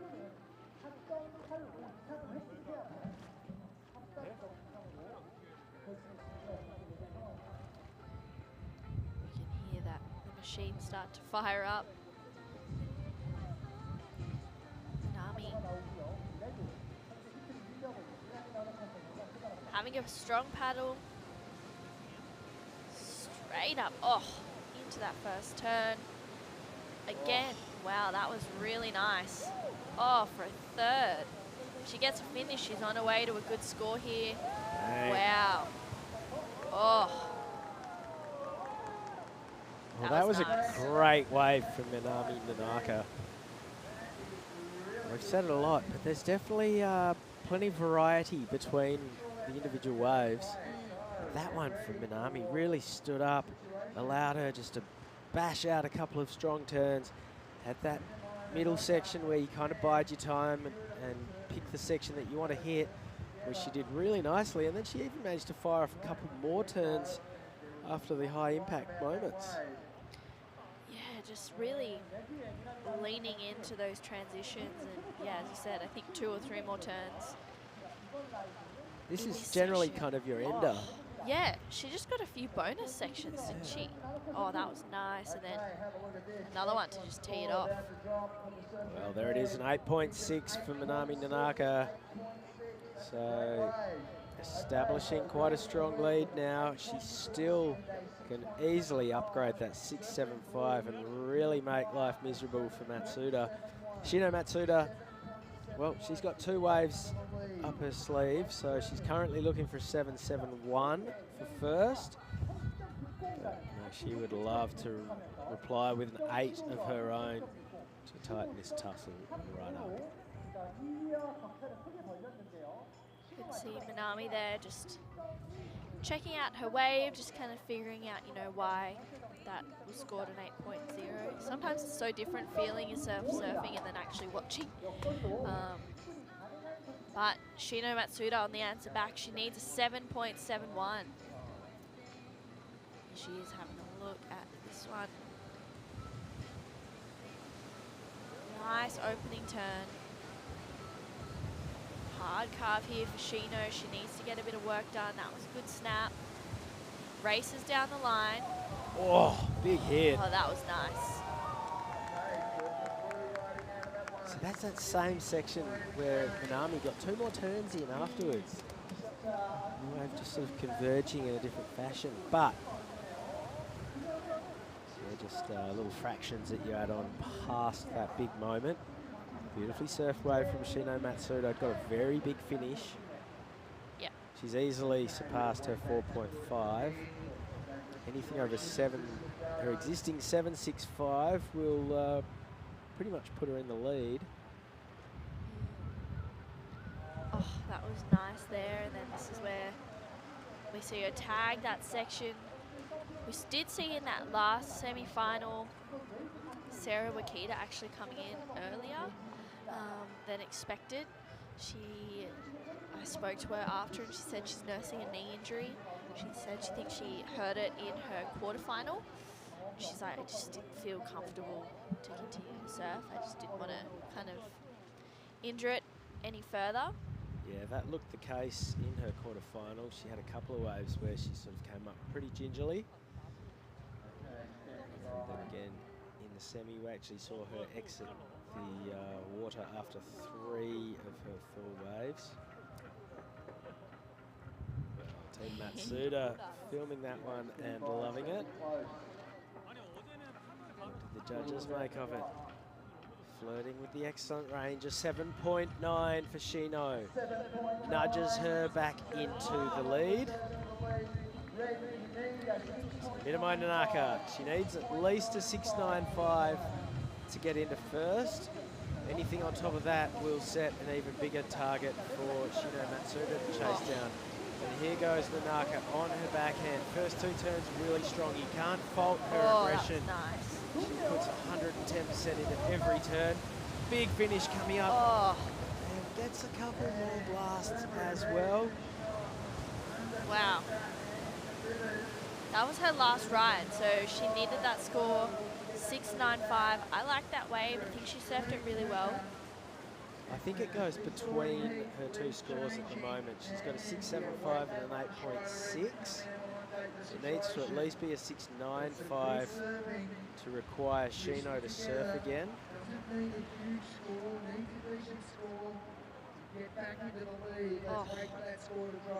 She's looking aggressive right now. It's been a bit of a seesaw battle between Shino and Minami. She had a little bit of a grabbed a rail there, but then managed to get around this section so nice. 7.85 for There you go. So Shino Matsuda now needs an 8.56. Wow. That is a decent requirement for Shino, but yeah, Minami should be feeling really happy with that. 7.85. Really good score. This has been a great semi-final, so now it's time to wait and see if Shino gets a score on this next wave. Here's Natsumi Teoka. Will be coming up in the women's longboard final. So nervous moments for both Shino and Minami. Shino really needs to go to town on this next wave. It has to be her best wave of the heat. And here she goes. Up and riding on this one. Strong first turn. Hard carve here for Shino. Needs to get vertical. Oh, nice connection there for Shino. And, oh, wow, finds a finish. Well, Team Shino liked it, as they should. Oh, she laid everything on the line on that last turn. Really had to dig deep to pull that one off. Oh, Wow. This one is in the hands of the judges. Let's have a look at this replay. Solid first turn. She really came out the gates firing. Nice connections there, and then she really lines it up here for a solid finish. Almost loses it, but is able to regain her composure. Wondering what Shino is feeling right now. She's with her team. See her just eyeing off that section. Oh, 8.56. It's going to be close. Going to be close to the best wave of the heat. That one's already with Minami Nanaka, who's got an 8.6. Very early indication. Pretty much as soon as the first judge's score drops, you'll know whether this is going to be close or not. 8.56 the requirement. Minami. Sorry, that's Shino there waiting for the score. She can see it on screen. Minami's probably with her team, just nervous moments.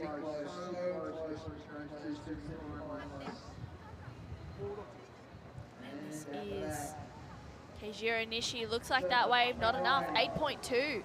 Oh, so close.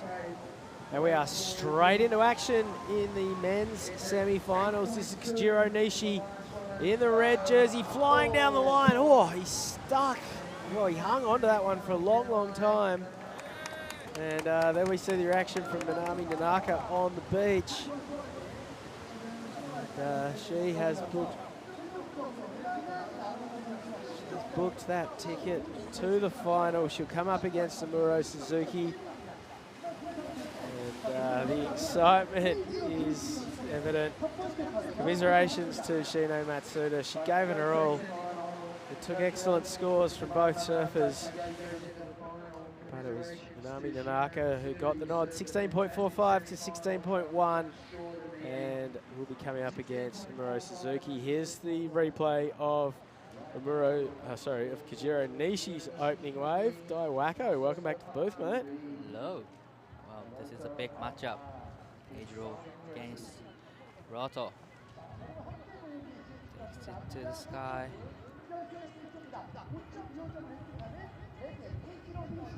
Mate, you just had a surf on the left. How is it? It's good. It's popping. Oh, it's great.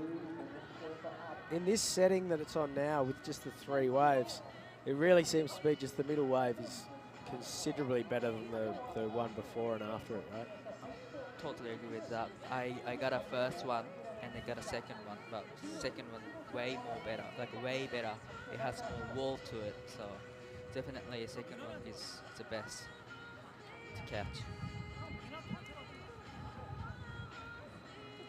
So Christmas carols are being pumped straight into a microphone somewhere. And here goes Hiroto Ohara. He has to be one of the hot favourites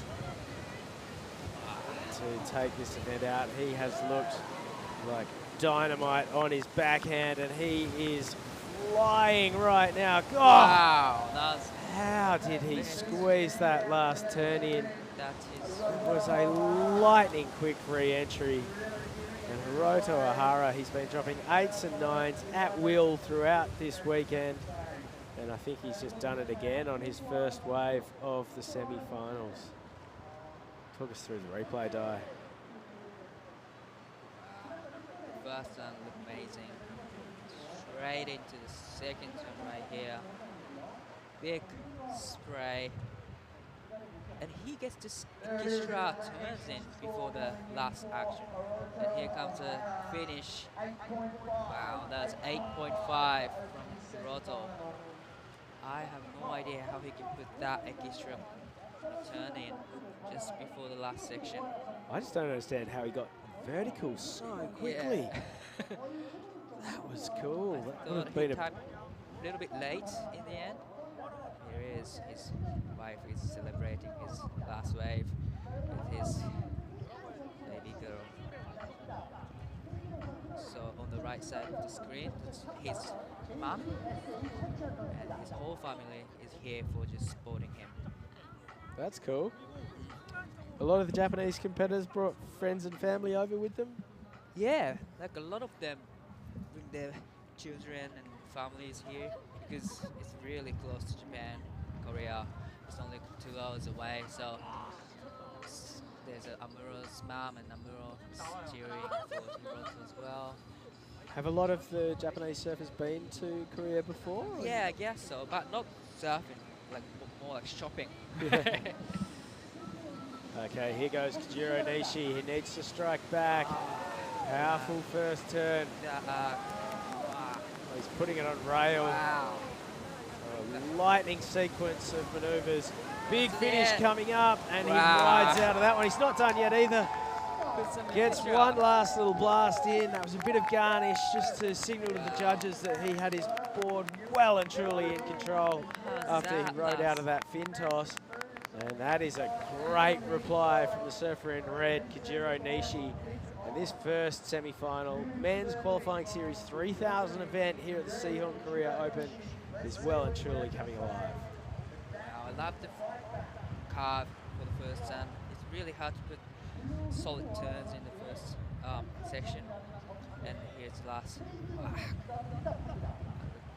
Crazy. That's it. Wow, 9.25 for Kojiro Nishi. Oh, So I didn't think I'd be saying this, but he's in the box seat against Hiroto Ohara.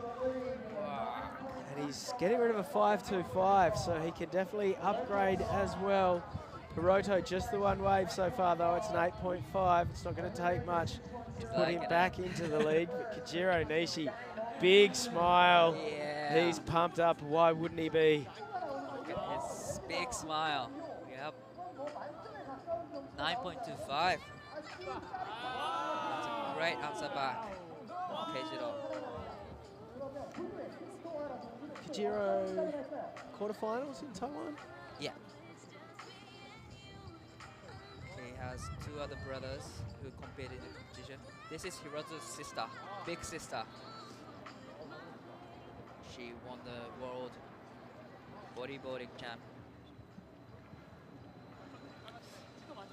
All right, here goes Hiroto Ohara, Olympian at the Tokyo Games. You won't be worrying about that right now. He needs a 6.1. Jeez, he looks greased lightning on his backhand. He's flying down the line. Oh, a bit of trouble there, a bit of a bobble. And he's already conceded that that wave's not going to be a keeper. It's amazing, just these small little, it's a game of inches in the wave pool. Just a tiny little bobble. And that's pretty much your wave cooked.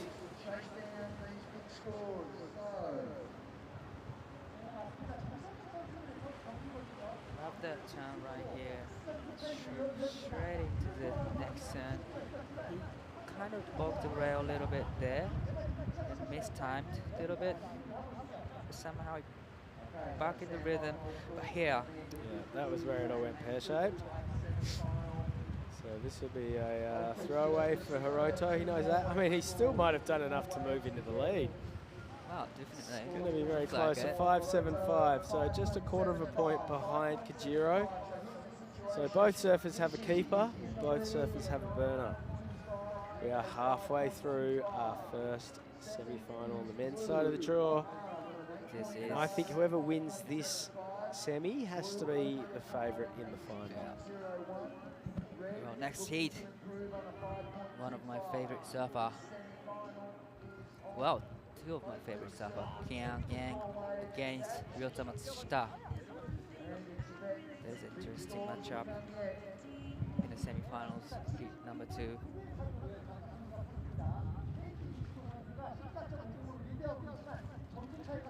Well, these two are surfing together in Japan too, practicing every day, pretty much together. They are good friends, but now they are against each other. Well, here comes Gyeonggi-Do up and riding. Oh, that's a great first out, straight into the cup. Probably he's looking for the last section. Here comes. Oh, again! Unfortunately, he couldn't ride out of it, but still, amazing surfing from Gyeonggi-Do Nishi. Looking for a wave to better than 5.25. What do you think, Di? Did you need to play it a little bit safer and maybe just put a 6 or a 6.5 on the board and just extend that lead and make Hiroto's requirement a little bit greater?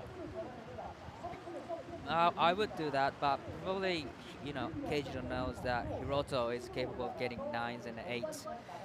So maybe he was looking for, you know, same scores like 8s and 9s. So he knew that he needed to go big.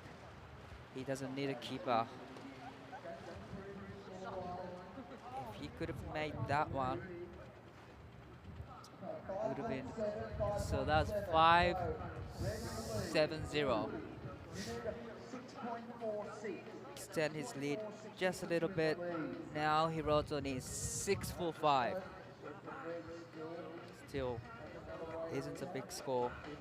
Yeah, I don't think Hiroto's surfing this one looking for a 6.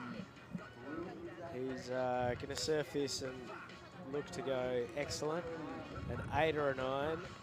And then he goes from sitting in second, but only just, to being a mile out in front. So Kajiro Nishi still a 5.7 for his last wave.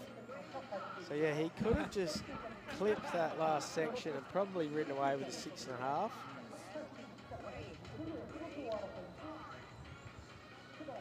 Okay, here goes Hiroto Ohara.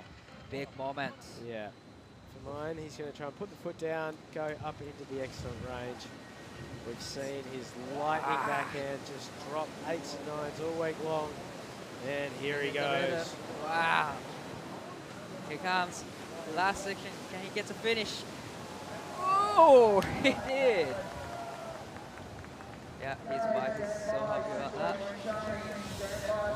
What do you think? Well, 646. Probably he's done that. He's done that.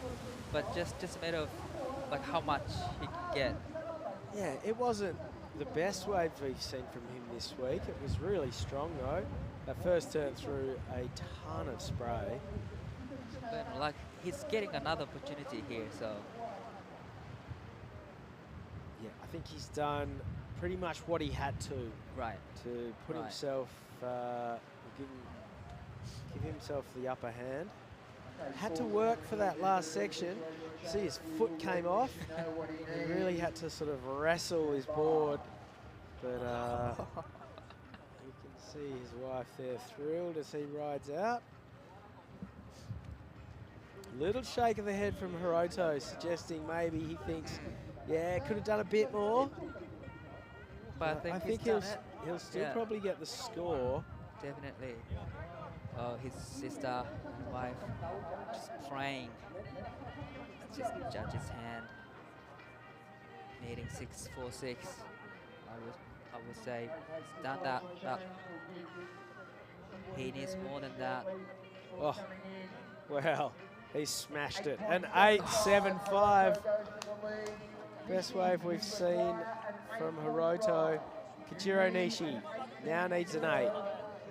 Wow, now he needs a big finish. He knows he's capable. He's already got a 9.25 to his name. The moment is all his. It's going to take excellent surfing. And here he goes, the powerful, fleet-footed Goofy from Japan. 2 strong turns. Nothing too significant so far. It's going to need a big finish.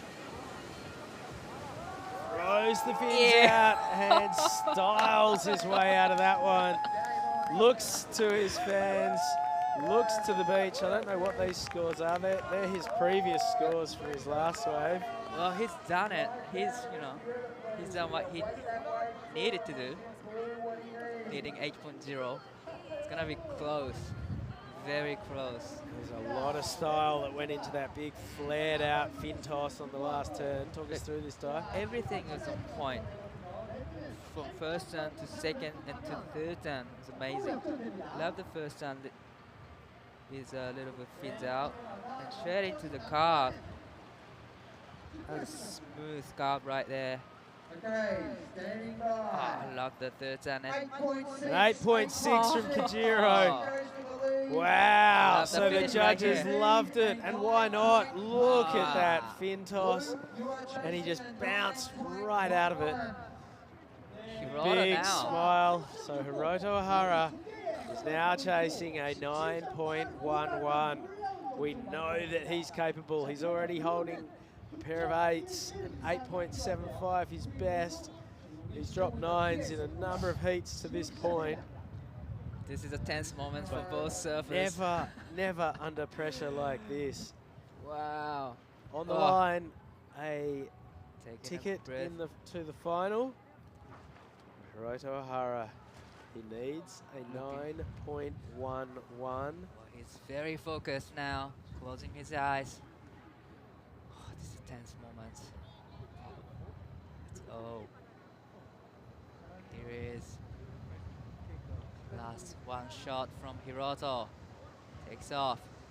That's a great turn. And straight into to the second turn. Oh, Been good. he needs the big finish. He's well on his way. Can he crack it? He can. Can he beat it? No, he goes down, and Kajiro Nishi is through to the final. Kajiro high fives Joe Azuki. It was going to take something special from Hiroto. He looked like he was going to be the man to beat from the moment he first hit the water yesterday. He was well on his way, a 6.75 the result. And if he could have hung on to this last turn, You'd would have to done have it. thought he would have been there. Well done to Ah. Kajiro Nishi. That is Oh, a great we haven't seen a turn like that on the backhand. The fin toss, he got so much of his board out, and he gave it a really strong effort, got super close, but it's Kajiro Nishi, ecstatic, thrilled to be through to the final. Who's going to meet him? Well, it's either going to be Kian Yang or Ryota Matsushita. Unfortunately, the O'Hara clan took that one pretty hard. Little Bubba O'Hara sleeping through the whole affair, but Great surfing from Hirota as well.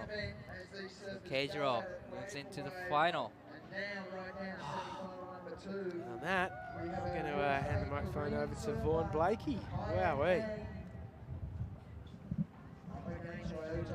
But now we are into semi-finals.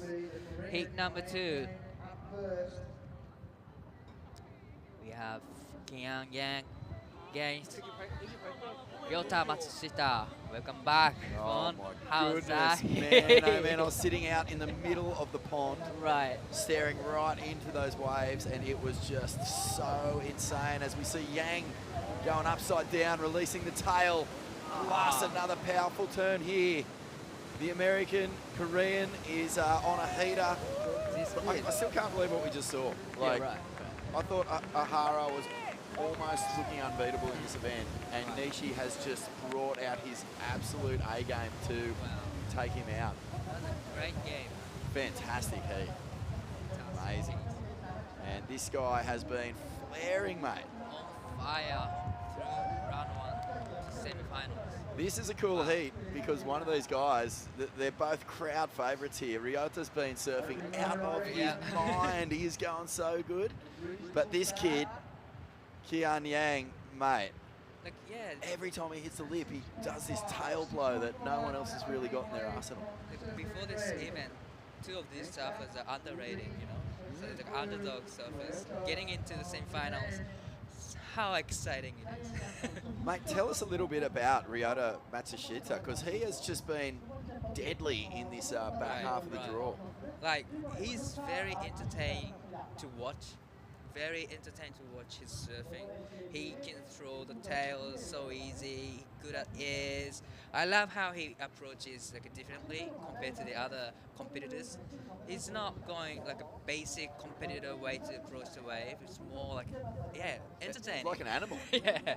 He's like a little bulldog out there just like ripping Right, the right. tennis ball to shreds. He's so amped. Like, so I'm so excited to see, you know, his surfing on this wave machine right here, and I'm just excited to see how he can, you know, manage to surf against one of the best competitor in this event, Kian Yang. Yeah, Kian has been a surprise package as well. Like, you know, not highly up there in terms of the rankings or seedings, but he's blasted his way through this. Now let's watch this. Ryota, that's a shitter off the top and overcooks it.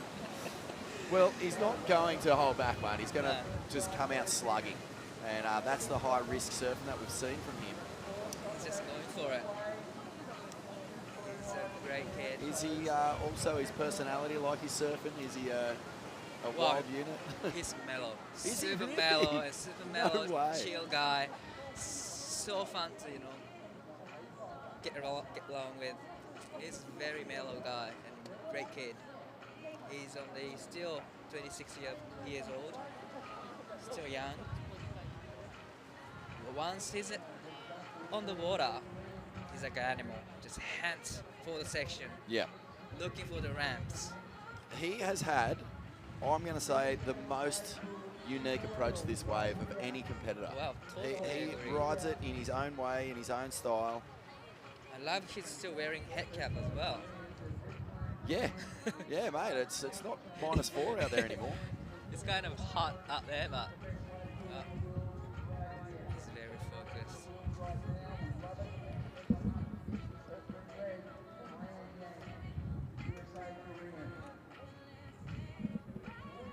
Kian Yang is the 46th seed in Wow. this event, mate. He is way down the list in terms of, you know, the big names coming into this draw. But he has not put a foot wrong, and he seems to be growing in confidence with every heat. He's a strong competitor. Okay, he just checked all the boxes he needs to do in a heat, and he gets the scores. Not only getting the scores, he's getting a great scores actually. Here comes wave number 2 for Kian. He got 6.5 for his first wave. And Ryoto, he's the 30th seed. So we're talking Wow. about guys coming from deep in the draw. And here he goes again. He's just got, mate, that's Taj Burrow every day of the every day of the week. That turn there where he releases the tail, blows the back out of it, hovers in the lip, but doesn't lose one bit of speed. What a finish. Dynamic surfing. I love the finish. Always.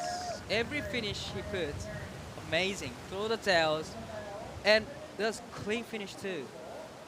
That put little extra points. He does, yeah. It's just that little point of difference, isn't it? He adds that extra bit of sting, that extra bit of flair. And he's surfing for the USA, but Korean heritage. Oh, this is a big moment for Korea. Oh, massive. Oh, how good is that top view? Big thanks to the broadcast team for bringing us these incredible images. Look how close to the action you get. And just far out, mate. Like, that is just dynamic surfing. His line on this wave is amazing. An 8.25. And the judges are loving that dive. Waco, Vaughan Blakey commentating this semi-final number 2. Semi-final number 1 was just explosions.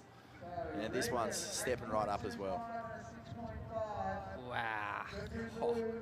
Now, Ryota needs to do something big. And I'm sure he is capable of doing that. So. If you're at home, you're wondering about the format, well, you get 4 waves. That's it. 4 waves. There's no hustling. There's no like paddling back out and quickly stealing another one in the set. There's 2 wave sets. The surfers generally go on the second wave as the better wave, and they'll get 4 shots at that wave. So you'll see them let the first one go. This is the first one. That's the first one. Oh, here comes. And now here goes Ryoto. So he's still got 3 waves to come, but he wants to get a move on. He doesn't want to let Kian run away with this. Off the bottom. That's more like it. Gets the first turn off now. Carves back. He's been going to that turn there all Let's go. week. He gets a big jam off the top. Goes late. Oh, this has been his slower start. He's usually out of the gates, quick, smart. Well, that's good. You know, 3 turns before the finish. He's talking to himself here. He's just saying, "Come on, Ryoto, you can do this." Yeah, I know he's just capable of doing anything on this wave. He's just looking for the ramp. Love the first sound. It's a good snap right there. And I love how he, you know, carves back to the white water. It's amazing. And put the Kistra snap right here. And just time a little bit late. Yeah. He gets 5 for that one. He felt a little bit off throughout this wave, just not quite where he likes to be. You can see that turn grab, that it didn't push back onto his board as much as he wanted it to. That slowed him down. He gets a 5. Crew are cheering him on. So Kian Yang, he'll have the next shot. It'll be his 3rd wave, and he's already got a couple of good scores on the board. He won't be panicking yet. He needs to make sure this next one is decent, in that really good range. You know, anything higher than a 6.5, he'll be happy with. Right. Just keeps it within check, and we've seen him get big scores. And that point of difference, that power surfing, that's his strength. Expect it to come from a big cutty into a tail slide or something like that. Kian now dive. Here is important moment for Kian. Big tail Looking blows. for I wave. reckon. Big tail blows, mate. Wow. Oh, first one. He doesn't get nerve. His at tempo. all. Oh, my No, goodness. this is getting intense. Gets the Oh, you are joking. How deep are his bottom turns. He's so committed off the bottom. They just get so much drive. It's just amazing. It's just amazing. That was a great surfing from Kian. Like straight from first turn to the last turn. It's just amazing. His tempo is note perfect, mate. He's just putting together a symphony on this thing. Oh, wow. He's just so loose. And he comes off the bottom, and he is deep. That rail is completely buried. Look at that. He even gets that little bit of free fall. Fins out. Wow. And it's getting better and better. Yep. Just a big old cup of mayo and everything here. Wow. An 8.85. He just turns the dial on Ryota, so he's got no choice here but to go absolutely massive. Ryota has to break this combo of 17.10 now, so definitely next one he needs to go big. He needs to do something big. Come on, Ryota. Yeah, it sets up two really exciting rides here for the surfer in blue. I don't know how much, this is so exciting. Oh, mate. This is where the pool sings, man. We are basically set up here for two of the best waves that this guy will ever surf in his life. Right. If he clicks in, we're just on for a really big performance. Let's go, see what he can do. I wonder what he's thinking. Has he got the mongrel? Here he goes. He's going to take off now. First turn. Slice. Jams it. Does his signature. Oh, there's the back hook. in the game. He's loading up. He's going to take to the air. And he goes for it. You're kidding me. Wow. What a comeback. I thought he's going to get gobbled up. He's going to get gobbled up by the trench here. Wow. That was intense. That's crazy. This is what he's done all week. Yeah. He's done this all week, pulled off a miracle that no one saw coming. Wow. The degree of difficult and the level of commitment. First turn was excellent. Really hammered it, and then a big power carve. That's something that he's got that no one else has really been willing to throw down, and he gets that reverse. Gets a reverse. Get ready. That is incredible that he made that. And he didn't have, chance. This is the only chance he gets. Yeah. 8.25, back in the game. Well, we said he's going to have to surf the two waves of his life. He's just locked one in. Well, it's not over yet. One more shot for Ryota. Oh, Kian is sitting out there going, what? I had this guy comboed. Who is this dude? Where's he come from? And now he's back, needing an 8.86. So this is a fantastic heat. And it's the second semi in a row that has just lit us up. Siheung Wave Park has delivered. My goodness, the QS 3000, it's a huge one. Both these guys are going to go flying up the rankings too. Right. Oh, this is pretty big moment for Kian. Needs to wave better than 8.25. Wow. Zap. Carved down. Look at this turn. Jams it into the pocket. What's he going to do now? Big bottom turn. Hammers it off the lip. He gets the job done. Clean finish. Is he going to improve on his 8.25? It's probably going to go around about the same. I feel like he had more sting in his first two rides. He's like a machine. Every wave, he does pretty much exact same stuff and put energy to it. So great surfing, great performances. Oh, that first turn, the way that he releases the tail out the back is just a thing of beauty. I love that finesse. Wow. So it might be around about the same. It is. It's an 8.1, so it doesn't go into his top two. Well, it's all about Ryota now. This is it. This is it, guys. This is it. One more shot from Ryota. Jeez, the slow-mo really shows just how incredible this young man's technique is. Kian Yang, all he can do now is sit and wait. Ryota has already put the wind Wow. right up him once in this heat. 886. He's That's gonna- what he requires. Oh, he's in the zone. Look at this. He's just Tense moment.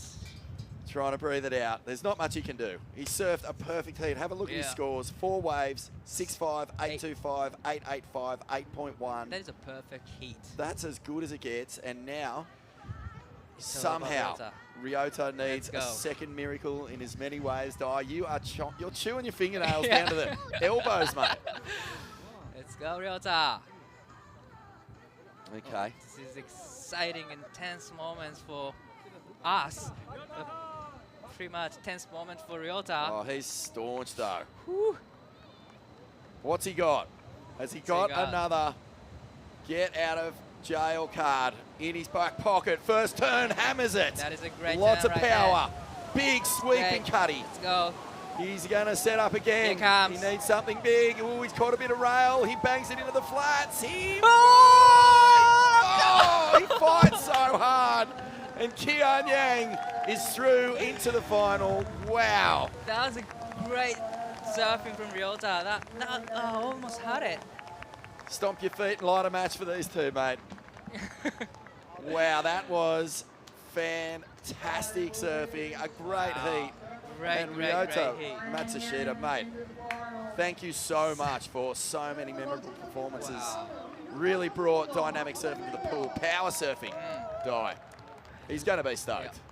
Yeah, he should be stoked. Oh, that was so close here. That little Broke the grab. rail. Oh,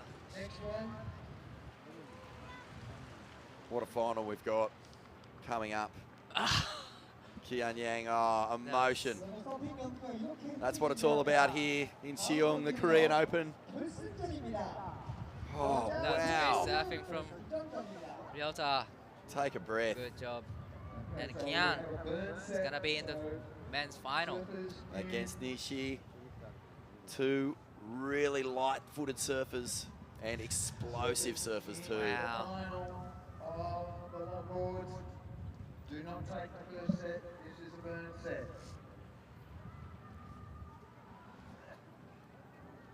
So here we are for the final.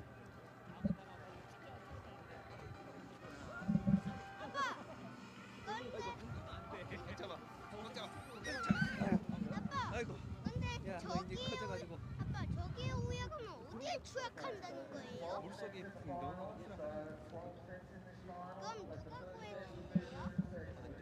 Very tired now from the Yeah. scene.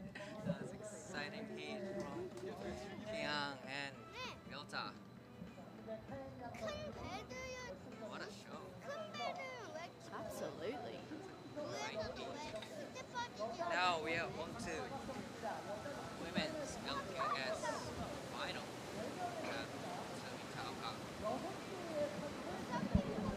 The Nobita Sari, I think. Nobita Sari and Sakura Inoue and Shiera, my 배가 파도에 타요. convictor. This is actually a very important hit for women to qualify the World Tour longboarding. Oh, wow. I believe that Asian region got one spot to to be able to qualify the Wow. WLT.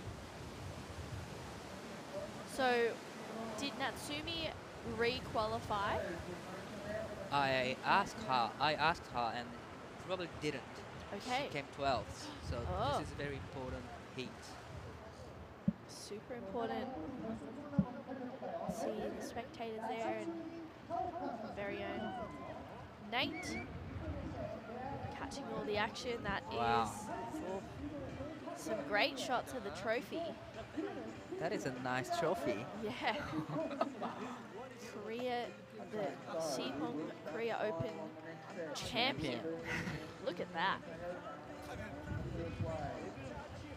So we're gonna go back to four-man heat in the women's final. So I think they still get 6 waves. All right. And we saw a burner set go through just before. And now we'll see the surfers on that next set. See the all puffer suits, which look super cozy.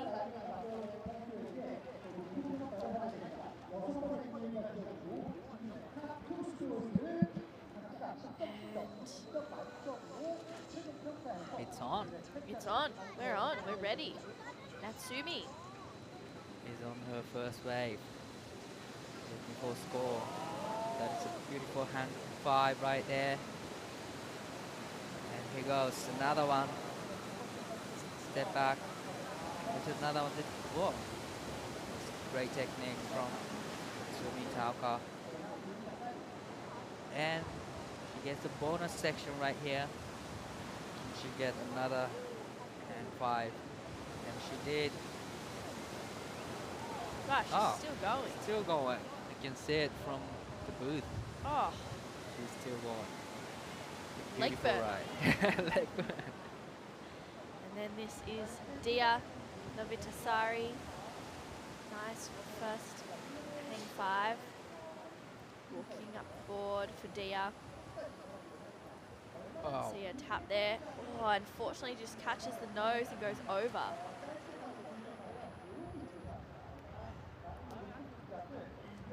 For Dia, you know, she started off her ride in this final. I'm pretty sure that everyone gets 6 opportunities. 6 opportunities. Wow, that's a lot. So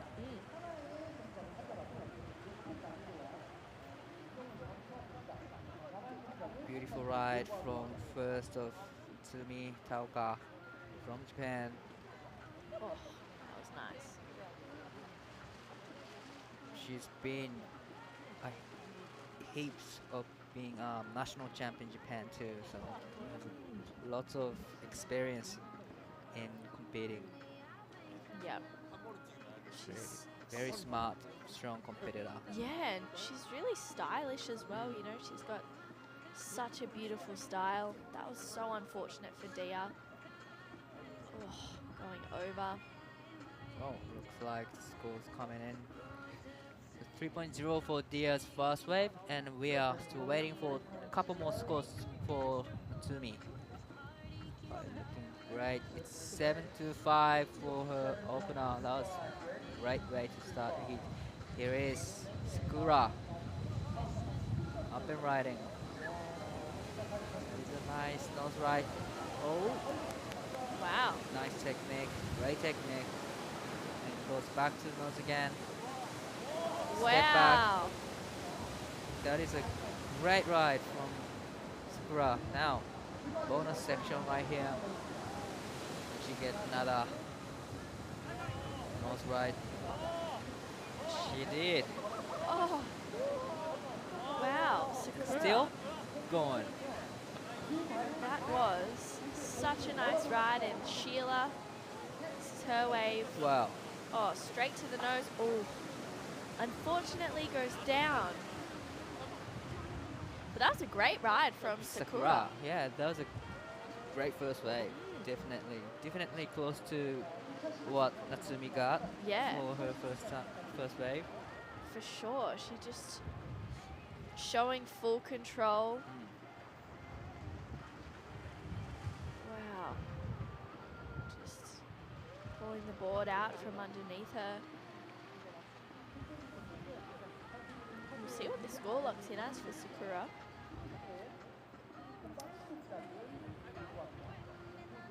And this is that wave for for Sheila from the Philippines. Unfortunately, just goes down. A 6 for that first wave of Sakura. Wow, that's a great way to start. Yeah, absolutely. She's still 15 years old. Very young, talented longboarder. Wow. And she serves in shortboard division as well as SUP, stand-up paddle. Wow. So same as Taka, very well-rounded ocean woman. Ocean woman, yes. At 15 years of age. Oh, Very young, talented girl. yeah. You can hear the Christmas carols playing in the background. The end of November, Christmas next month. Yep. Coming soon. Looks like Dia will be on wave 2 in this set. Walks straight up to the nose and stepping back. Creating some momentum Whoa. here. Oh, that was That nice. was 10? Yeah, Definitely. yeah. Just moving through this wave for the Indonesian surfer. And then Natsumi, straight to the nose. Such a beautiful surfer. Taps it there for Natsumi. Wow, that is a tight 5. Oh, fortunately, Oh, she broke the nose. Wow, that was unfortunate for her, but still, 4 more waves to go. yeah. Heaps of opportunities. So much opportunity. Natsumi just looking really on point, but this wave of Dia was really nice, Dai.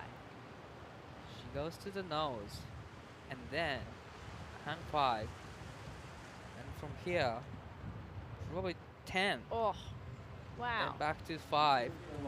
That was a beautiful ride from Dia. We are still waiting for the scores lock in, and here is Natsumi's last wave. That's That a was good. good, quick 5 to tight 5. That last wave of Dia, a 6.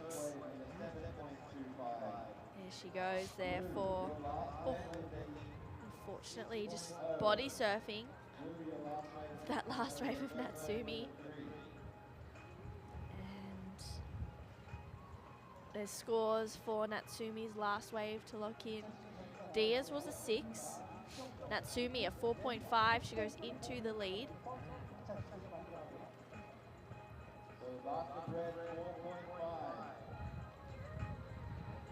And looks like we'll see Sheila, May Convicto, and Sakura Inui take off on their second waves as well. Sarah, second wave. Oh, no! wow. That was unfortunate for her. Just missed that wave for Sheila. Looks like this is Sakura.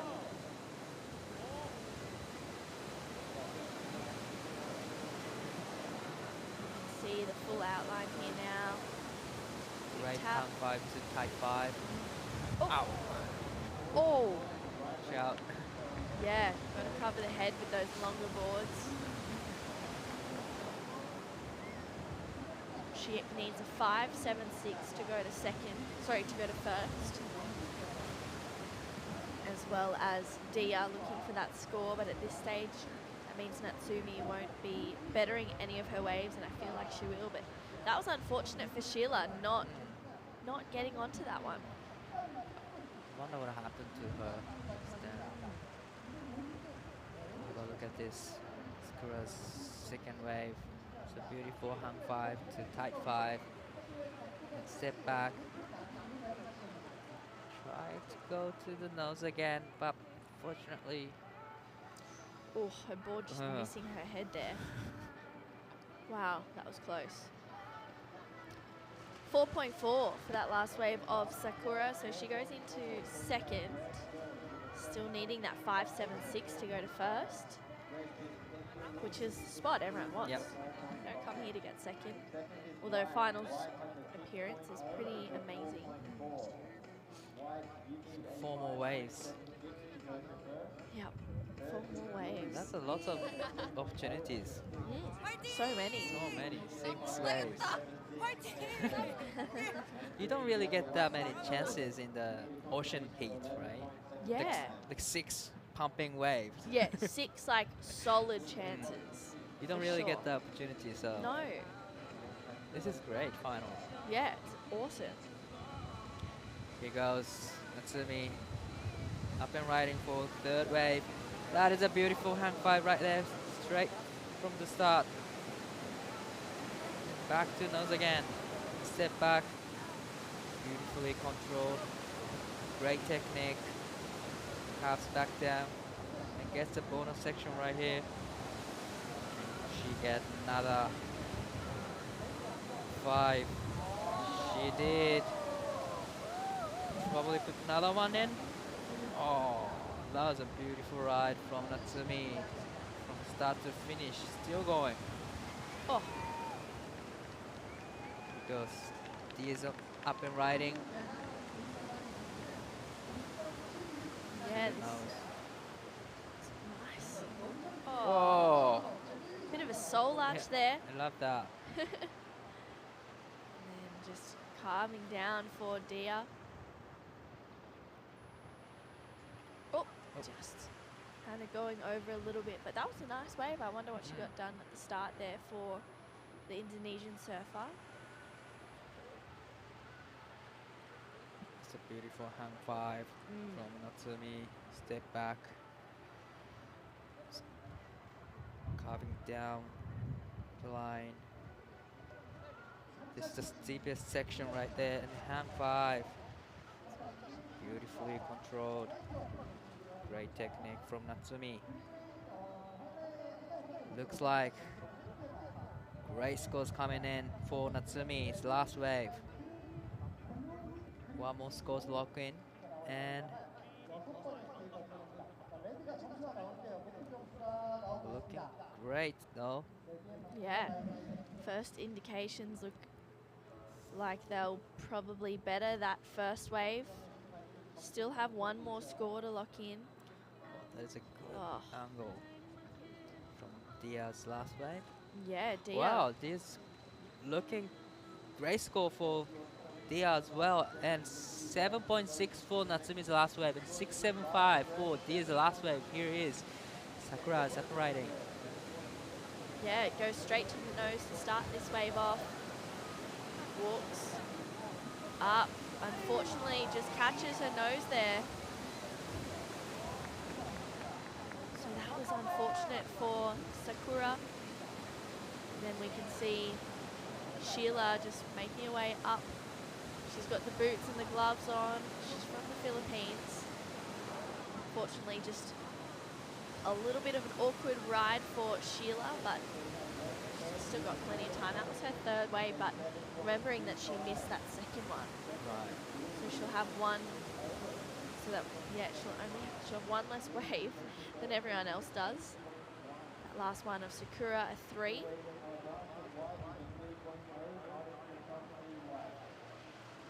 Walking up the board. This is where we see just a little bit too far up on the nose, just digging it in, a 2.5 for that last wave of Sheila. She's sitting in a combination for first, 14.85 combination. 2 7s, 2 8s will do it.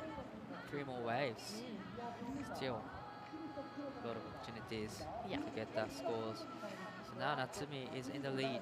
7.60 and 7.25. That is a strong score for the lead. So Dia needing 8.10 to challenge first place, and Sakura needing 8.85. And Sheila is looking to break the combination. 14.85. 3 more waves to go. Yeah, 6 waves adds a fair bit of time. 2 extra Yeah. waves adds a bit of time, doesn't it?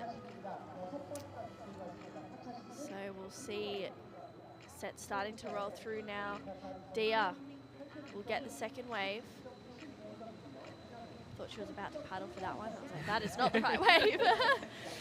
But we've got one of our own up there telling which wave to go. Straight to the nose for Dia. And walks up there beautifully again, Wow, locking in. That is a beautiful ride. Wow. That was really nice there for Dia. Stepping back. Just staying on that back third of the board as she tries to find the inside connection, and current heat leader, final leader, is Natsumi Teoka. Taps it there for a 5. Locked in Wow. again here. Wow. Well controlled surfing from Natsumi. Yeah, she's looking really comfortable out there. eyeing off the Oh.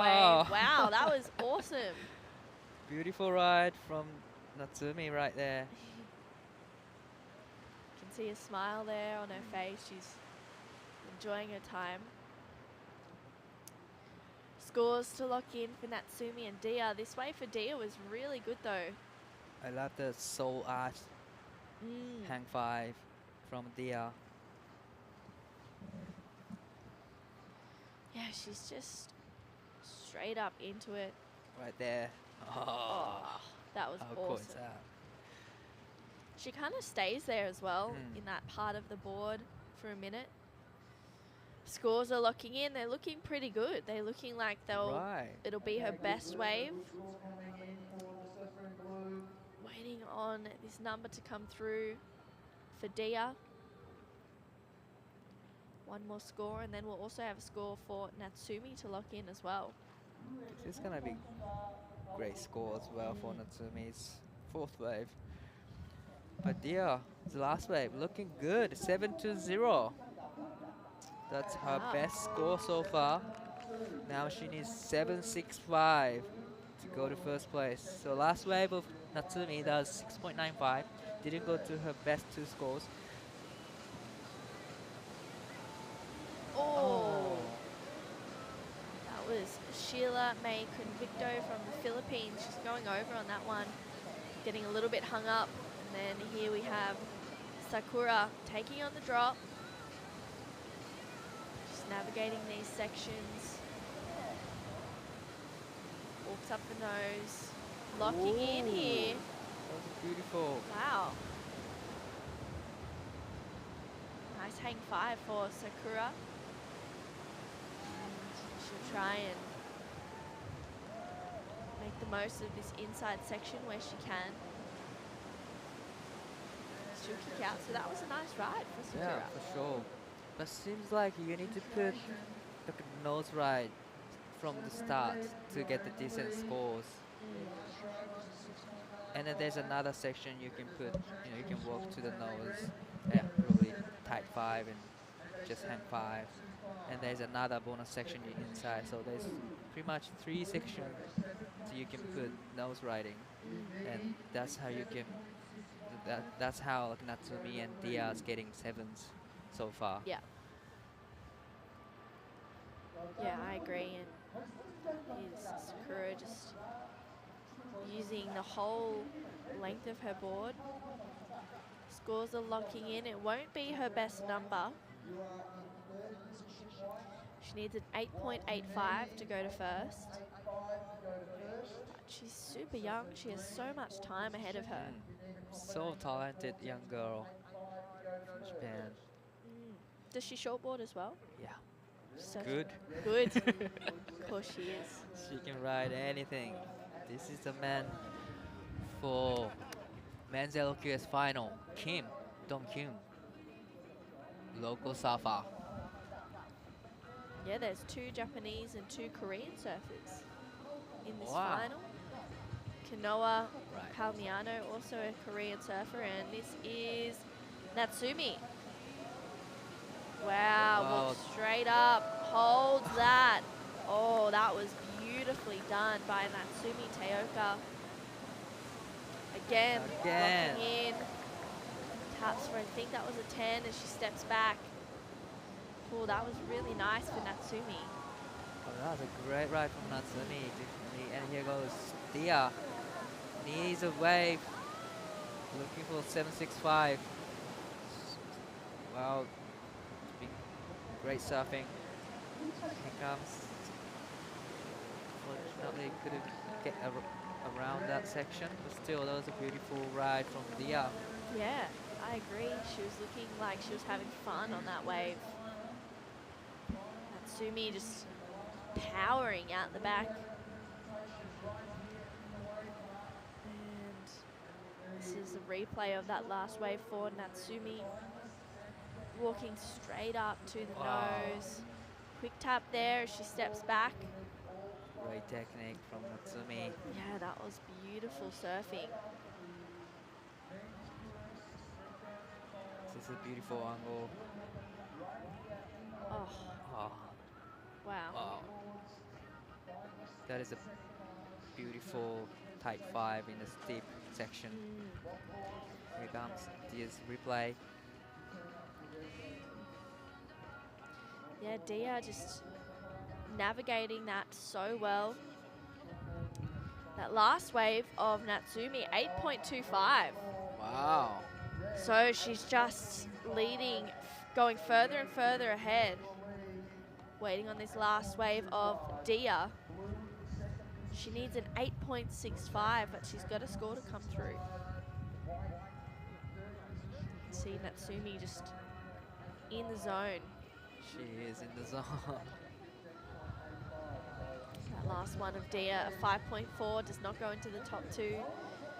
This is Sakura Inui. Needing 9.85. That is something beautiful. Oh, wow.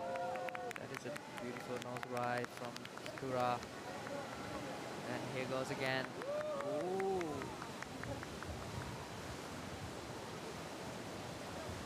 Wow.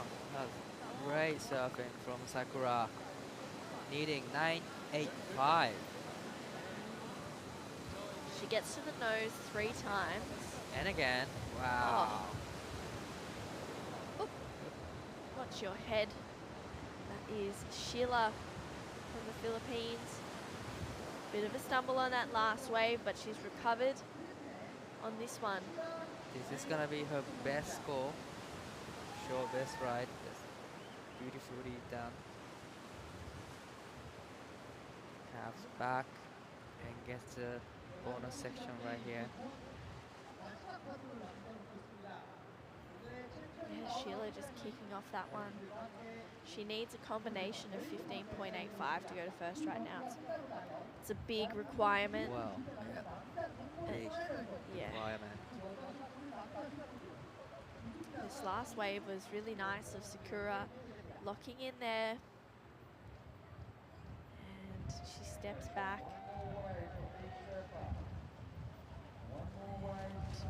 Once again, just trying to make the most of this ride. She's got that score to come through. This one of Sheila's will be her best wave. So 6.05 for Sakura's last wave. Wow. Now Sakura needs 9.80 and 4.30 for Sierra's last wave. Not enough to break the combination. Still one more wave to go. Wow. And then we Like, have yeah. the men's LQS. Wow. Just saw Kai Hamase Yep. walking past. I actually saw Keijiro Nishi before, and I was like, yes, High five. amazing. This is the last wave Oh. for Dia. Needing 8.65. That's a beautiful nose ride from the start. And put another one. Wow, that is Wow. a beautiful, so large hang 5 from Dia. Yeah, that was so nice. That's from great surfing. Yeah. Indonesian. Wow. Still going. Still going. Oh. And then There he this. goes. Natsumi's last wave. Goes to the nose. Tight 5. Step back and going to the nose again. You can see better than 7.60. Wow. Wow, that was a beautiful hang 5 from Natsumi. There were some quick steps up to the nose as well. That was a great finishing ride for Natsumi. Wow, she's still going. Still going. This inside bonus section looks so fun. Oh, Oh, wow. she put the final turn in. That was a great ride from Natsumi. That was amazing to watch. Dia chasing an 8.65. Natsumi trying to better a 7.6. This was really nice from Dia. Wow. So large there. That Wow. is a beautiful shot right there. And here for Natsumi. Rolling down 7.8 for last of Natsumi. Wow, extend her lead. Mm, Now Dia needs 885. yep. That's a big score, 885. That is a big score. She got a really nice wave though. Had that soul arch, got a couple of nose rides as well. Sakura and Sheila. Right now, Sakura, sorry, needs a 10. And Sheila looking Wow. for a combination of 16.05. That is a beautiful nose ride Wow, from Ciela. Wow. that was That beautiful. was beautiful long hang five from Ciela. Yeah, she locked that in for quite a long time and beautifully done. Unfortunately, has to kick out towards the end of that ride, and we'll see what Sakura gets done out the back. Takes off straight into the nose. Needs a big score, perfect 10. And going back to the nose again. Oh, Oh wow, makes that. makes that one. Scores are coming in for Dia. First indications look like it's going to be just under 7.95 That is a for Dia. Big score. She needs an 811 now. oh, that was close.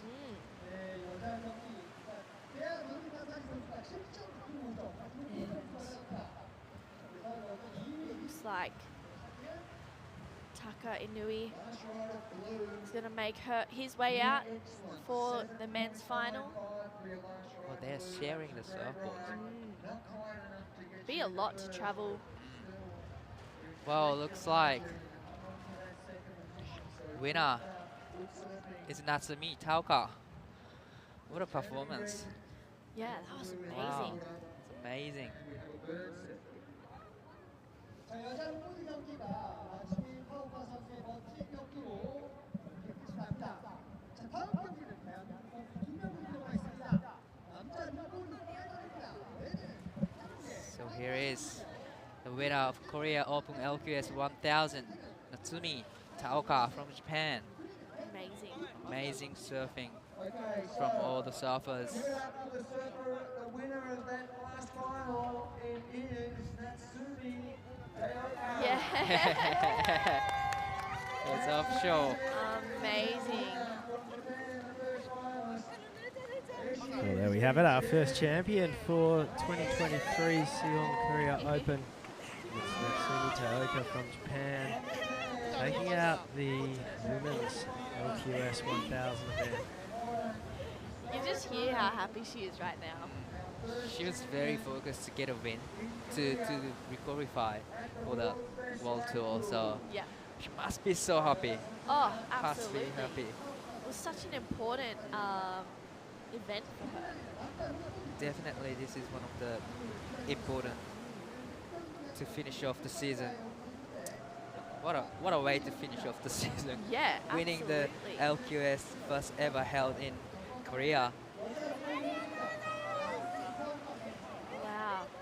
Huge congratulations to Natsumi Taoka. All right, we've got the men's final out there. Kanoa Palmiano from Korea, Taka Inui from Japan, Kai Hamasi from Japan, and Kim Dong-kyun also from Korea. Yeah, so two Koreans and a Japanese. And how good. How good it. Kanoa Palmiano, he did pretty well in the shortboarding side of things as well.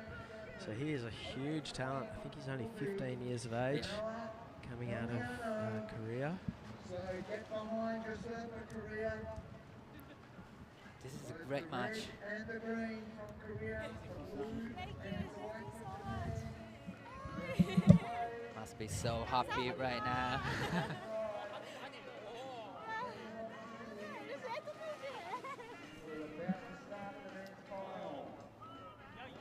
Start the men's final very shortly. 6 waves once again. It's about 27 minutes per final. And I think that the QS might be a little shorter because they'll have less waves, less surfers. Here goes, fast ride for Kanoa.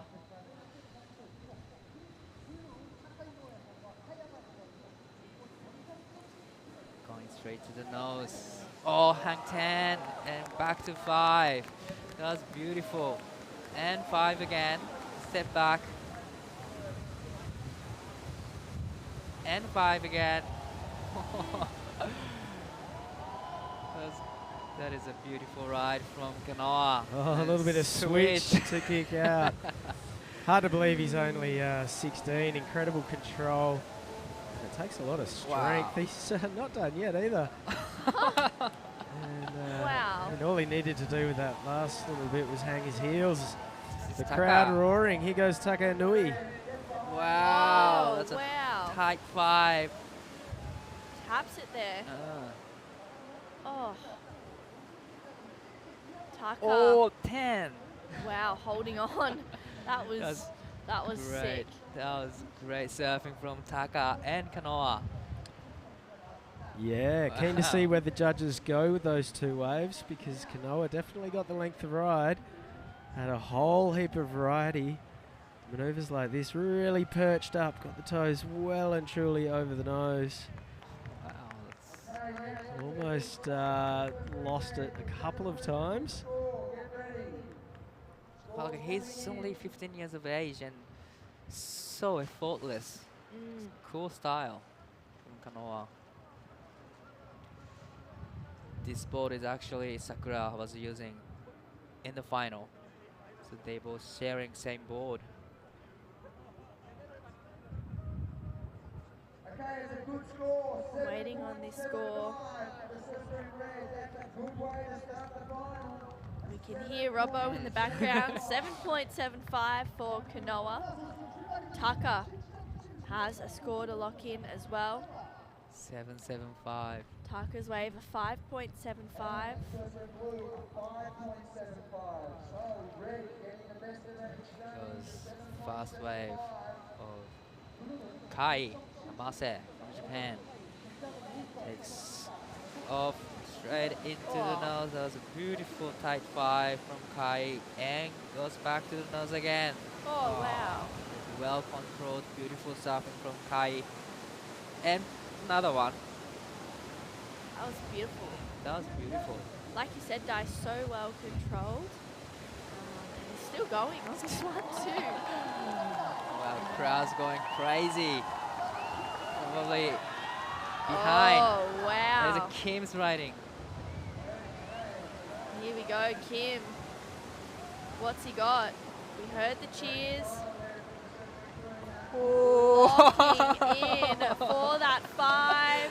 How is Wow, that? goes for Can a quick he 10. make- Oh. That's a real pity to see that one go to waste, because he'd done so much work to get to that point. That was a great surfing from Kim and a Kai.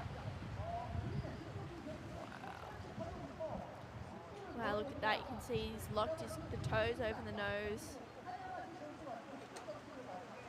Walking up again, just goes for a nose ride and comes down beautifully there, just really pivoting off his back foot. This was a Another nice ride from Kim. Yeah, this was great.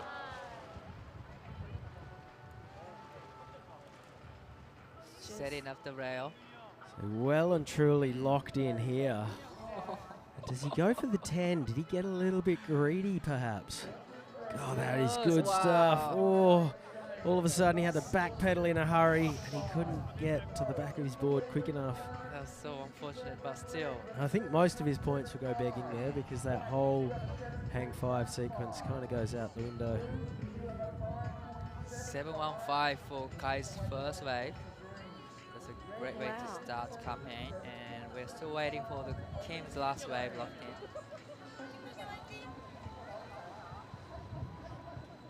Well, Taka is up and riding. To the nose, 10. Oh, wow. That was a beautiful 10 from Taka, and going straight to the nose. Wow. He can still salvage this. Oh. Wasn't to Wow. be. Here goes Kanoa Parmiano. Straight into action on the wave behind. That's a great angle from the drone. We can see Taka Nui in the foreground. What's Kanoa getting up to? Back up on the nose. And unfortunately, he gets bucked off.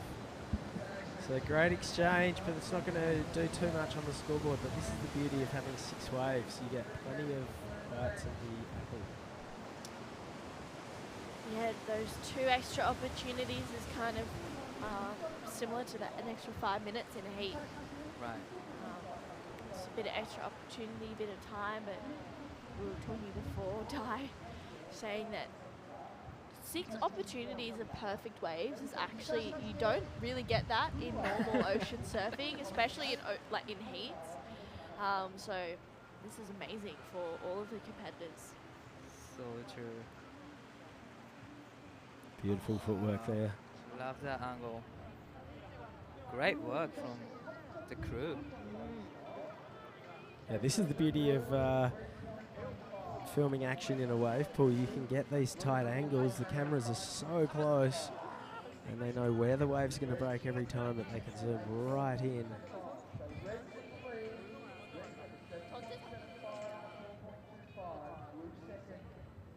Kim, this wave, there were points gone begging. This could have gone the biggest score Yeah, in the final. yeah. Well, Kanoa looks like a good score.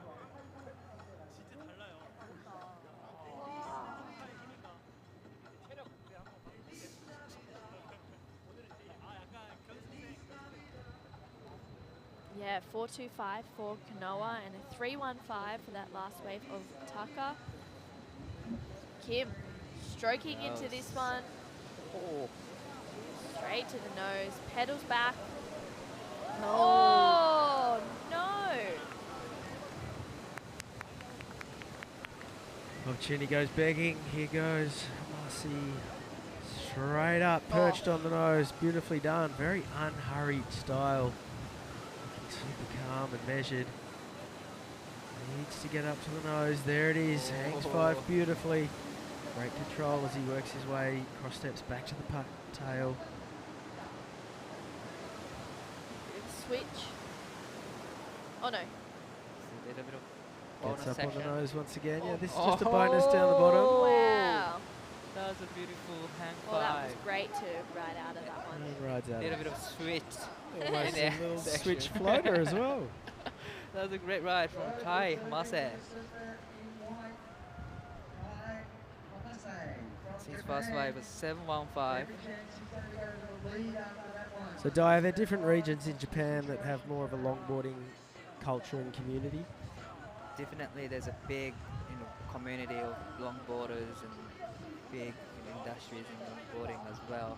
Especially last couple of years, probably in the middle of the COVID situation, people love doing fun surfing. So, yeah, big community. Anywhere in particular in Japan that's strong with longboarders? Probably I would say Shonan area where I grew up.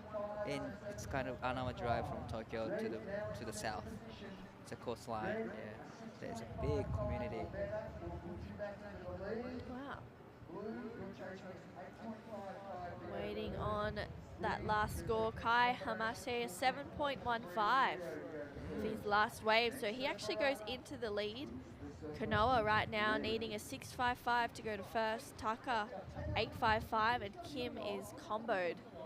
Needs a 14.3 combination right now. Kanoa is going to have an opportunity. Comes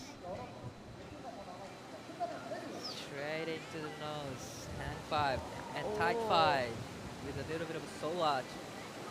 And back to the nose again. Stepping over the leggy.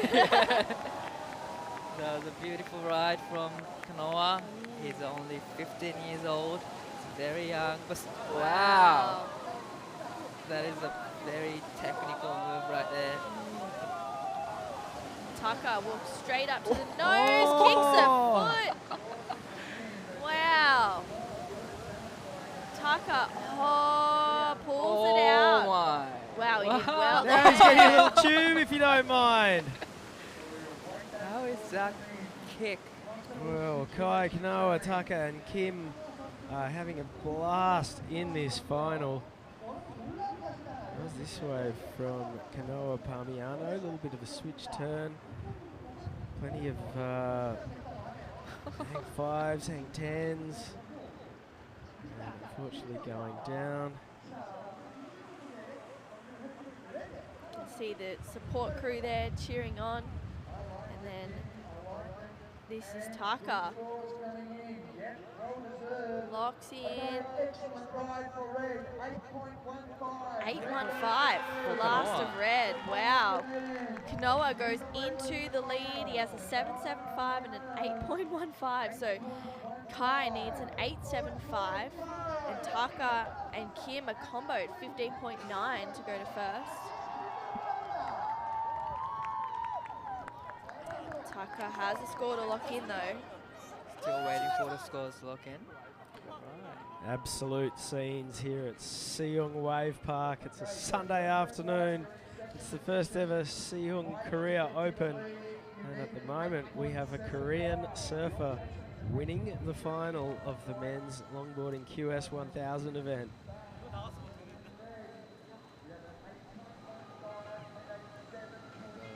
Kai, this is an important ride from Kai Hamase. Needing a stock score. Wow, that's a great hang five and tight five. Straight into the next one. Oh, That is a beautiful hang five from Kai. I love his Yeah. style. So Just looks- clean and smooth. Yeah, it really is. Here is, whoa, Kim's up and riding. Is Korean surfer trying to break a combination. That was a Wow. beautiful ride from Kim. Oh, great exchange there.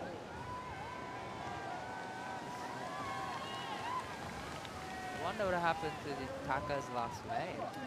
Yeah, locked in at a 3.9. Oh, So went into his top two, but he did not break combination. Although we are waiting on this last score of Kai and Kim to lock in. Kai needed an 8.75, Kim trying to break combination. that was a beautiful ride from Kai. Well controlled. Love the turn right there. So clean and smooth. Yeah, it really was.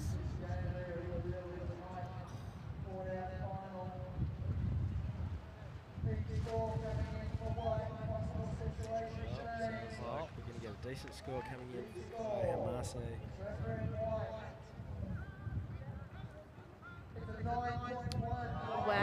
Wow. 9.1 for Kai Hamase. He goes into the lead. Red needs an 8 to go into first. He needs an 8.11. Wow. Taka and Kim, their task has just gotten a little bit bigger. 16.25 combination. Still, Kanoa is capable of getting 9, so oh, it's not over yet. But Taka needs to do something big to break the combination. Wow, that was a beautiful long hang five from Taka. And goes to nose again. And again. Cast back down to the white water. Goes bonus section. Wow. Still going. Gets a Oh! bonus. Wow, bonus hang Wow. five to, how do you call that step? I don't even know what that is. Switch step back. Yeah. All right, here goes Kanoa Palmiano. He's chasing a 6.55. He knows he's got that one up his sleeve. Still going to take some good surfing from the young Korean. Ooh, he's got a little bit unruly. A big grin. He's steadfast throughout. I don't think this will factor into his final two-way tally. Yeah, 8.11 is a decent score. But Kanoa has just been, looking so solid throughout this whole event. It's been so great to watch. Have a look at this Taka's last wave. This one's still waiting to come in for Taka. Just showing us what he can do. We've seen Taka. I saw him down at the Bells WLT event, and he was really going for it. It was quite big wave. Yeah, down there, it right? was huge. It was so big. Chloe Carmon ended up breaking one of her boards in the semi-final, I think. She made it all the way to the final, and Soleil Erica ended up taking the win. In the women, it was so good to watch. And then for the men, Kai Salas ended up taking the win over Declan Whiten Wow. as well, which was a great final. Here goes Ooh. Kim Dong-kyung, and not to be, so the Korean misses an opportunity.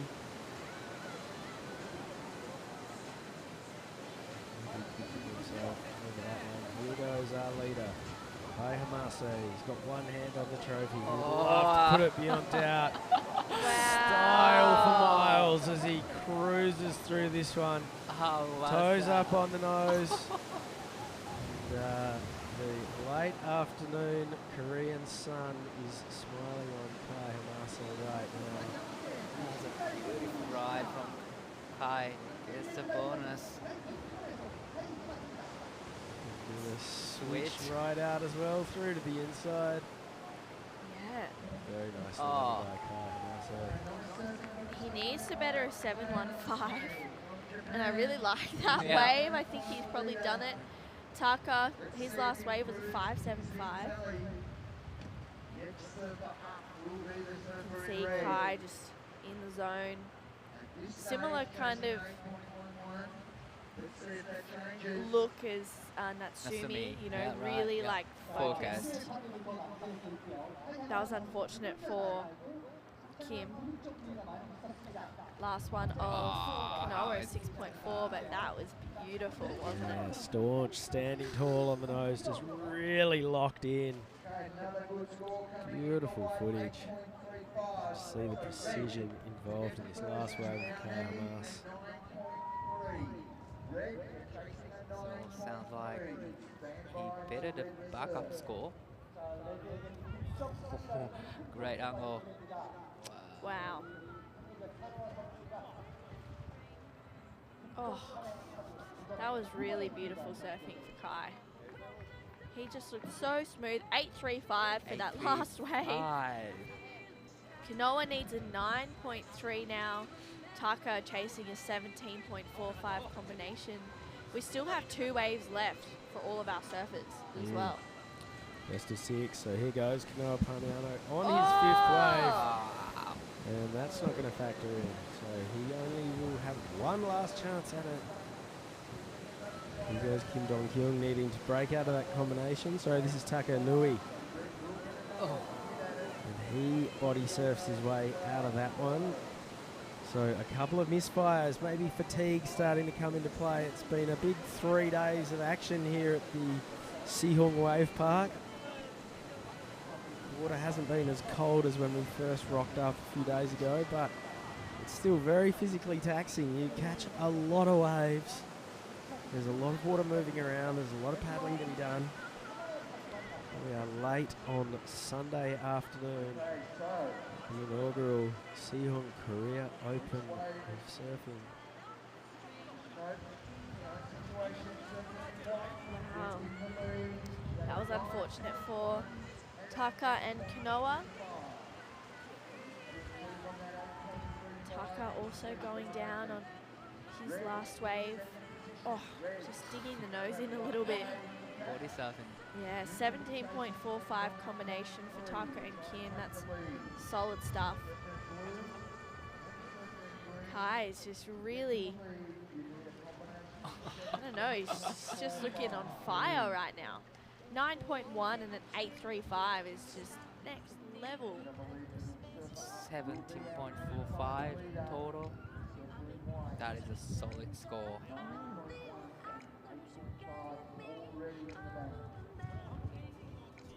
Every chance that he could better that 8.35 on his next Right. wave too.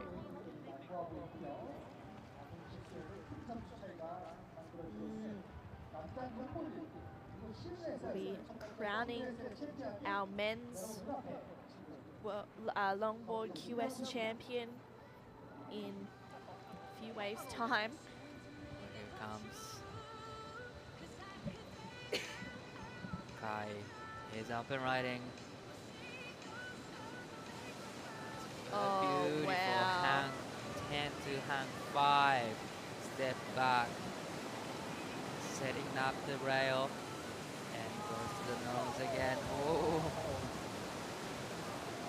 Wow. that's a beautiful turn right there. Gets a bonus section.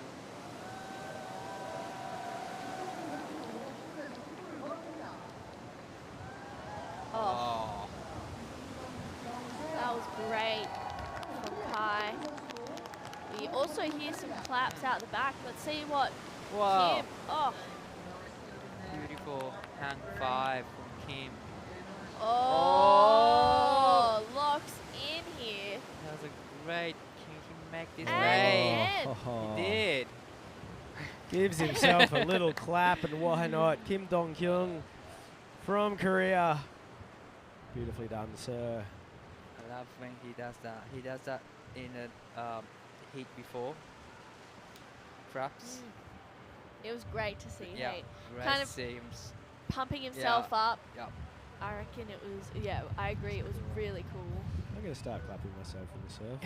No one Yeah. else ever would, so I might as well. I'm expecting that in our staff session then, Vinzi. I'll hold you After to it. this. Yeah, bring it on. Wow. This was really nice surfing. So seamless for Kai Hamase. Is it Hamase or Hamas? Hamase. Hamase. This is a beautiful ride from Kim. How's the style? Just hands in his pockets. There goes the little Tweety bird. Just gets the toes well and truly gripped over the nose. That was awesome. No change to the situation, Red. You're in second position. Wow. Waiting on this last score for Kim and Kai. Doesn't look like it's really changed to 5, 6, 5. There's Taco Inui. Whoa! Taka Inui. Don't switch right out of it. Wow! Wow. Oh, switch Wow. 5. Back to the regular 5. Oh my goodness. That was a little cross-step turn as well, so a bit of everything from Taka Inui. He needs to Why break not? the combination. Yeah. Sensational wave from Taka Inui. Still going. He's Oh. milking every last drop of juice out of this wave. Wow. Bring it into the beach, sir. What a Well wave done. to What end a this wave. campaign. That was his last wave. This is Kanoa needing a 9.3 Big score. for the Korean surfer. Taps the nose there. And walking up. Oh, won't be the 9 that he's looking for, but an amazing performance nonetheless. I'm interested to see where this wave comes in for Taka. He won't go to first. He's comboed, but That's a it great was ride. awesome Yeah. to watch for Taka. Locks in the nose for quite a long time. And here, sweet. And step Wow. back. For him Just to it. be able to do that and feel so stable on that's hard. That's hard Wow. to do. And a cross step, Wow. cut back. Love that. Wow. So scores for this last wave of Taka and Nui to come in. This last one of Kanoa, 395. Looks like Kai Hamase will take the win because Taka nor Kim can really make an indent right now. It was only Kanoa who was in striking distance and the 16-year-old? 16, wow. Big Super future impressive. of Korean surfing right there, that's for sure. Kanoa Pamiano. Right, here goes Kim Dong-hyun signing off Maybe not in the style he would have liked to have done so, but a valiant campaign all the way through to the final. And now this is a victory lap for Kai Hamase. Perched up on the nose. Wow. He's got the hood ornament going and he's about to add something to his mantelpiece because he is our inaugural winner of the LQS 1000 event here at the Siheung Korea Open. That was amazing to watch. Just riding away. All the way through to the beach. Very stylish performance from the Japanese surfer. And, congratulations. Why not? Wow. Gives himself a big fist bump and receives a warm response from the crowd. Yeah. That young man.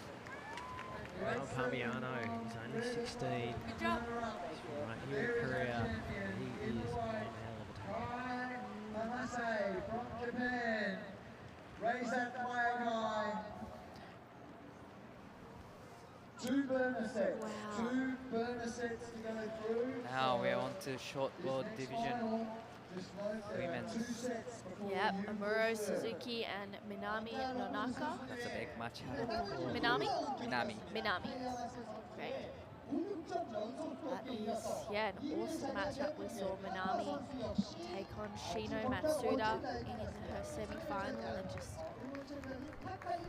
getting the nod. And wow, Kai Hamase, so impressive this whole event. Still waiting on his last wave to lock in as well. A 9.1. Wow. Yeah. Better the backup score. So 2 9.1s for Kai. Put everyone in combination. Wow. What a way to finish the final for Kai Hamase. So awesome to watch. Is Kai Hamase. Women champ Natsumi Taoka is holding his surfboard. Oh, she is too. What a moment for Japanese longboarding. At least we have 2 burner sets to go through. And What for a- the women's shortboard final. What a view. Oh, I know. How great is that? 2 more heat. And then We're done. we're done. It's insane. Crazy 3 days, but went quick. Yeah.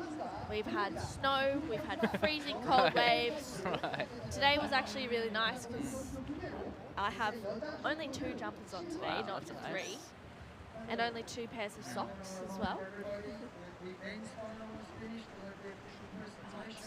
We're on a turtle-shaped man-made island. Reclaimed land, this entertainment precinct here in Siheung. You can see the water, the inlet, directly behind the wave park. It's a little inlet that sees all kinds of activities go on in the warmer months. There's a bunch of caravans right on the water's edge. At the bottom of the screen there's the Blue Lagoon. It's a bit of a kiddies wave park.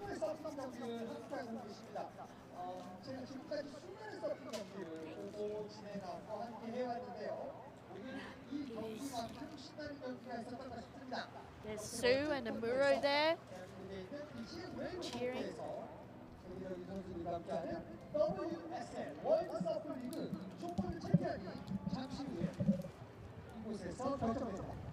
And Kim, the WSL, we love coming to Korea. This has been a magnificent event. We're at the best and biggest wave pool in the world. We love it.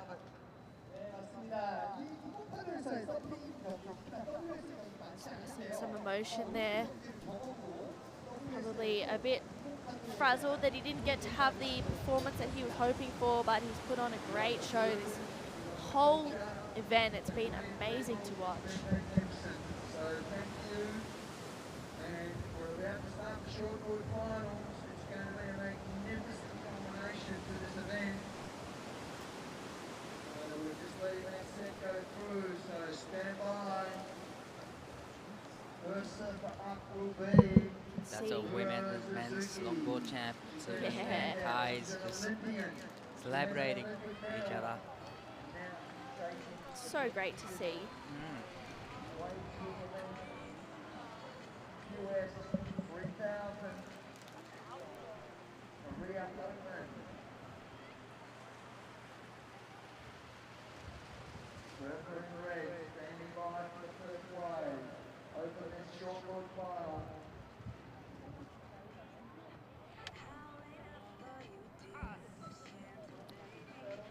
I think this next wave will be ridden for the women.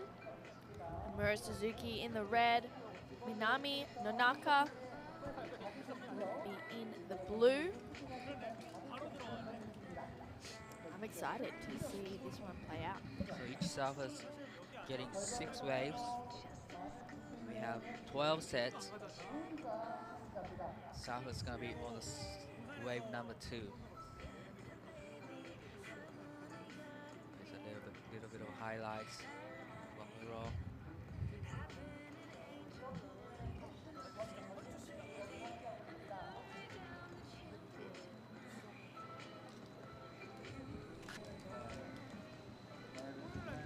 Oh, here comes the set. Roll. Take that one. Up and riding. Wow, that's a great first turn. Lots of spray. The first section. Can she get a finish? Oh. Unfortunately, she couldn't get around that section, but still, great return from Muro. They have 6 waves, so there's lots of opportunities still. So many opportunities. Oh, really nice first turn though. Great few connections for Amuro. Nice third turn, and doesn't get that fourth one in, but she's still a good way to start. Yeah, it makes you wonder if you come out all guns blazing and try and put 2 huge scores on the board early, or do you bank a couple of sort of 7s, and that way at least you've got a foundation and apply a little bit of pressure on your opponent through the scoreboard. Tactics come into play a lot more when you've got more waves to think about.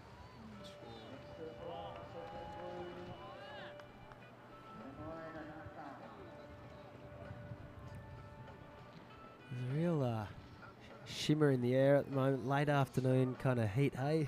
Heat haze? I mean, it's almost over 10 degrees today. Yeah. so- Yeah, It's balmy. it's warm here. Right now, it's 13 degrees. Oh. 13 degrees. Wow, that's warm.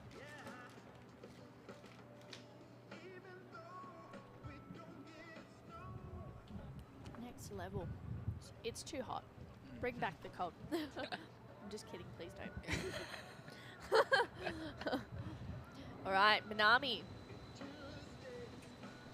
Up and Getting right. into position. Oh. Here she goes. Nice first turn. Links it for a second one there for Minami. Backs it up with a third one, racing down the line. Goes straight up into that section, and again for another one. That was the kind of surfing that we saw Minami lock in 7s and 8s in that last semi-final against Shino Matsuda. First of Amuro was a 5.25. So will Minami get the jump? Those first I wave reckon scores? she will have got the nod. I think she'll also know she can go a little bit harder. It was all pretty good at the start. She doesn't hold back on these turns. It's great. It's the way she's gone about it all day today.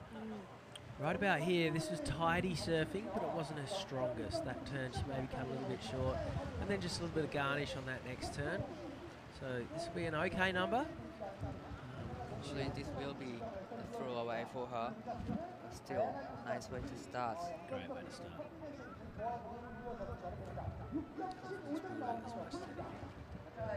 Surfing blue, 6.75. 675. Nice. Very happy with that call. 6.75.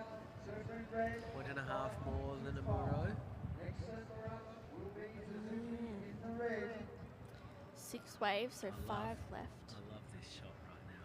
Minami paddling back out, Actually, sort of eyeballing Amuro. they are best friends, so Yeah. best friends surfing against each other. So good to see. That is Tenchi Iwami and Sarah Wakita there. Sue also. Sarah hurting her knee, Yeah. unfortunately. Yeah, so she had to actually, she couldn't serve her last wave in the semi-final against Amuro. Amuro, though, was on fire. Definitely would have won the heat, I think, regardless. Oh, wow. Nice first turn. It's a second one in. Links it. Oh, that much was better. solid. Get the finish. Hey. Did. That was nice from Amuro. The woman in the middle, she is Amuro's mom right there, Oh, wow. cheering. Probably feeling a bit stressed Stressful. out right now.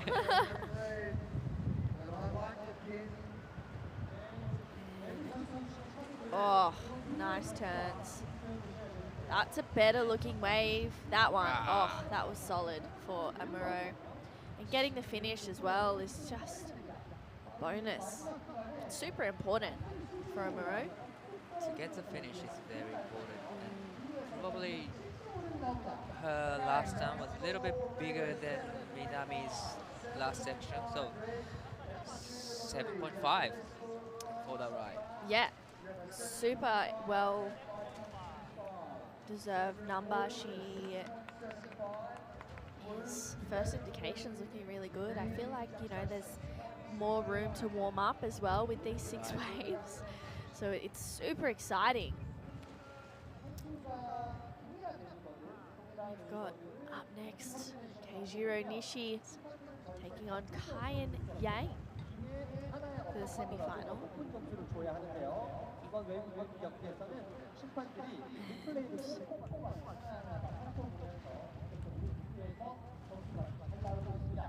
Amuro leading this final 7.5 and a 5.25. Minami has a 6.75. She needs a 6.01. She's going to paddle into position right now for this left. Having a red big dig. Wow. Nice first turn. Strong turn. Wow. Solid combinations for Minami. Wow. Oh, that was nice. Get a finish. Oh, Oh, that's much better finish than the last one, definitely. yeah. Wow. Yeah, I agree. That was a good wave for Minami. I feel like, you know, she needs a 6.01. It's probably around the same as her first wave, so she might move into the lead.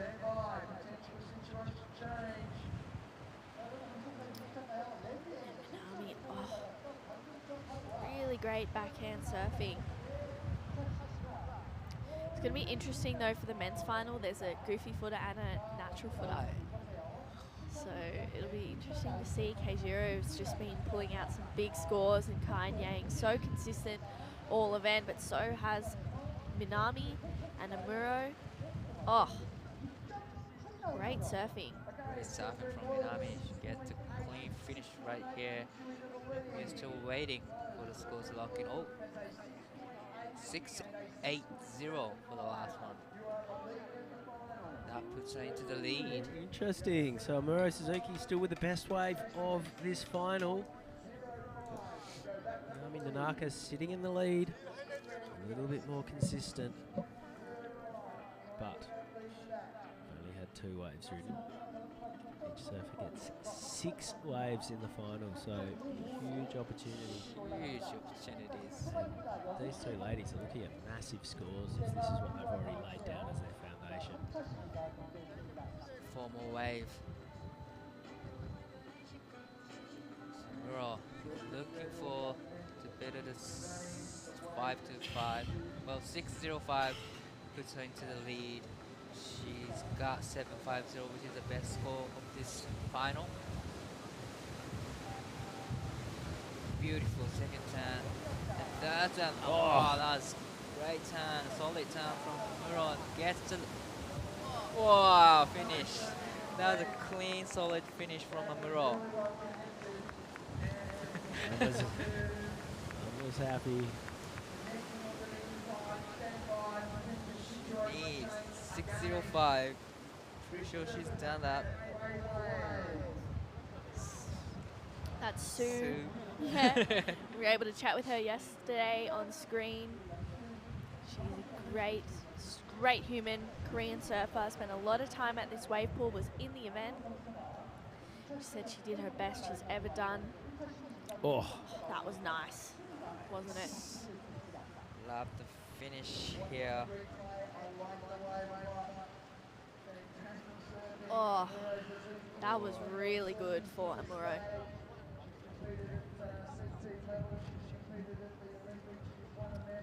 She's got scores. She needs a 6.05. surely. I reckon. Looks like she got a 7.75. 7.75. So she's Wow. gone back into first position for Amuro. So Minami needs 8.45. Yeah, Muro definitely with the upper hand at the moment. A 7.75 and a 7.5. Pair of sevens beats a pair of sixes and high sevens at that. But we're still only halfway through. 3 waves ridden by each surfer. 3 waves still to come. There's a Hiroto Ohara's family right there. Okay.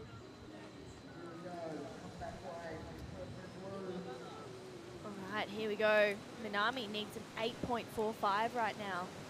Wow, that was a big first turn from Minami. Oh. Second turn, Ooh. she get a finish. Oh! Nice. Oh, so that last turn wasn't worth a whole lot other than aesthetics. She'd love to have ridden out of that just to really seal the deal on that wave. The turn before that was huge, and she really smashed it. She's going to get a decent number here. Feel like just that tiny little lack of 100% completion might cost her a little bit, but such strong surfing to begin with. I think this turn she probably could had a little bit more juice in to hit it harder, but that she really made up for it. That was a solid end section turn. Oh, So this is the bunny turn. wow. 8.15 for Minami. It's not what she needs to get into the lead, but she doesn't need much. Considerably. It's the Wow. best score so far in this heat. Yeah, she needs a 7.1 now to go to first. She's really put herself in a good position because if she can do that type of surfing again, she'll be looking at 2.8s. You know, slightly there was a little bit of a mistake from Minami on that wave, even though she gets the 8.15. So if she put all together, definitely she gets 7.10. Yeah, I agree. So Amuro now on the answer back on her 4th wave. She needs to better a 7.5. That's a whole crew, Japanese crew right there. All right, here goes Muro Suzuki. She wants to upgrade that 7.5 and make life a little bit tougher for Minami. This is her 4th wave. The backhand dynamo. 2 turns. She's got speed to burn. What's this section going to give her? Crunches it. Comes out beautifully. Oh, And hits it one last time. Looks at the beach with a bit of a smile. That was a beautiful wave. That one had a lot of open face and really allowed Amuro to open up her shoulders and go for it. That was a little bit different approach from her previous waves. Yeah, super different. She raced through that middle section, almost came unstuck on that first wave, but recovered. And then this is where we see her kind of just eyeing this section down the line, trying to just bring a bit of variety in. Really lines it up for that turn there. Solid connection and then straight up into another one. Seamless surfing for Amuro Suzuki. And the smile as she kicks out. So where do the judges go with this one? Love to see how judges think about the different approaches from Amuro and how it can affect to the score. We are still waiting for the last wave from Amuro to lock in.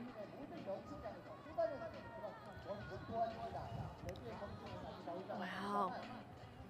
So right now Minami needs 7.1. I feel like that's going to increase. 8.6 for Amuro Suzuki. Minami now needs an 8.21. She's already got an 8.15, so she doesn't have to do much more to get that 8.21, but I tell you what, she needs to really lock in some good turns here. Seems like you don't need a lot of turns in. You only need 3 big turns to get the score. Here comes. Oh, that was a solid turn. Oh no. No. So a wobble from Minami Nanaka. She goes down. Are we starting to see the first signs of pressure creep in? Amuro Suzuki with an 8.6 and a 7.75. Comfortably in the lead. Minami Nanaka looking for an 8.21. She's already got an 8.15, so she's close to where she needs to be. This wave's not going to help her. No, I mean, she has 2 more opportunities right now to get that. So we'll see what she can do on her next 2 rides.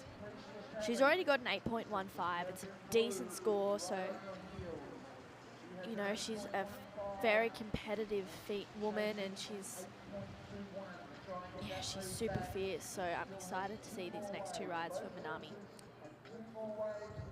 This is also where 6 waves, there's a lot more fitness that comes into it as well. True. That is 2 more efforts, 2 more adrenaline spikes, 2 more occasions where you have to sort of settle your nerves, build yourself back up, do your visualization, get back into your routine and make it happen.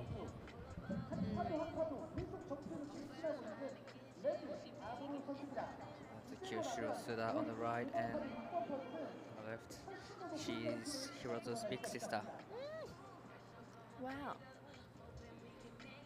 Supporting the female Japanese surfers, and then looking forward to that next one with Keijiro, who took out Hiroto. Yep. I didn't see that heat, but I saw the scores. That was crazy. That was entertaining heat. Okay, here goes Amuro Suzuki, her second last wave. Would love to drop an excellent number, and she's well on her way right now. She's in the rhythm. She sure is. Flying down the line, here comes the big moment, and cracks it, and does it again. So nicely done. Thought that second last section might have just stood up a little bit more for her. But still, that's she's smiling. She's feeling really good kicking out of that one. Has she made the task just that bit steeper for Minami Nanaka? Nearly similar approach from the previous wave. I love how she's focused on her last turn. Yeah, she's looking really solid. Flying down the line, and you can see her just eye that section. Oh, so nice. So she has a low score of a 7.75. Okay, and that was a 7.4, so it doesn't factor in. Wow. Minami Nanaka still in the hunt. Minami 8.21. I mean, I really liked that last wave of Amuro, but I think, you know, not bettering that 7.75 is left the door open for Minami. Yeah, I feel like it just didn't quite have the big finish we were all ready for. Especially, I think, because we were expecting it. The wave just not cooperating. So this is wave number 5? Yeah. 2 more waves. This is very important moment for Minami. Oh, wow. Well, she's butchered the takeoff. She's got nothing to lose right now. She may as well go crazy because, well, that's not going to help her. But, yeah, Vaughan's spoken about it this week. She paddled in and just had that stumble on the takeoff. So that's her second misfire in a row. Maybe fatigue starting to come into play. She gets another shot.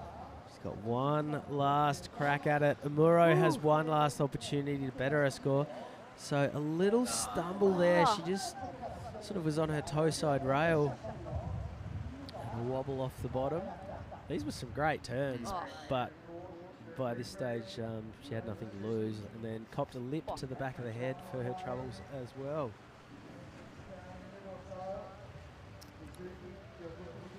So it's not just the ocean that can sometimes hand out a beat down.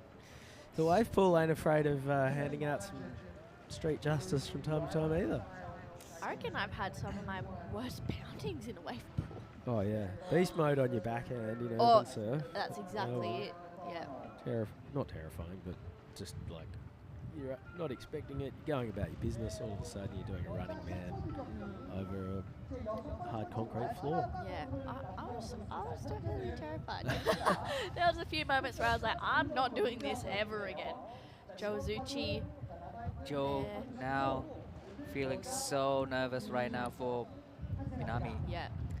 Right now. See them together throughout a lot of the events. Minami cheering on Joe, and Joe probably just having no fingernails by the end of this.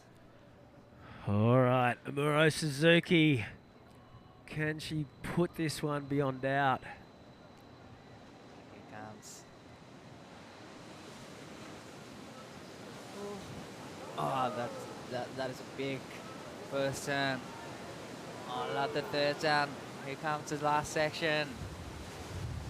Wow! Wow. Oh! Bang! Well, she knows it.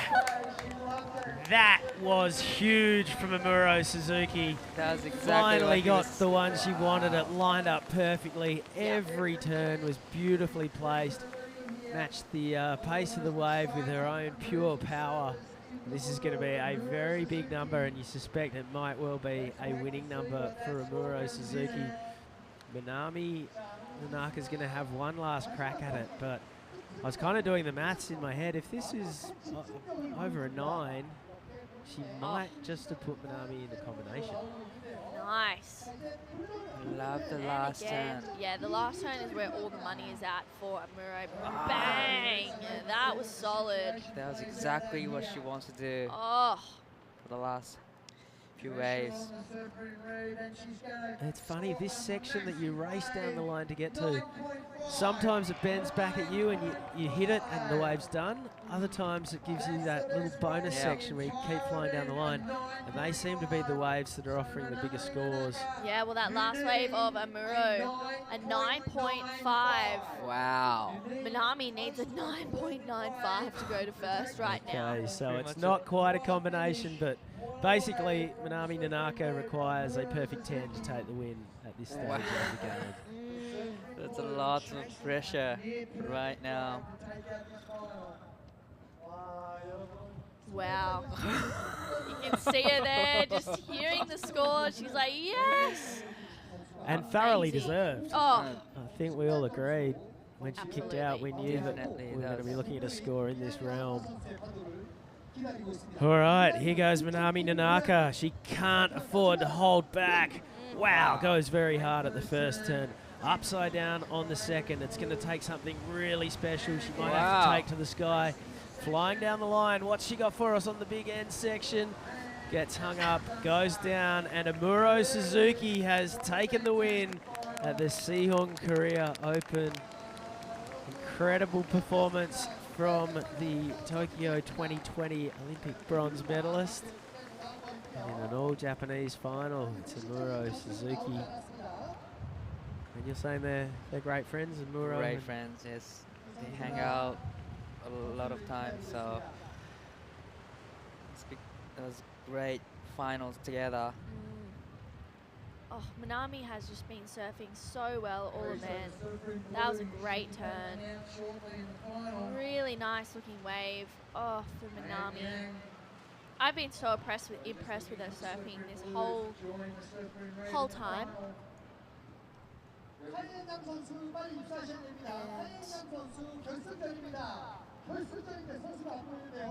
Yeah, I mean, you can see she's probably feeling a little bit deflated, but second is a huge result. I'm sure she would have wanted to finish on a better way, but wow, that is beautiful. That is a good friendship. Oh, Cheering each other. Another wow. great heat between Amuro and Minami. That was one of the best finals. That was awesome. Best wave of the event. Yep. She came second in Taiwan Open, and now she gets win. Wow, you can see Tenchi there just sacrificing his shoes. Save the shoes, bro. Yeah, couple steps back.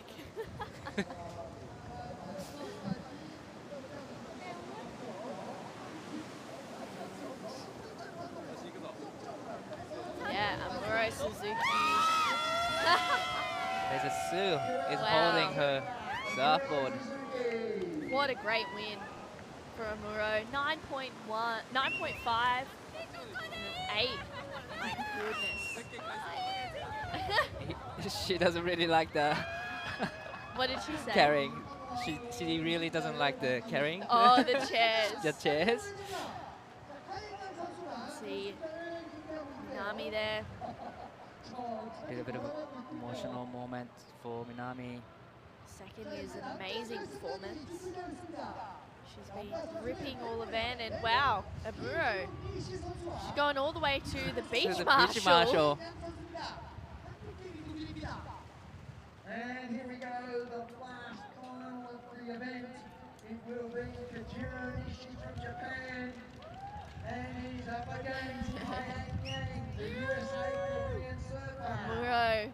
So this is Wow. an incredible That's final. super cool. Both these surfers have been the standout Straight to throughout the beach event, marshal. and it's going to be a final at the finish. This is going to be a really great men's final, though. Keijiro Nishi and Kyan Yang.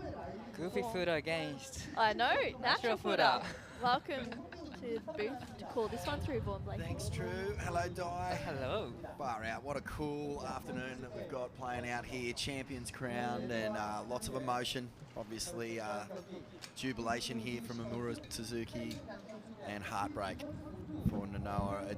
She's just been so strong. A massive opportunity for this incredible surfer to get a huge result. QS 3000, but not to be the Olympic bronze medalist, the CT Warrior Junior World Champ. She was a couple of years ago, and she's just got so much experience in these big moments and pulling out the biggest scorer of the entire comp, men's or women's. So absolutely thrilled for Amuro. She's such a good surfer. She is absolutely headed back to the CT where she belongs. Yeah. And it's going to be fun to see her do some real damage up there. This final, it's a battle of some really electrifying light-footed surfers, isn't it? Like, these guys have just dialed this wave park in more than anyone. They've been willing to hit this end bowl, let it flare. Kajiro, this is what he did in his semi-final to take down Hiroto Ahara, and man, like, Hiroto was looking unbeatable. He looked unbeatable the whole comp, took something special, and this guy knows how to pull it out. So this is going to be a huge one. Kian Yang, man, oh man, he's come from so deep down, like way down the bottom of the seeding list, Yeah. just taking out big name after big name, hasn't looked worried. Yeah. And I think that his backside snap to tail blow is as good as anything we've ever seen. So Absolutely. in this pool. So it's going to be huge. Expect really high progressive surfing in this final. Yeah, I'm excited. As you said, Kian, he's been literally surfed in round 1. So he's surfed so many heats in this event. He's been here every day and just building momentum. Yeah, he's like the 45th seed or something. He's, he's going to fly up the rankings because this is a huge bunch of points on offer for the Asia qualifiers. Let's get stuck into it. This is Gyeonggi-Do Nishi. First turn, releases the tail, so he signals his intent here to get loose and fast. Flies down the line. Let's see what he does. Yeah, he goes for it. And no! Did he have to go that big? well, he's smiling because he's saying, this is where I'm going to take the final. I'm not going to safety surf, get a couple of, mediocre scores. He wants to apply pressure straight out of the gate. That was a great, solid 3 turns, though. Oh. Yeah, those first few turns were solid for Gyeonggi-Do. I love that first one, releases the fins. He's just looking, really electric, super fired up for this final. Oh, Gyeonggi-Do. This is where he flies down the line, and I agree, Dai, he probably didn't have to go for that, but I love that he did. Yeah. Just showing his intent in this final. Gyeonggi-Do, for me, stood out in every single free surf in Taiwan as probably the most electrifying. Like, you always sort of turn around and went, whoa, who was that? And it was him. There was, the red hair, it's hard to miss him. Dead giveaway, yeah. But he's just seems to be surfing into some of the best form of his career, Don. Yeah, he's been very strong last few years. He's just focusing on the self-improvement and trains a lot every day. Wow, yeah, he's just happy to be here, probably just competing in the world best event. Oh, So that's a little replay of Kian Yang's journey into the final. He had an amazing heat that really, Di and I were in here punching the table and high-fiving and clutching our heads. It was just so high energy. yeah.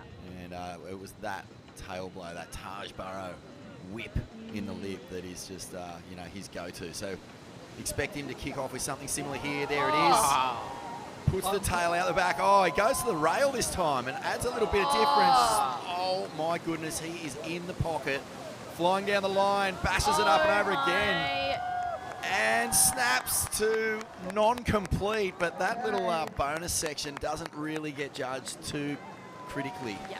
It's the one before it where it really loads up and fires. And he's so good at getting his board up and over and then just getting that little bit of tail tweak, so that the judges go, oh wow, this is critical. Yeah, that first wave of Gyeonggi-Do was a 6, but that first turn, oh my goodness, so powerful. Dai, I'm a huge fan. Me too. Love the finish right here. He does that every single wave. Exact same maneuver, but I think in final he puts more energy to it, so he gets a little extra scores for that. Boom. Oh. That was solid. Yeah, he goes over the handlebars here, but I don't think he'll get penalised too harshly for that. It's the turn before it where, a lot of people are just finishing on that one snap. So this is a great start. And I absolutely love the carve after the first snap. Yeah. Bringing the rail in and actually driving through the turn rather than releasing the tail and putting that extra bit of spice on it. So I really like that. The judges loved it. Oh, they did. 8-0 for Kian. Wow. 8.0. That is straight off the bat. Well, it's good news for all of us surf fans because you know that Nishi is going to start properly flaring now. Look at him. He's so focused. Okay. Wow. He's in the samurai mode right now. Samurai, yeah, yes. Like like Kai and Natsumi. Yeah. Here we that go. same. Same face. Off first turn. That's the tail release that he likes to go for. This time he applies the rail. Finds a bowl Wow. and jams it. Now he comes down towards this inside bowl. There's been points. There's a bit of backwash on this one. And oh my goodness, Okay. that's 2 in a row. Wow. And he makes these every single serve like he's not even trying. Does them in his sleep, so he's going to be a little bit annoyed with himself that that's 2 in a row he hasn't been able to complete. Yeah. But these first few turns were so solid. Solid. That was nice. Oh, hey. On point. Wow. He just needed to, get some finish right there. Yeah. Yeah, I agree. I think maybe a turn, just get a better foundation. I mean, a 6 without a finish was pretty great for that first wave. 5.65 for that last one.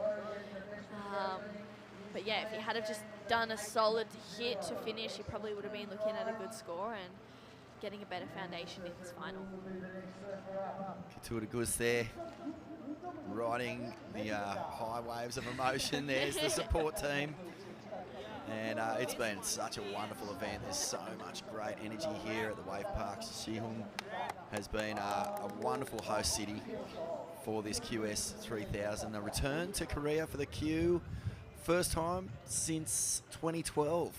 There was a 2-star 2012. QS Wow. that Connor O'Leary won against Nathan Two-star. Hedge, a 2-star, yeah. So Wow. this is the biggest WSL event in history in Korea. We've already crowned our women's champion, Amura Suzuki. One of these 2 young men is going to be joining her on the victory dais. And a huge moment. You know, Kian, he is surfing for the USA. I believe he has Korean heritage. So, you know, I think he'd have a lot of support here.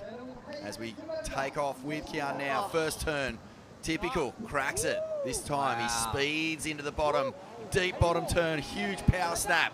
Checks this one onto the inside, up and over, and this time pushes the tail even further out the back. And you can basically chalk up another 8 at least. Wow. Katrul's least. happy with that. Katrul was, yeah, that was pretty good. You could see it on his face. But that, wow, I have absolutely no words for that last wave of Kian. Wow, that was solid surfing. Up there with his 8. I really like that. Oh my goodness. First turn. Vicious. Wow. Yeah, so vicious, so aggressive. He just times everything so well, and then this turn here, boom, releases the fins. Even when he paddles into the wave, he looks like he's Yeah, calm. his first turn and his last turn on this wave are unbelievable. He's poked that just that little bit harder than the one before, so He loves that. that's really good. How's this for a foundation to start your final with 2 excellent scores? And Nishi, he's just sitting out there. You could see he was shaking his head a little bit. He's just got to settle back into this heat because he's got the firepower to drop a big number. Oh, absolutely. Wow, looks like big scores coming in. Ooh. 865. Oh, he looks deadly, doesn't he? He actually doesn't look happy. It looks like he wants to crack those nuts. He's like, cool, but That's game face every day. Game face. I am actually so nervous right now for the rest of this final Right. because I think Keijiro is going to come back and Kian is just looking really lethal right now. All right, here we go, Keijiro. Up into that first turn. Oh, it's our first turn. That was a great turn. Oh, And Oh, another this one. is it. This This is the it. one. He needs to finish. He loads up off the One. bottom. He punches the fins. Yes! That's it. He's back in this. He's back in the brings game. the wow. Brings the crowd straight into it as well. Ah, that's a Oh, great wow. comeback from Keijiro. My heart. I'm surprised you guys can't hear it right now. That's an excellent ride. That's going to go straight above. It'll be 8 or above. He adds a real sense of drama to that last turn by loading it up for so long. First turn was just electrifying. Well, Wasn't Look at it? this. I will say Bang. this is gonna be big score. Probably one of the big score in this heat. Yeah. Yeah, the judges are going to Oh, reward this. wow. Wow. High risk maneuver under pressure on the most critical section of this wave. 9.1. A 9.1. No. Wow. Wow. Back in the game. Yes. Not this over is yet. Excellent. Kian did so well to keep his emotions in check, because if he got too excited by his last ride, Yeah. this could have felt like, you know, getting kicked in the guts. Yeah. So he knows he's got work to do. Nishi is feeling the momentum now. He has put himself back in it. Right. And have a look at Kian's face. He's just still poker. Or He's not giving anything away. Yeah, he's not happy, right? Like, I reckon he wants to break those nines as well. He's For sure. But laser sharp. Not happy hearing that 9.1 Mm. because that means Keijiro is really in striking distance. we've got two guys who are letting it all hang out. That's what you want in a final. Yeah. And what Kian's going to have to find is a little bit more X factor. We know that he's got this insane tail blow, but what can he do to show the judges that he can get these 9-point rides? Here he goes, off the bottom, crack, nice hook, and a nice little carve. So he's got his routine down. Big deep bottom turn. There it is. Here comes. That was a massive turn. He's Do going to it. load up again and cracks it up and over. My goodness. My goodness, he gets the bonus. My God. Oh my goodness, this final has just caught fire. Wow. Oh, there's a little smirk there. What an answer back from Kian. That's his best wave by a mile. He absolutely teed off on a few of those lips. Wow. And he just says, okay, Nishi, you want a piece? Let's go. And we have got a heavyweight slugfest on our hands right here. Look at this. Oh, that was next level. And then this last turn loads it up and just lets it go. Literally just puts everything on the line to finish that wave. And wow, he dug deep for that. Speed, power, flow. Even in the wave park, these guys are tapping into the criteria. It's a 9.4. It's the best wave of the final. Wow. This kid is something else. Nerves of pure steel. He has just answered back. Wow. Just 4 turns. Iceman. Oh my goodness, this is amazing. Amazing scenes here in Siheung for the Korean Open of surfing. The best heat of the event is playing out. He's getting the respect, Keijiro. the applause from his competitor. And Keijiro now is just thinking, okay, all right, we'll step it up again. Let's go. Yeah. I reckon, you know, Keijiro is more of a showman, a bit more of an entertainer, happy to show the passion, whereas Kian's Iceman, he stays keeps it to same. himself. Mm. Ooh, Watch all right. this wave carefully, guys. It's going to be Keijiro, and off he goes. First Oh! turn. Ooh, he's cooked it. Wow. Yep, it's nervous times out there. You can see everyone is just bouncing up and down. You can't sit still. No. So that was wave number 3, yeah? Number 3. 3 more to go. Wow. We're halfway down with this final.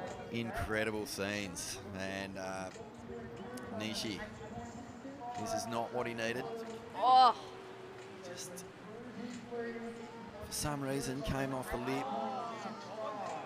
Maybe perhaps was in two minds. Let's just have a close look here. Gets the tail up and over. Just a little bit too much on the front foot, yeah. wow. Well, a bit of breathing space Oh, at least. you can see everyone heads in their hands. It's you literally just tense up as soon as until they pull off the wave. Oh my goodness. She's just going, are you watching this? Are you Yeah. seeing the same stuff we're seeing? Yeah. Because this is hectic. Oh, the shark paddling past Keijiro there. The cool Wow. shark.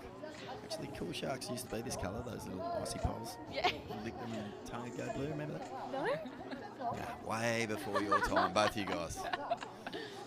But yeah, no, this wave park is unbelievable. What a location for an event. Yeah. It's just provided, you know, the perfect platform for just high-end, ripping, elite surfing from these competitors.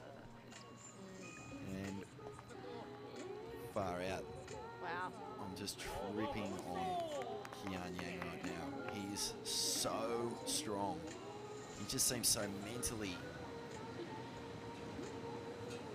resilient. Oh, he does, doesn't he? Here he goes again. First snap. Another one. And he'll power back down into the pocket. Plus it again. He's just found the Oh, sweet spot. Please go for an air. He's going to bash this. And up and down he goes. And Wow. another. And this is the line. He has found his line out here. He's just relying on the absolute muscle memory that is given in these huge scores. And it's setting him up perfectly. Is that as explosive as his best two rides? We'll have a good look at the replay. It feels just a slight dip in the energy, but the first turn is crazy. Take us through it. Yeah. Oh, die. Great first turn, second turn. Look, he's like Marcin. He does exact same stuff. Oh. That's just vicious. That is pure aggression, but with perfect flow, perfect positioning, and just insane timing. Every single time you slow this guy down, you just think, wow, technique, masterful.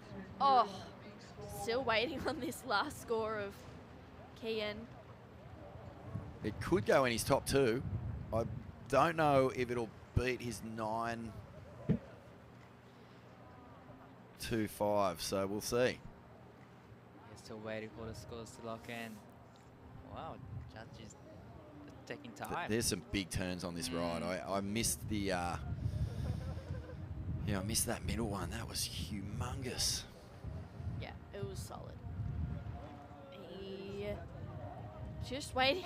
Wow, these are stressful moments for Kian and Keijiro because Kian's wanting to better that 8.65. Keijiro doesn't want that to happen. It looks like 8.45. Doesn't go to his best two scores. Just throwing away an 8.45. Yeah, It's not good. that's what we do. Okay, Nishi now. He banks off the bottom. He'll throw that classic tail out the back, and this is a nice carve into the pocket that sets him up beautifully. No! He's let this one slide. He's got to somehow find a way to just get back in his rhythm here. That was unfortunate. He has one more opportunity. One more opportunity. Oh. It's a very tense It's- moment.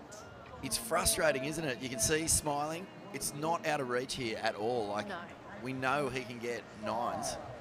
Oh, That was a great turn. He was on his way, Here for he sure. is. 100%. Yeah. This one. He just, wow. Well, this is the beauty of the wave park. You're going to get your opportunity. You're not going to be sitting out there and the time's ticking down and the ocean goes flat. So, in the back of his mind, Nishi is saying, I've got this, I just need to get back in my rhythm. If I can do that, I can let it fly on that end section bowl, and he's got the firepower, as we've said. He's got the talent. He's got the X factor that the judges will reward if he gets the right section. He's having fun, though. Oh. Look at these scores. Wow, yeah, if you're having fun out there, you're enjoying yourself. I feel like, Keijiro, I always see him with a smile, and he's probably just going, oh, my gosh, I can't believe I fell on that turn. Right. But, He was looking for the end section probably. yeah. Always smiling, always happy, always enjoying himself, and one more opportunity for Keijiro. It's classic. He's getting a lot of support here. Feel like the way that he's sort of reacting to that, it feels like he just made a silly error, which we all do in the surf, and you got kind of forehead slap yourself and go, what was I doing just then? Got no idea. He doesn't look too rattled, which is good. I think a smile at this stage of the heat is a healthy thing for Nishi as he looks to peg back this guy. Oh. And you watch it. His line is almost identical, as you said. Guy hammers this section. Is he going to look for something different? He just loves to clobber that bit. And it's more of the same here from Yang. So he's, I think, really what we're seeing is he had a couple of waves that really stood up. Yeah. There's slight differences in these sets, Yeah. and the ones that stood up, he really capitalised on. Yeah, absolutely. And I think he knows that that wave's probably not going to go into the top 2. I mean, really nice looking wave. His surfing is just so on point. Very cool. Wow. He's got that first turn down pat. Even just, I know I mentioned it before, but when we see people paddle into their waves, they look like they're kicking and scrambling to get on. He is just stroking in, just stroking in, and it's, yeah, he's just got a different kind of air about him. I don't know what it is, but he's impressive, that's for sure. Oh, His wow. bottom turn is far out, almost without peer in this pool. He just commits to the rail so hard. Wow. So I made the point, you know, he's got his routine. Like you could watch all his waves in this final so far, and it's almost the same line. He's just trying to perfect it. Yeah. So it's a system that's working wonders for him at the moment as he holds the lead in this final. Yeah. Well, Gyeonggi-Do has one last opportunity right now. Last opportunity. He needs the 896 die. 896. He's got it in him. Oh, Yep. yeah. Definitely. Absolutely, he has it in him. He needs to convert on this next wave, and then I feel like that's just going to challenge Kyan. I'm excited to see this last 2 waves. Here it comes. Oh, another 8. Wow, 805 for Kyan. Here This we is go. it. Go. This is it. Let's watch carefully. First turn is crisp. Drives back, doesn't commit totally to the rail. He wants to be in the hook for this bit. Let's go. Oh my This will be gosh. the moment. This is it. What's he got for us? He throws up the big fin. It's a slide. He lands out. He's given himself a huge, big up here. And Keijiro Nishi, has he done enough? The X factor is massive, and if you think about it, How can he? Qian Yang has pull been that doing a really similar line on all his waves. Well, Keijiro, has just matched him. He's gone, I'm going to go to this turn. There's points in it. Take us through this one. Oh my goodness. As you said, doesn't fully commit to that turn, that carve, but still so on rail, and then goes straight up for this 3rd turn and sets him up for this finish. Oh my goodness. Dai Wako, we could potentially have 4 Japanese winners That's in this event. Potentially. crazy. What are the judges going to do here? This is huge. He's wow. feeling like he has it. I'm speechless. No words. Just give me the score. Yeah. Just give me the score. Tell me now. what it is. Oh, you can Yes. see the fan base of Keijiro Nishi just But it's not over yet. stoked, but yeah, not over yet. We're waiting on a score, and if he gets it, well, Kian's going to have a chance to answer back. So, what a final. Pretty much he needs 9-0 now. Wow. It's going to be close. He threw everything at that last section that had a weird little chandelier on it, didn't it? That So crazy. lip, and he kind of just timed it so perfectly. The judges, this is just an incredible moment. 9-3. Oh, it's going to go big. Oh, A 9.15. Wow. And here he is. He's going to need a score now. An 8.85. He bashes the first section off the bottom. Big carve. This is big. Has it again. And now he's going to weave through onto the inside. Upside down. A big tail. He's fallen. And Nishi has pulled the rabbit out of the hat. Kian cannot believe it. Wow. Oh my goodness. Keijiro just got the point. 9-1-5. Wow. What a final. Oh, this has been the most exciting final I've ever watched. That was next level. Keijiro Next Nishi, level. what a competitor. He was having one of those finals, a couple of high moments, a couple of low moments. This kid put everything together so perfectly, and that tail blow was the Wow. score. You know it. If he didn't fall on that last turn, he was. Yeah. This is his best wave. So, Yeah. Unbelievable response here. And he's announced himself on the global scene, this kid. He is unbelievable. I think as well, you know, that last wave, he still had that same approach, but more aggression. More aggression. He was wanting Right. that score. He wanted that win, and you can see him there. He's kind of devastated. Oh, it is devastating. How can you have an 18-point heat total and lose? It's just unheard of. So, Kajiro Nishi, what a moment for this guy. He has been ripping Amazing. all over the Asian qualifying series, and a big win in his career, a QS 3000 here at Siheung, Korea. The first ever QS 3000 in a pool, and it has provided the ultimate platform for high-level shredding. Wow. Keijiro stoked with that. Great Huge job. result. Huge result from Keijiro Nishi, Japan. That's as good a final as you'll ever see. Yeah. Oh, that the whole time I was just, We were delirious in here. It just seemed like... I couldn't control my emotions at all. Look at Kian's heat score total. Like, if you're not just looking at best two rides, look at how many numbers he put on the board. Yeah. But really, what it comes down to, and what the difference was the X factor, wasn't it? Hitting that end bowl and getting the fins right up. Just Big nose pick, fin ditch, and it turns out to be the winning move for Kajiro Nishi. And poor Kian, oh, you feel for this guy, mate. He has put such a great campaign throughout this event. But joy here for Japan. Absolutely. 4 Japanese winners. Speechless, no Wow. words. Wow. Well, looks like Vaughn's out of here. See you later. That is next level. I've got to say, watching Kajiro get chaired up then, it's a lot easier along a pool deck that's perfectly flat and even concrete surface than it is on some of the beach scenes we see. Yeah. Kajiro Nishi, what a moment What a for moment. the Japanese shredder.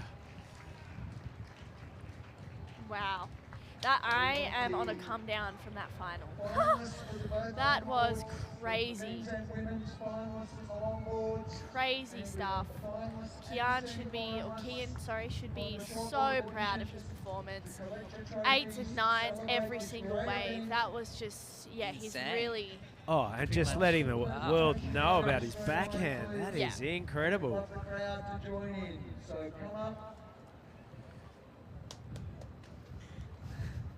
Well, an amazing first event here at the Siheung Korea Open. Longboarding and QS action. QS 3000 taken out by Kajiro Nishi. Have a look at this drone shot. If you pull even further back, you'd see we're on a turtle-shaped man-made island. We're about an hour from Seoul. We're about half an hour from Incheon, where the airport is. And I think that is where we're going to leave it for 2023. So on behalf of Vaughn Blakey, Dai Wacko, True Starling, and myself, Chris Binns, this has been the Siheung Korea Open. And we are going to be back here. Oh, we're on camera for a second. We're going to be back here bigger and better than ever next year. There's no doubt about it. It's been 3 incredible days. We've loved it. We hope you've loved it too. And we can't wait to do it all again next year. Wow, I loved it so much. Let's for go the last 3 surfing. days. Let's Yeah. go surfing. Staff, get out there. Staff shred sesh starts now. Let's go. Over and out. Yoo-hoo. So surfers, make your way up immediately to the presentation area. We also want all the crowd to come up and join in the presentations. Trophies to be handed out on a beautiful evening here in Seoul, Korea.